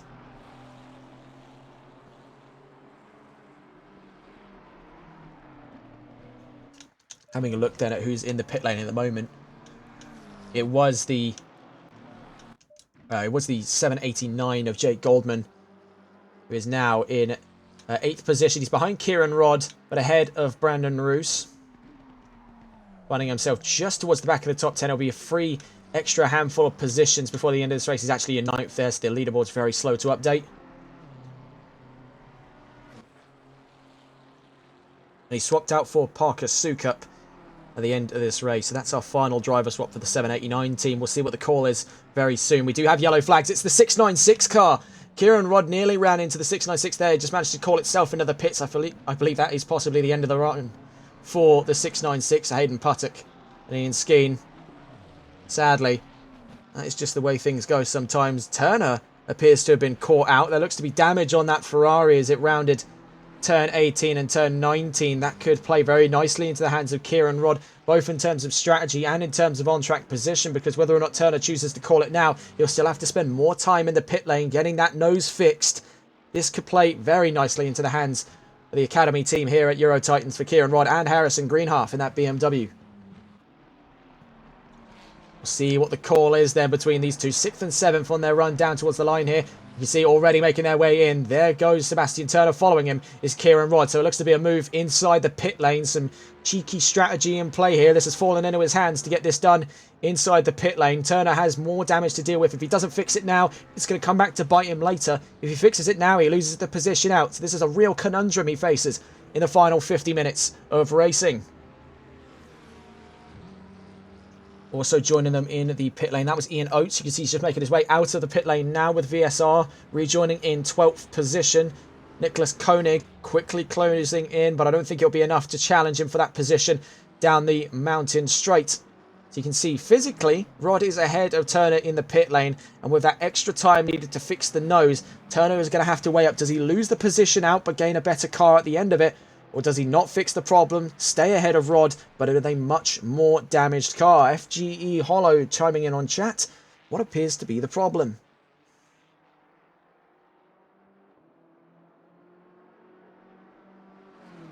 Oh my, so I just heard from FGE Hollow, one of the representatives at False Group Esports, that they've been reset to lap 1. Well, let's get a look at this here. I want to back up this claim. Where is the 296? It's the 297 and they've been reset to 0 laps. What? That is bizarre. Nonetheless, Kieran Rodd's out of the pits. Turner's still in there, so Kieran Rodd got the position inside the pit lane. We're looking here. Craig Twardock is only 4.7 seconds away from Fazzy Binks in the 791. There could be a battle on our hands here for second. Twardock has moved heaven and earth. You can see just up the road there is the purple Mustang, the 791 of the Exclusive Esports newest edition.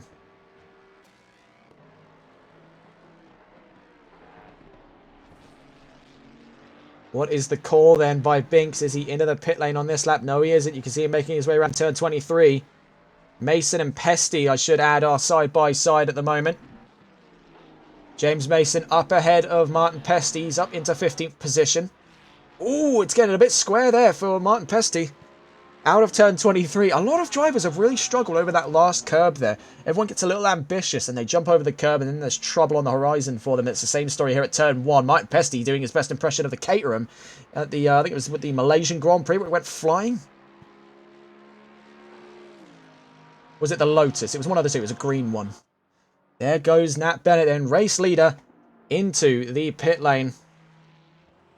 788 now on the final pit stop. Is it the case where he swaps out to Mickelson's? I think highly so, given that it's been a miracle run here by Nat Bennett. A brilliant, brilliant drive. Now to hands the baton over to his teammate and see this one through to a double victory for XCL. Because realistically, it is totally their race to lose now. That has been a brilliant, brilliant performance by these two.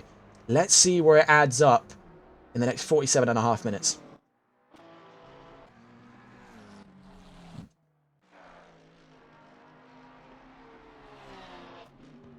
James Mason has really opened the taps on that Mercedes. In an area of the track where he's normally struggling, he's made 3.5 seconds on Martin Pesty's Porsche over the course of this last lap alone. After getting the position up in Sector 1, he has really took it and ran. The 114 looking to be on a very solid final drive.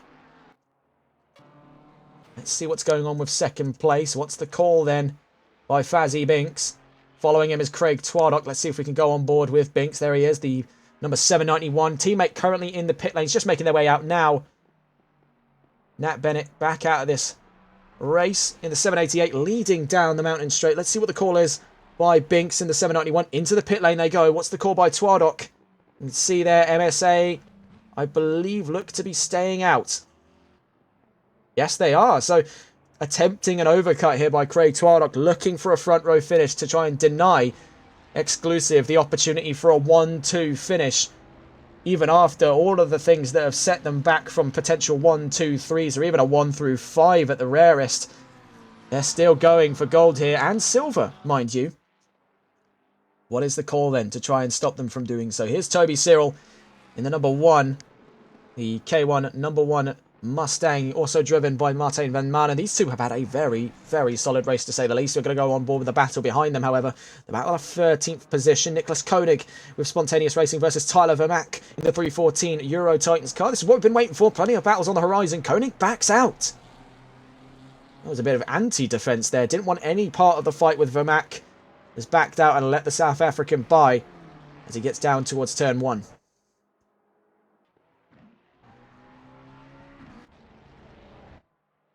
Looking to see what the call is here. Craig Twardock's up to second. Nat Bennett still leads this race. We're actually going to double check to see if it is Bennett still behind the wheel. Sometimes the leaderboards are slow to update. There's Binks exiting in 3rd alongside a car in 5th place, Michael Martins. Let's see if we can get on board here. It is still Nat Bennett, so he'll be double stinting to the end of this race. And rightfully so. Him and Mickelson's have shared in a brilliant, brilliant drive. I think Bennett's got the confidence then after the last couple of hours to take things through to the checkered flag. And a valiant, valiant effort today could absolutely see that come to fruition. It is their race to lose now.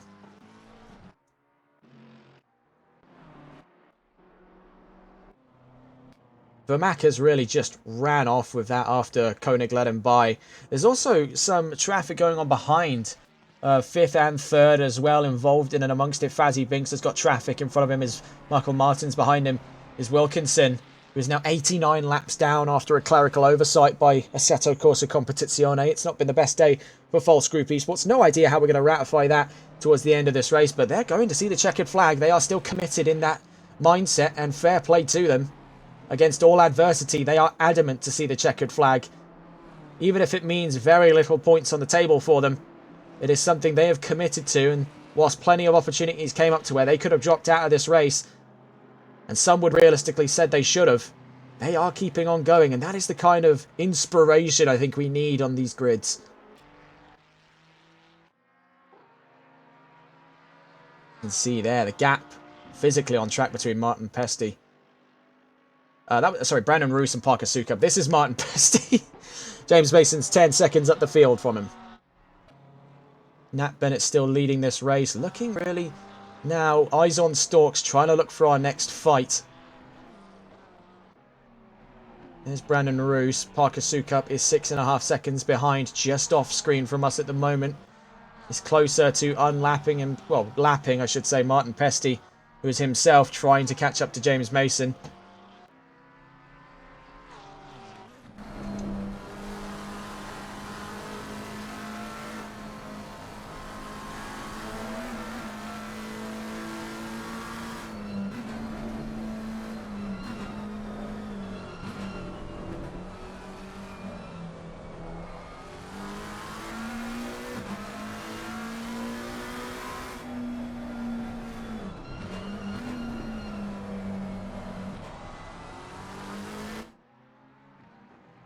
Very masterfully held there in that middle sector.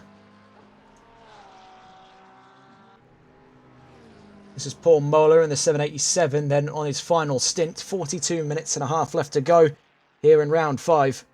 It's been a bit of a quiet ending, to say the least. We're hoping things close up a little closer than we want them to be in the next 42 and a half minutes, but it has been a very quiet ordeal. Plenty of drivers close to each other on track, but not with any consequence to mind. Save for exactly the... Well, I suppose the closest thing you would have, maybe the fight for 13th, maybe the fight for 12th. Fazzy Binks is on a very bizarre stage of his race. His teammate Michael Martins is in 4th, but ahead of him on track. That shows how far ahead that top 3 has been all race long. Right now he's trying to navigate past the number 45 of Nicholas Koenig. As we head down to the chase, Koenig also on a completely separate length to the race of the driver behind him, Wilkinson in the 297. Things just keep getting more and more bizarre over the course of this race. I think we've seen the peak of it towards that midway where absolute insanity erupted. We couldn't exactly quite figure out what happened to Meeldijk until we saw him on his side. Even then, I would make the assertion that to still be in and around the top 10 after that, with his teammate now behind the wheel, Paul Moeller, is nothing short of a miracle for the 787 team. Of course, they're inside the top 10. Whether or not they'll still be in that position after this round remains a mystery. I don't necessarily think so, but looking at some of the drivers around them, they've been hit much, much worse over the course of this race. Speaking of, let's recount that whilst we've got the time for it. Looking in that championship standings yet again, it's the 788 leading the fray, and they'll continue to lead going in round 6. MSA's 414 will stay exactly where they are in second. The 787 too far away to challenge them for position. Tempest absolutely look to gain a position here. They're only 20 points behind the car on screen of Paul Moeller, and look to gain that position up into 3rd for round 6 of the championship. The 789, looking at where they are on track at the moment, it's absolutely possible for them to gain positions on the 787, but it would be a far cry to say so. The 696 will most likely lose positions out to the number... Actually, I'm not even saying that, because the number 416 and the number 5 are all out of this race. The 315 will gain a hefty sum. Jack Giles will gain quite a hefty sum from 120 points at the moment. They're in 9th in the championship, set to move up. Same story for NRW. Jörg Masserat in 8th position at the moment, and 10th in the championship with 107 points. So my mind completely frazzled at this length of the race, hoping for a battle. Harrison Greenhalgh, 7.8 seconds from Paul Moeller at the moment. We'll see whether or not that closes down the next 40 minutes of racing. Looking around the field, it's still a somewhat quiet affair. Things getting closer and closer, but nothing immediate going on. 30 seconds between 4th and 5th at the moment. 17.5 between 14th and 13th.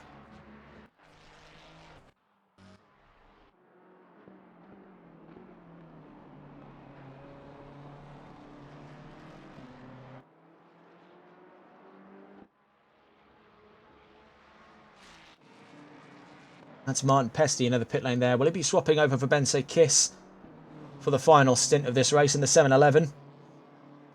See what the going strategy is there as we watch them from the pit lane. Hayden Puttick also in the pit lane there. That spells the veritable end to the number 696's run here. A technical DNF, though, despite still being in this race, will probably be counted in the racing results, but several laps down. A stop-go penalty there for Tiano Lewin, again, in the 296. They just cannot catch a break this race. It has been a total calamity for them. Total calamity.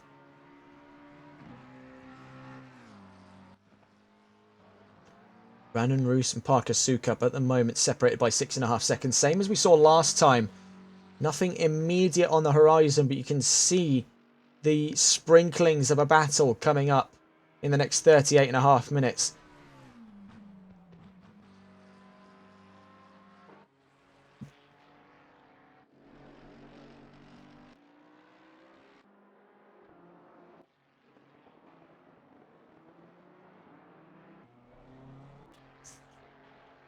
Here's a battle, though. Ian Oates versus Tyler Vermack as we go heading down the Conrod Straight. Ian Oates right up against the back end of Toby Cyril, who's now moved up to 9th place with K1 Esports. He's had a very grand drive. Right now has Ian Oates for company. Another grand drive indeed as well for VSR in their opening debut to this championship. They've done an admirable job up in the big leagues of the console series. And the console scene, I should say, for Assetto Corsa, to put on a very grand show here, but they've still got a few more fights left in them. One of them is approaching them very quickly from behind. It's Tyler Vermack in the number 314 Euro Titans Ferrari. Must say, Vermack and Palmer have put on a very good show amidst the adversity that they have faced over the course of the last 3.5 hours. Let's make this last half hour, I should say, one to remember. My mind is absolutely cooked out of its circuits today. So heading up around turn 2, heading to the cuttings. We are looking at the battle for 12th position here. Oates v Vermack. Around the cuttings we go. Ferrari versus Ferrari. VSR versus Euro Titans. Up quarry curve we go.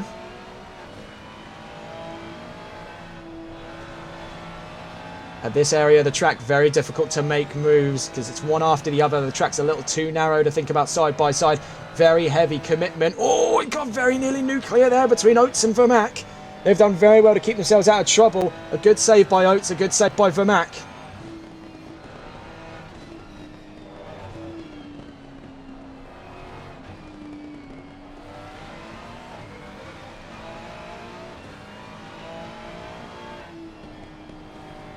Down into turn 18 we go.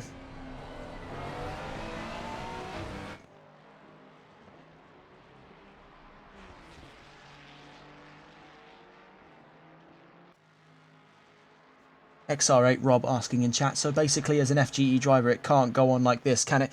It has really not been your day. I'll say that as nicely as I can. It has really not been your day.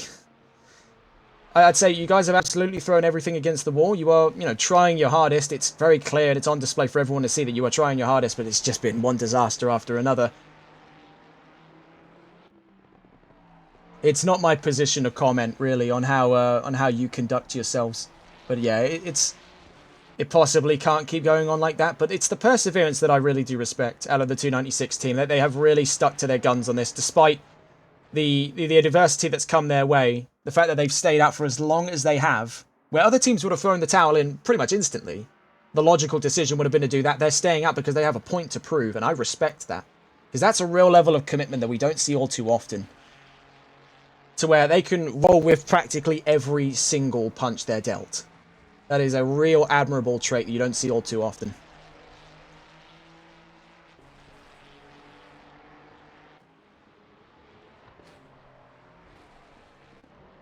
"34 minutes left to go." We're still watching with Tyler Vermack as he hunts down Ian Oates for position. Oates is putting up a very good job here of defending 12th in the number 77 Ferrari. Vermack's having to hold back a little bit. Doesn't want to burn those tyres out with 34 minutes still left in it. Knows that there's a possibility of an 11th on the horizon if he really, really deals his cards right here. Out of McPhillamy. Heading to Skyline. Very, very early on the brakes by Oates. He's taking it nice and easy down through that section of the track. Knows that this far into the race, he just doesn't want to risk anything now. We're going to look up front real quick as we just see Nat Bennett trying to get around Jack Giles. In on the inside at the cuttings there. Masterfully done by the race leader. Back on board then with Vermack as he's 0.2 seconds away from Oates. Will go on board with the dash cam of the number 314 Ferrari. Now heading down the Conrod, it's 1.9 kilometres worth of FIA grade 3 here. Looks like a little bit of net code. That Ferrari's bouncing around, not really leaving too much space. He's holding centre mass of the road. And very late on the brakes. So it's a very assertive defence, to say the least, by Ian Oates. to hold off Vermaak. Vermaak's not going to be happy with that at all. You can see he's getting a little bit frustrated there, was angling himself towards the inside, was hoping that he concedes the line. Knows that more time that they spend tripping over one another here, the closer Niklas Koenig in 14th gets to them. Down through turn 1. Up the field there, that's Toby Cyril in 9th position. Behind them is Fazzy Binks in 3rd. That just shows the massive difference in pace on some of these drivers here.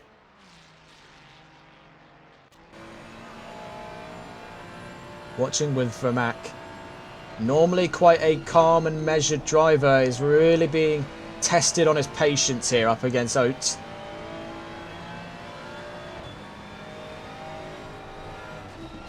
Round the cuttings we go. We saw a very nicely crafted move by Bennett earlier on, I think it was on Giles, the 315 McLaren. Vermaak not following suit on a move like that. We're going to have to hold on through Quarry, heading up to Reed Park. It looks like Oates is absolutely going to fight this all the way to the checkered flag. So through McPhillamy we go. Strap in for a battle here, ladies and gents, because this is going nuclear. Down through Skyline Hill, turn 11, then to turn 12. Vermaak runs a little bit deep through turn 11, has to back off massively before the dipper is back on him after it. Bear in mind, approaching all the meanwhile is Fazzy Binks, who'll want to get by as soon as possible. Neither of these two are going to give him an inch. Heading out of turn 18. Down towards turn 19. Oates still leading this fight from 12th position. Vermaak closer than he ever has been in this fight at the moment. Could be looking for the move side by side on this run down the Conrod. We've seen again, it's this centre mass strategy that just works for Oates at the moment. He's just squeezing either side of the road. Not necessarily pressuring the car off the road, but just holding that centre mass on a tight stretch. The tarmac, oh my word! A massive wipeout by Ian Oates. Side by side with Tyler Vermaak. That has gone oh so incredibly wrong.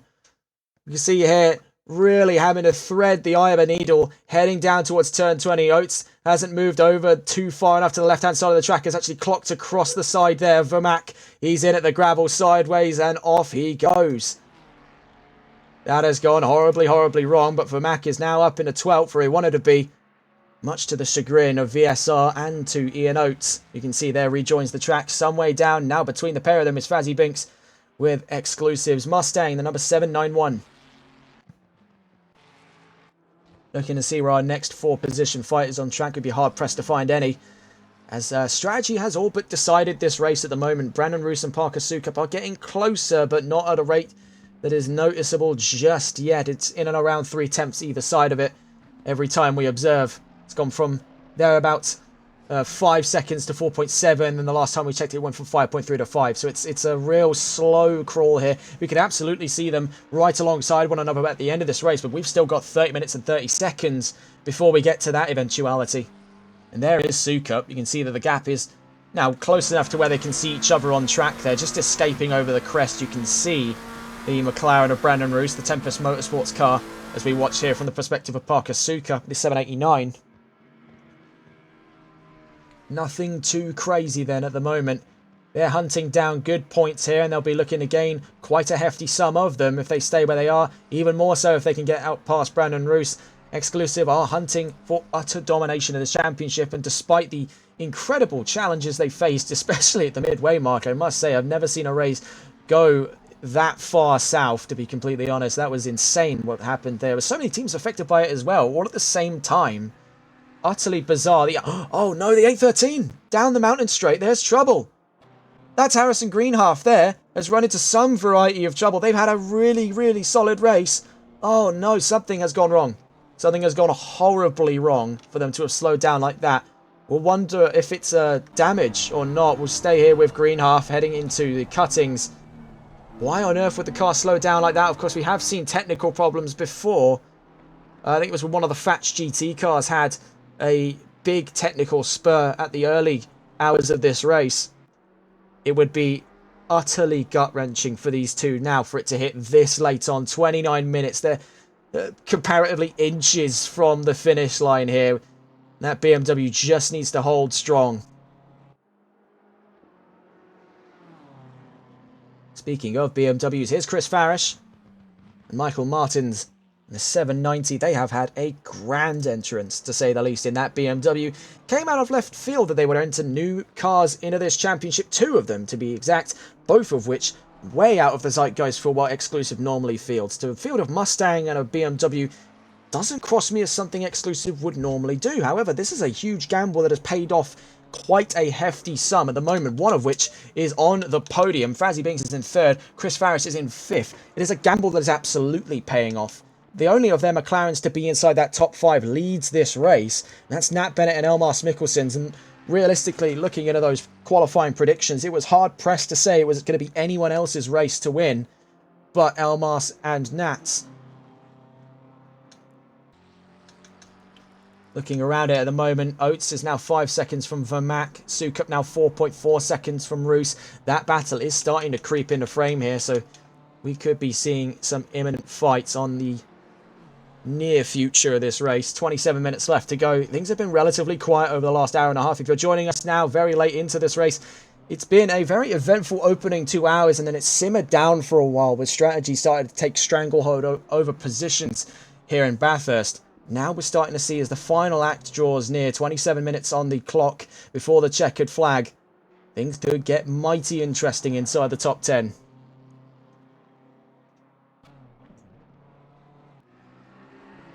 See here, Koenig and Giels. 2 separate lengths of the race, but Giels getting free slipstream down the Conrod straight. But is Nicholas Koenig going to forfeit position here? The 45 is just going to hold to the right-hand side of the track. You can see further up the field, there's the race leader. That's Nat Bennett. And here's Jack Giels and Nicholas Koenig.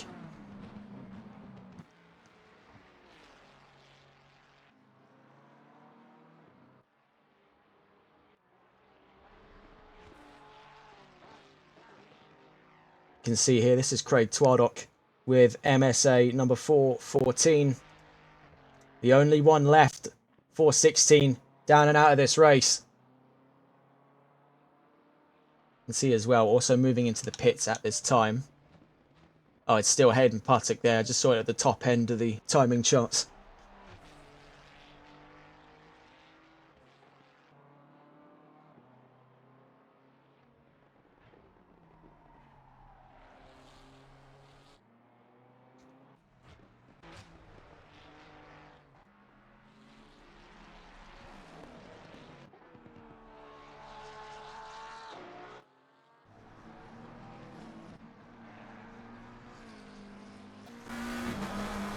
We'll stay on board for a moment with Nat Bennett. We'll be back in a moment's time.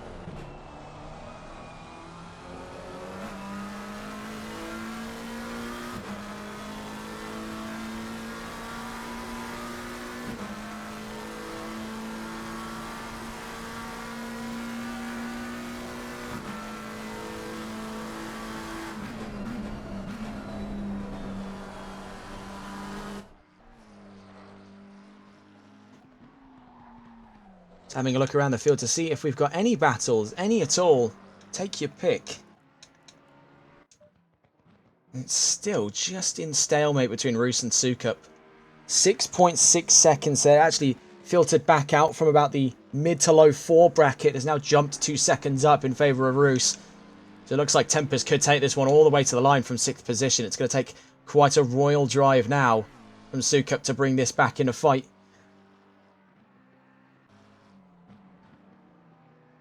For the top 5 positions. The top 6, I should say.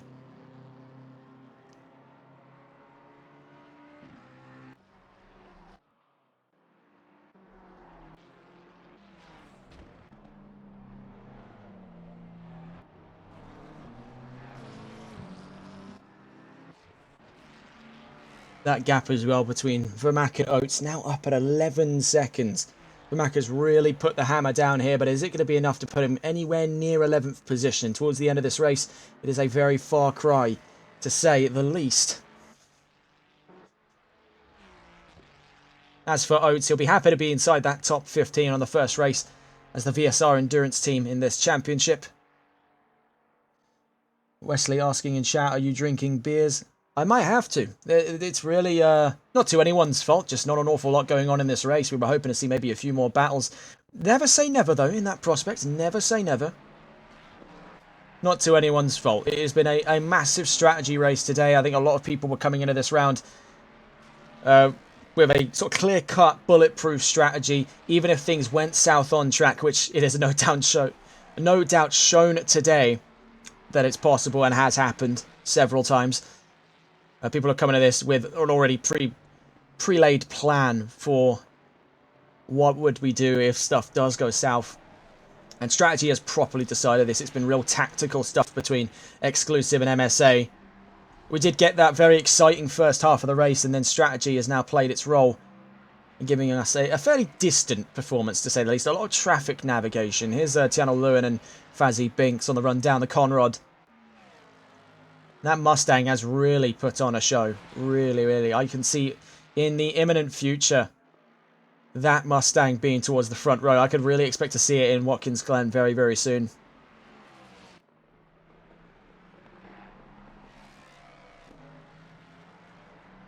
And speaking of Mustangs as well, Toby Cyril and Martin Van Manen. Really, that has been a brilliant, brilliant drive. James Mason into the pits then. Number 114 with K1 Esports on the last of their pit stops, unless that's them throwing in the towel. Currently 15th, they're right where they want to be.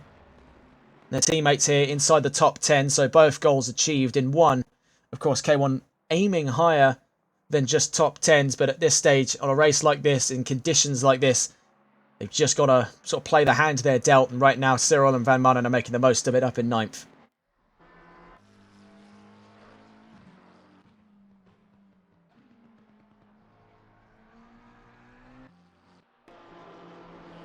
That gap now between Sukup and Roos just under 6 seconds. So it's been fluctuating 2 seconds either side of it, from 4 to 6 seconds over the course of the last 30 minutes. Brandon Roos, they're having a bit of a pear-shaped line. Oh, that's contact into the wall.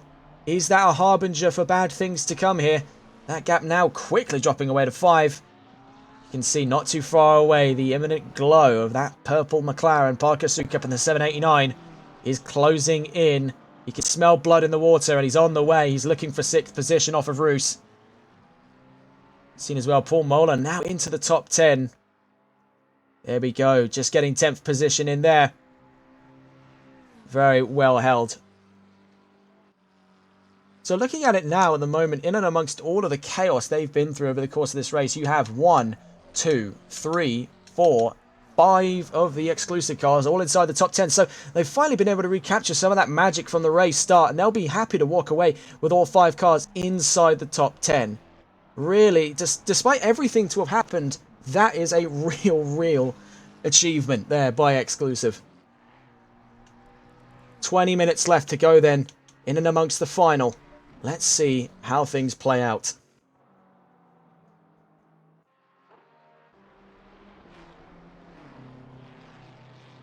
Here with Chris Farris having to navigate traffic here, making a bit of a clip there with the wall of death. Out through McPhillamy, absolutely rocketing it down towards Skyline. In front of him there, Jörg Masserat, showing the blue flags. Hasn't the space to move over just yet. The sun's starting to drop beyond the horizon here in Bathurst, New South Wales. Heading down to Forest's Elbow, 10:18 on our run to the Conrod. Showing him the lights there. He wants Masserat to move over. Could give him a free slipstream on the way down. You see they're moving over and letting him run on by. The gap between himself and Gilles, 15.5 seconds. Farish would need to move heaven and earth here to get top 4 by the end of this race. I think most of the exclusive team, despite everything that's happened, can walk away happily with that all 5 cars in the top 10. That is a real achievement there. I think that is an industry first in this championship. And it might even be an industry first on TRTN. We've covered a few endurance championships before. Never have we seen a team field cars in this greater number and have all of them finish in the pivotal top 10. That is proper across-the-board domination. If you need any indication as to how exclusive are leading this championship, look no further than this race here. Their drivers have rolled with the punches and really sort of come out on top here, all across the top 10. They'll be gaining points across the board. For the 2 new cars, the 790 and the 791, they're up in the top 5, so that is absolutely brutal stuff.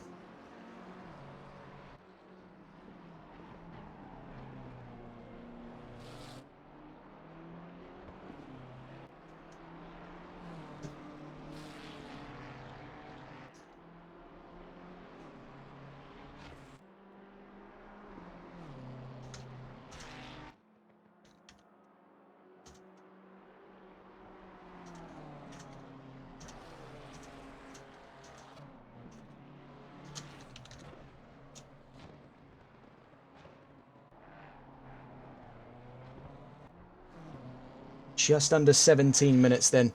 Closing on the final quarter hour of racing, what has been 3 3/3 hours worth of great racing today, both tactically and on track. Has been a show-stopping performance. However, we do have a yellow flag. This is down at the cuttings for the 813. We were worried about them before. They were sort of the underdogs of this round of the championship, and things look to be getting worse here for Harrison Greenhalgh. That's damage on the BMW. They're in 11th position. Tyler Vermack, his teammate, is closing in from 24 seconds behind. That's now dropped below 20 seconds over the course of these last 2 corners. Vermack is not too far away at all, just making his way through the cuttings as we speak, back in the green flag. To Corp in chat, it's all right. You don't have to thank me for it. It's, you know, praise comes from a genuine place as a commentator, and really, it's remarkable to see that.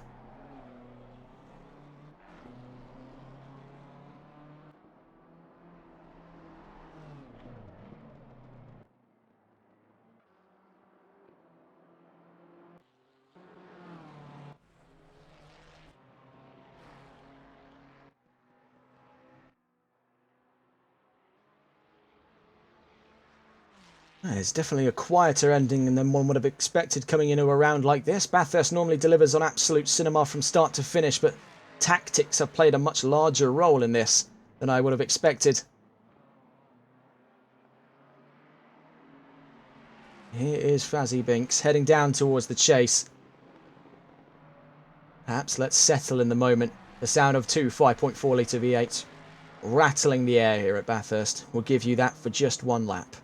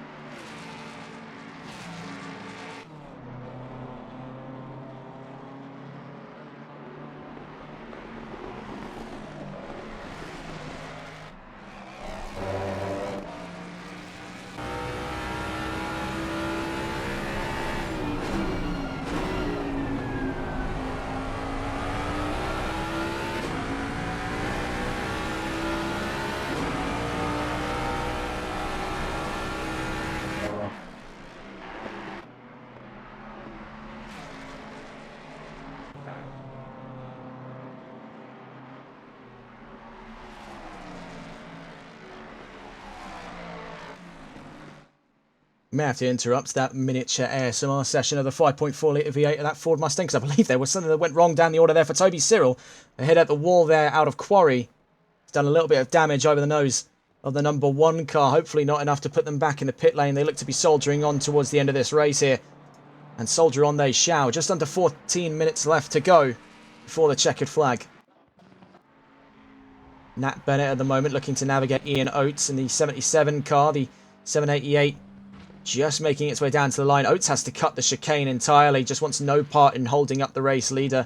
Knows that if he tries to pull to one side, he may do something wrong and put himself in the wrong position. No one wants to be the guy that takes the race leader out, so that's a fair play by Ian Oates. He's comfortable in 13th for the moment. 14th is a way away. It'd be a nice top 15 finish for VSR on their opening race of this championship.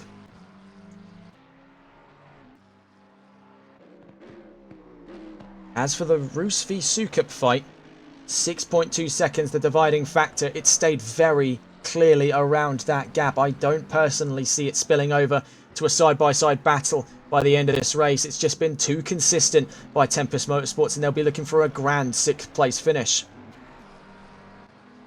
As for Sukup, he's put everything he can into this performance amidst the calamity of that middle of the race. Try it as he may. It is just too little too late by the looks of it.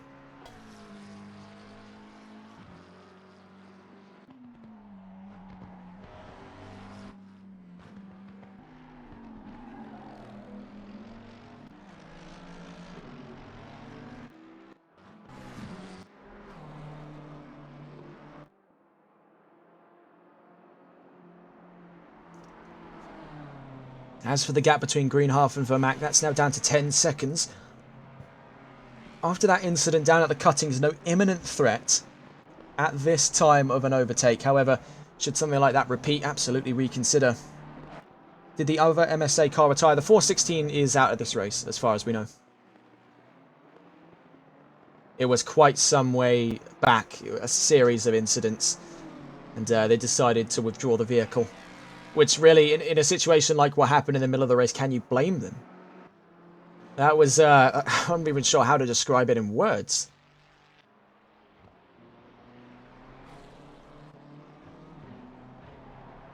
And that is really saying something. It's literally my job to describe things in words. Here's Jörg Masserat in the NRW Performance car heading up out of Quarry.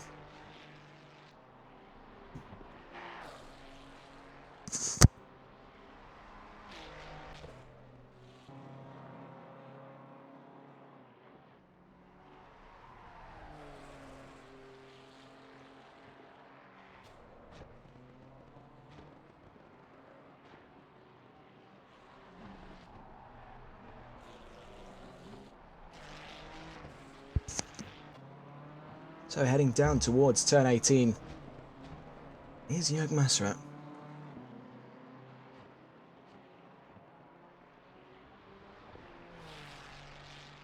It does make me wonder as well, with the series of events to have unfolded over the course of this round, there is that real anxiety for most of the grid going into that final round of the championship in a few months' time. Going into the Nürburgring for 6 hours. Spa was already quite the monument in this championship, quite the mountain to overcome for a lot of these teams. You're now going to have to compound that with what is definitely, pound for pound, the toughest track in circulation on ACC. A real demanding track. I mean, it didn't earn the name the Green Hell for no reason. So I think a lot of these teams are sort of biding their time when it comes to that race. And I think this is definitely going to be a great warm-up for them. For the teams that have struggled over the course of this round, it's a very heavy lesson to learn. But it's going to get even worse from here going into the Nürburgring later down the line. Of course, 2 more rounds left in it before we get to the final round of the championship. Watkins Glen and Kyle Army, which proved to be interesting rounds in their own respect, 3 and 4 hour respectively. That is set to be a very interesting part of the championship before it takes us on to the final act of the infamous Green Hell. Under 10 minutes left to go then. And we'll depart from the 777 to take another look around the field. On our final run of the standing order before the end of this race, it's Nat Bennett leading by a wide margin, 36.5 to nearly 37 seconds on record to Craig Twardock in second place in the 414 MSA Ferrari. Fazzy Binks in third with the number 791. Behind him is Jack Giles in the 315 McLaren, making their way down to Forest's Elbow at turn 18. Chris Farish in 5th position in the BMW, number 790. for Exclusive Esports. Brendan Roos in 6th position in the number 20 Tempest Motorsports car. The number 789 of Parker Sukup is now only off him by 4 seconds. There could, and I'd have to sort of eat humble pie on that question, be the fight for 6th position on the horizon. Jörg Masserat in 8th position ahead of Toby Cyril in 9th. Paul Mola makes the top 10 ahead of Harrison Greenhalgh and Tyler Vermack in 12th position. Oates in 13th, Koenig 14th, Mason 15th, Kiss 16th, Lewin 17th, and Puttock in provisional last DNF. He's 73 laps down. Not been the race to be for the 696 team.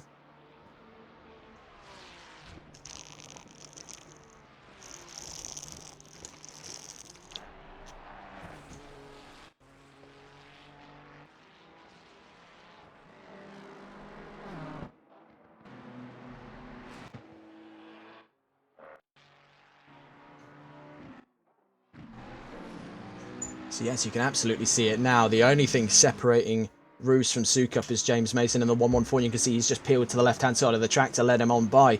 So we could absolutely see the fight for 6th position take place by the end of this race. So do keep that in the back of your mind. 2.5 seconds here on the timing charts with only 7.5 minutes left to go.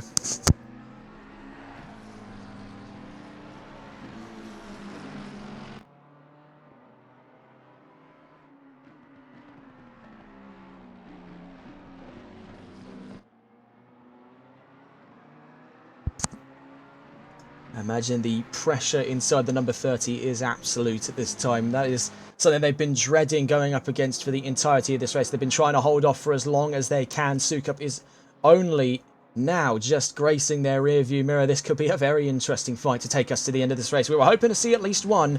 It looks like this is the one to be, the one we routinely denied would happen. Now, that dream has become a reality.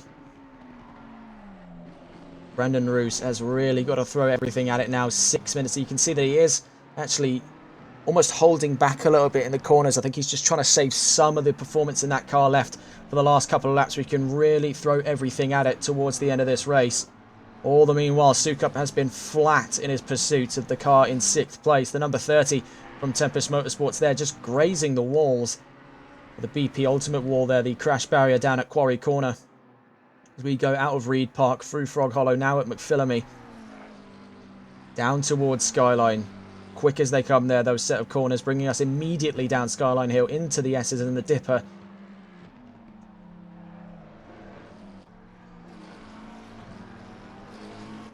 So we'll stay on board with Brendan Roos, Tempest number 30, in what is now growing to be the fight for 6th. It won't count until we're under that second bracket. You can see that isn't too far away at all.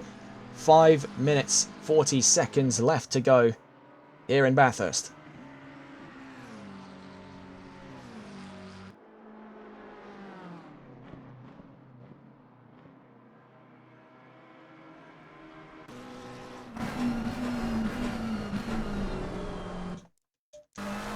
We'll just have a look around to see if there's any battles closer than it.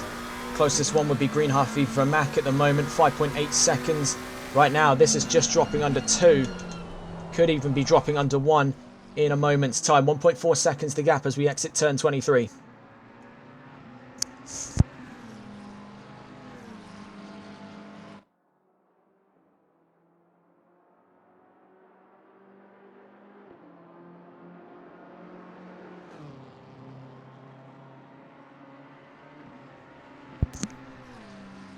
So heading up the mountain straight down towards turn 2, just under 5 minutes left to go. Current odds are up in the air, really, when it comes to Sukup overtaking Roos. On the track record he's been on over the course of the last couple of laps, he could have him in the next 4 minutes. It's a very close margin to call, especially with the leader so far up the road. That final lap could drop on him like a hammer by the end of this race. 1.4 seconds the gap. Roos has really got to put the hammer down. And Sukup there colliding with the wall. Could that be a sign of bad things to come? He's dropped 0.6 of a second, 0.7 of a second. There could be damage on that McLaren now. One fatal slip-up could have just cost Sukup his opportunity to fight for 6th up against Tempest Motorsports. Brendan Roos and Connor Letford. The gap now out at 2.2 seconds. We really got to wonder what's going on with Parker Sukup's car. We'll go quickly on board the interior there to see if we've got any track rod damage on the 789. Watching here as we get around turn 18. You can see clear line of sight to Brandon Roos. You can see he's able to keep the wheel relatively straight here, and the car's not deviating from course, so no damage to the suspension at the moment, nor is there any damage to the steering.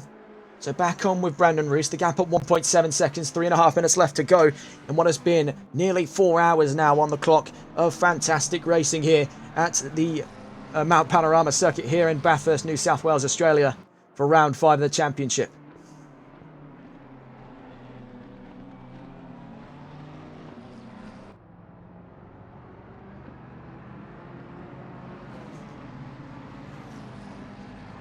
In that last lap as well, he was a 10th faster, so things looking rather bright on the horizon for Brandon Roos. Now has to navigate Nicholas Koenig in the number 45. Could be free slipstream then for the McLaren on his run up the mountain straight. Hayden Puttock leaving the pits there alongside James Mason.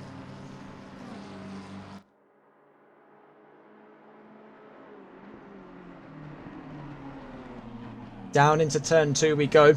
Blue flags are out for Nicholas Koenig. Watch here with Brandon Roos. Parker Sukup looming in his rear view. Out through the cuttings we go. Oh, the BMW's gone right in the way. Oh no, this has kicked off to be absolutely nuclear. Collected in it. We're absolutely now in the fight of 6th position. Massive drama to have kicked off between those three. Sukup is now within 1 second at the moment. We're watching the replay here. You see Nicholas Koenig just couldn't find the space. Just slammed the anchors on. Then as Roos goes across the track, taps Sukup. We're now going to go back on board with them as they're going rocketing down Skyline Hill. Parker Sukup right on the back of Brandon Roos. The final battle of today. 2 minutes left to go here in Bathurst.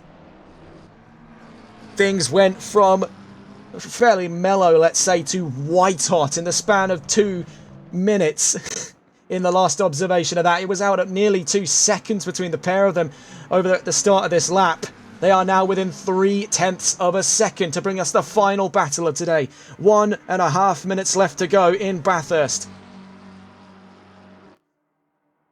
Going down the Conrod straight. Sukup's in the slipstream. Could absolutely take this side by side. Roos has got to play his cards right. Heading down to the chase. He's going to make Sukup run the long way around at turn 21 and 22. Side by side. Almost a bit of contact between the pair of them. They're giving him the lights. Is Parker Sukup. Disgruntled with a move by Brandon Roos. Trying his very hardest here in the closing moments of this race to hold on to 6th position for love nor money. Out through turn 23. Brandon Roos trying to defend everything in his power up against Parker Sukup. You can just see how much more competitive Sukup is at this length of the race. Roos has really been left stranded here. It's like a deer in the headlights up against Sukup on the charge.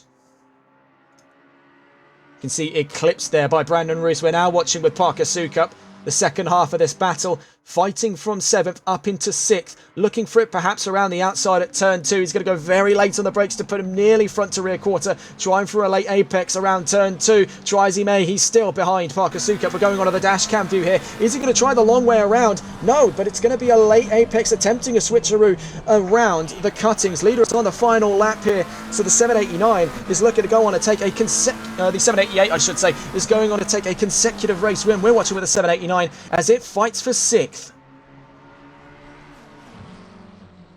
These two will have at least one more lap in the fight here before the end of this race. We ought to get that text changed. Going down to Skyline Hill.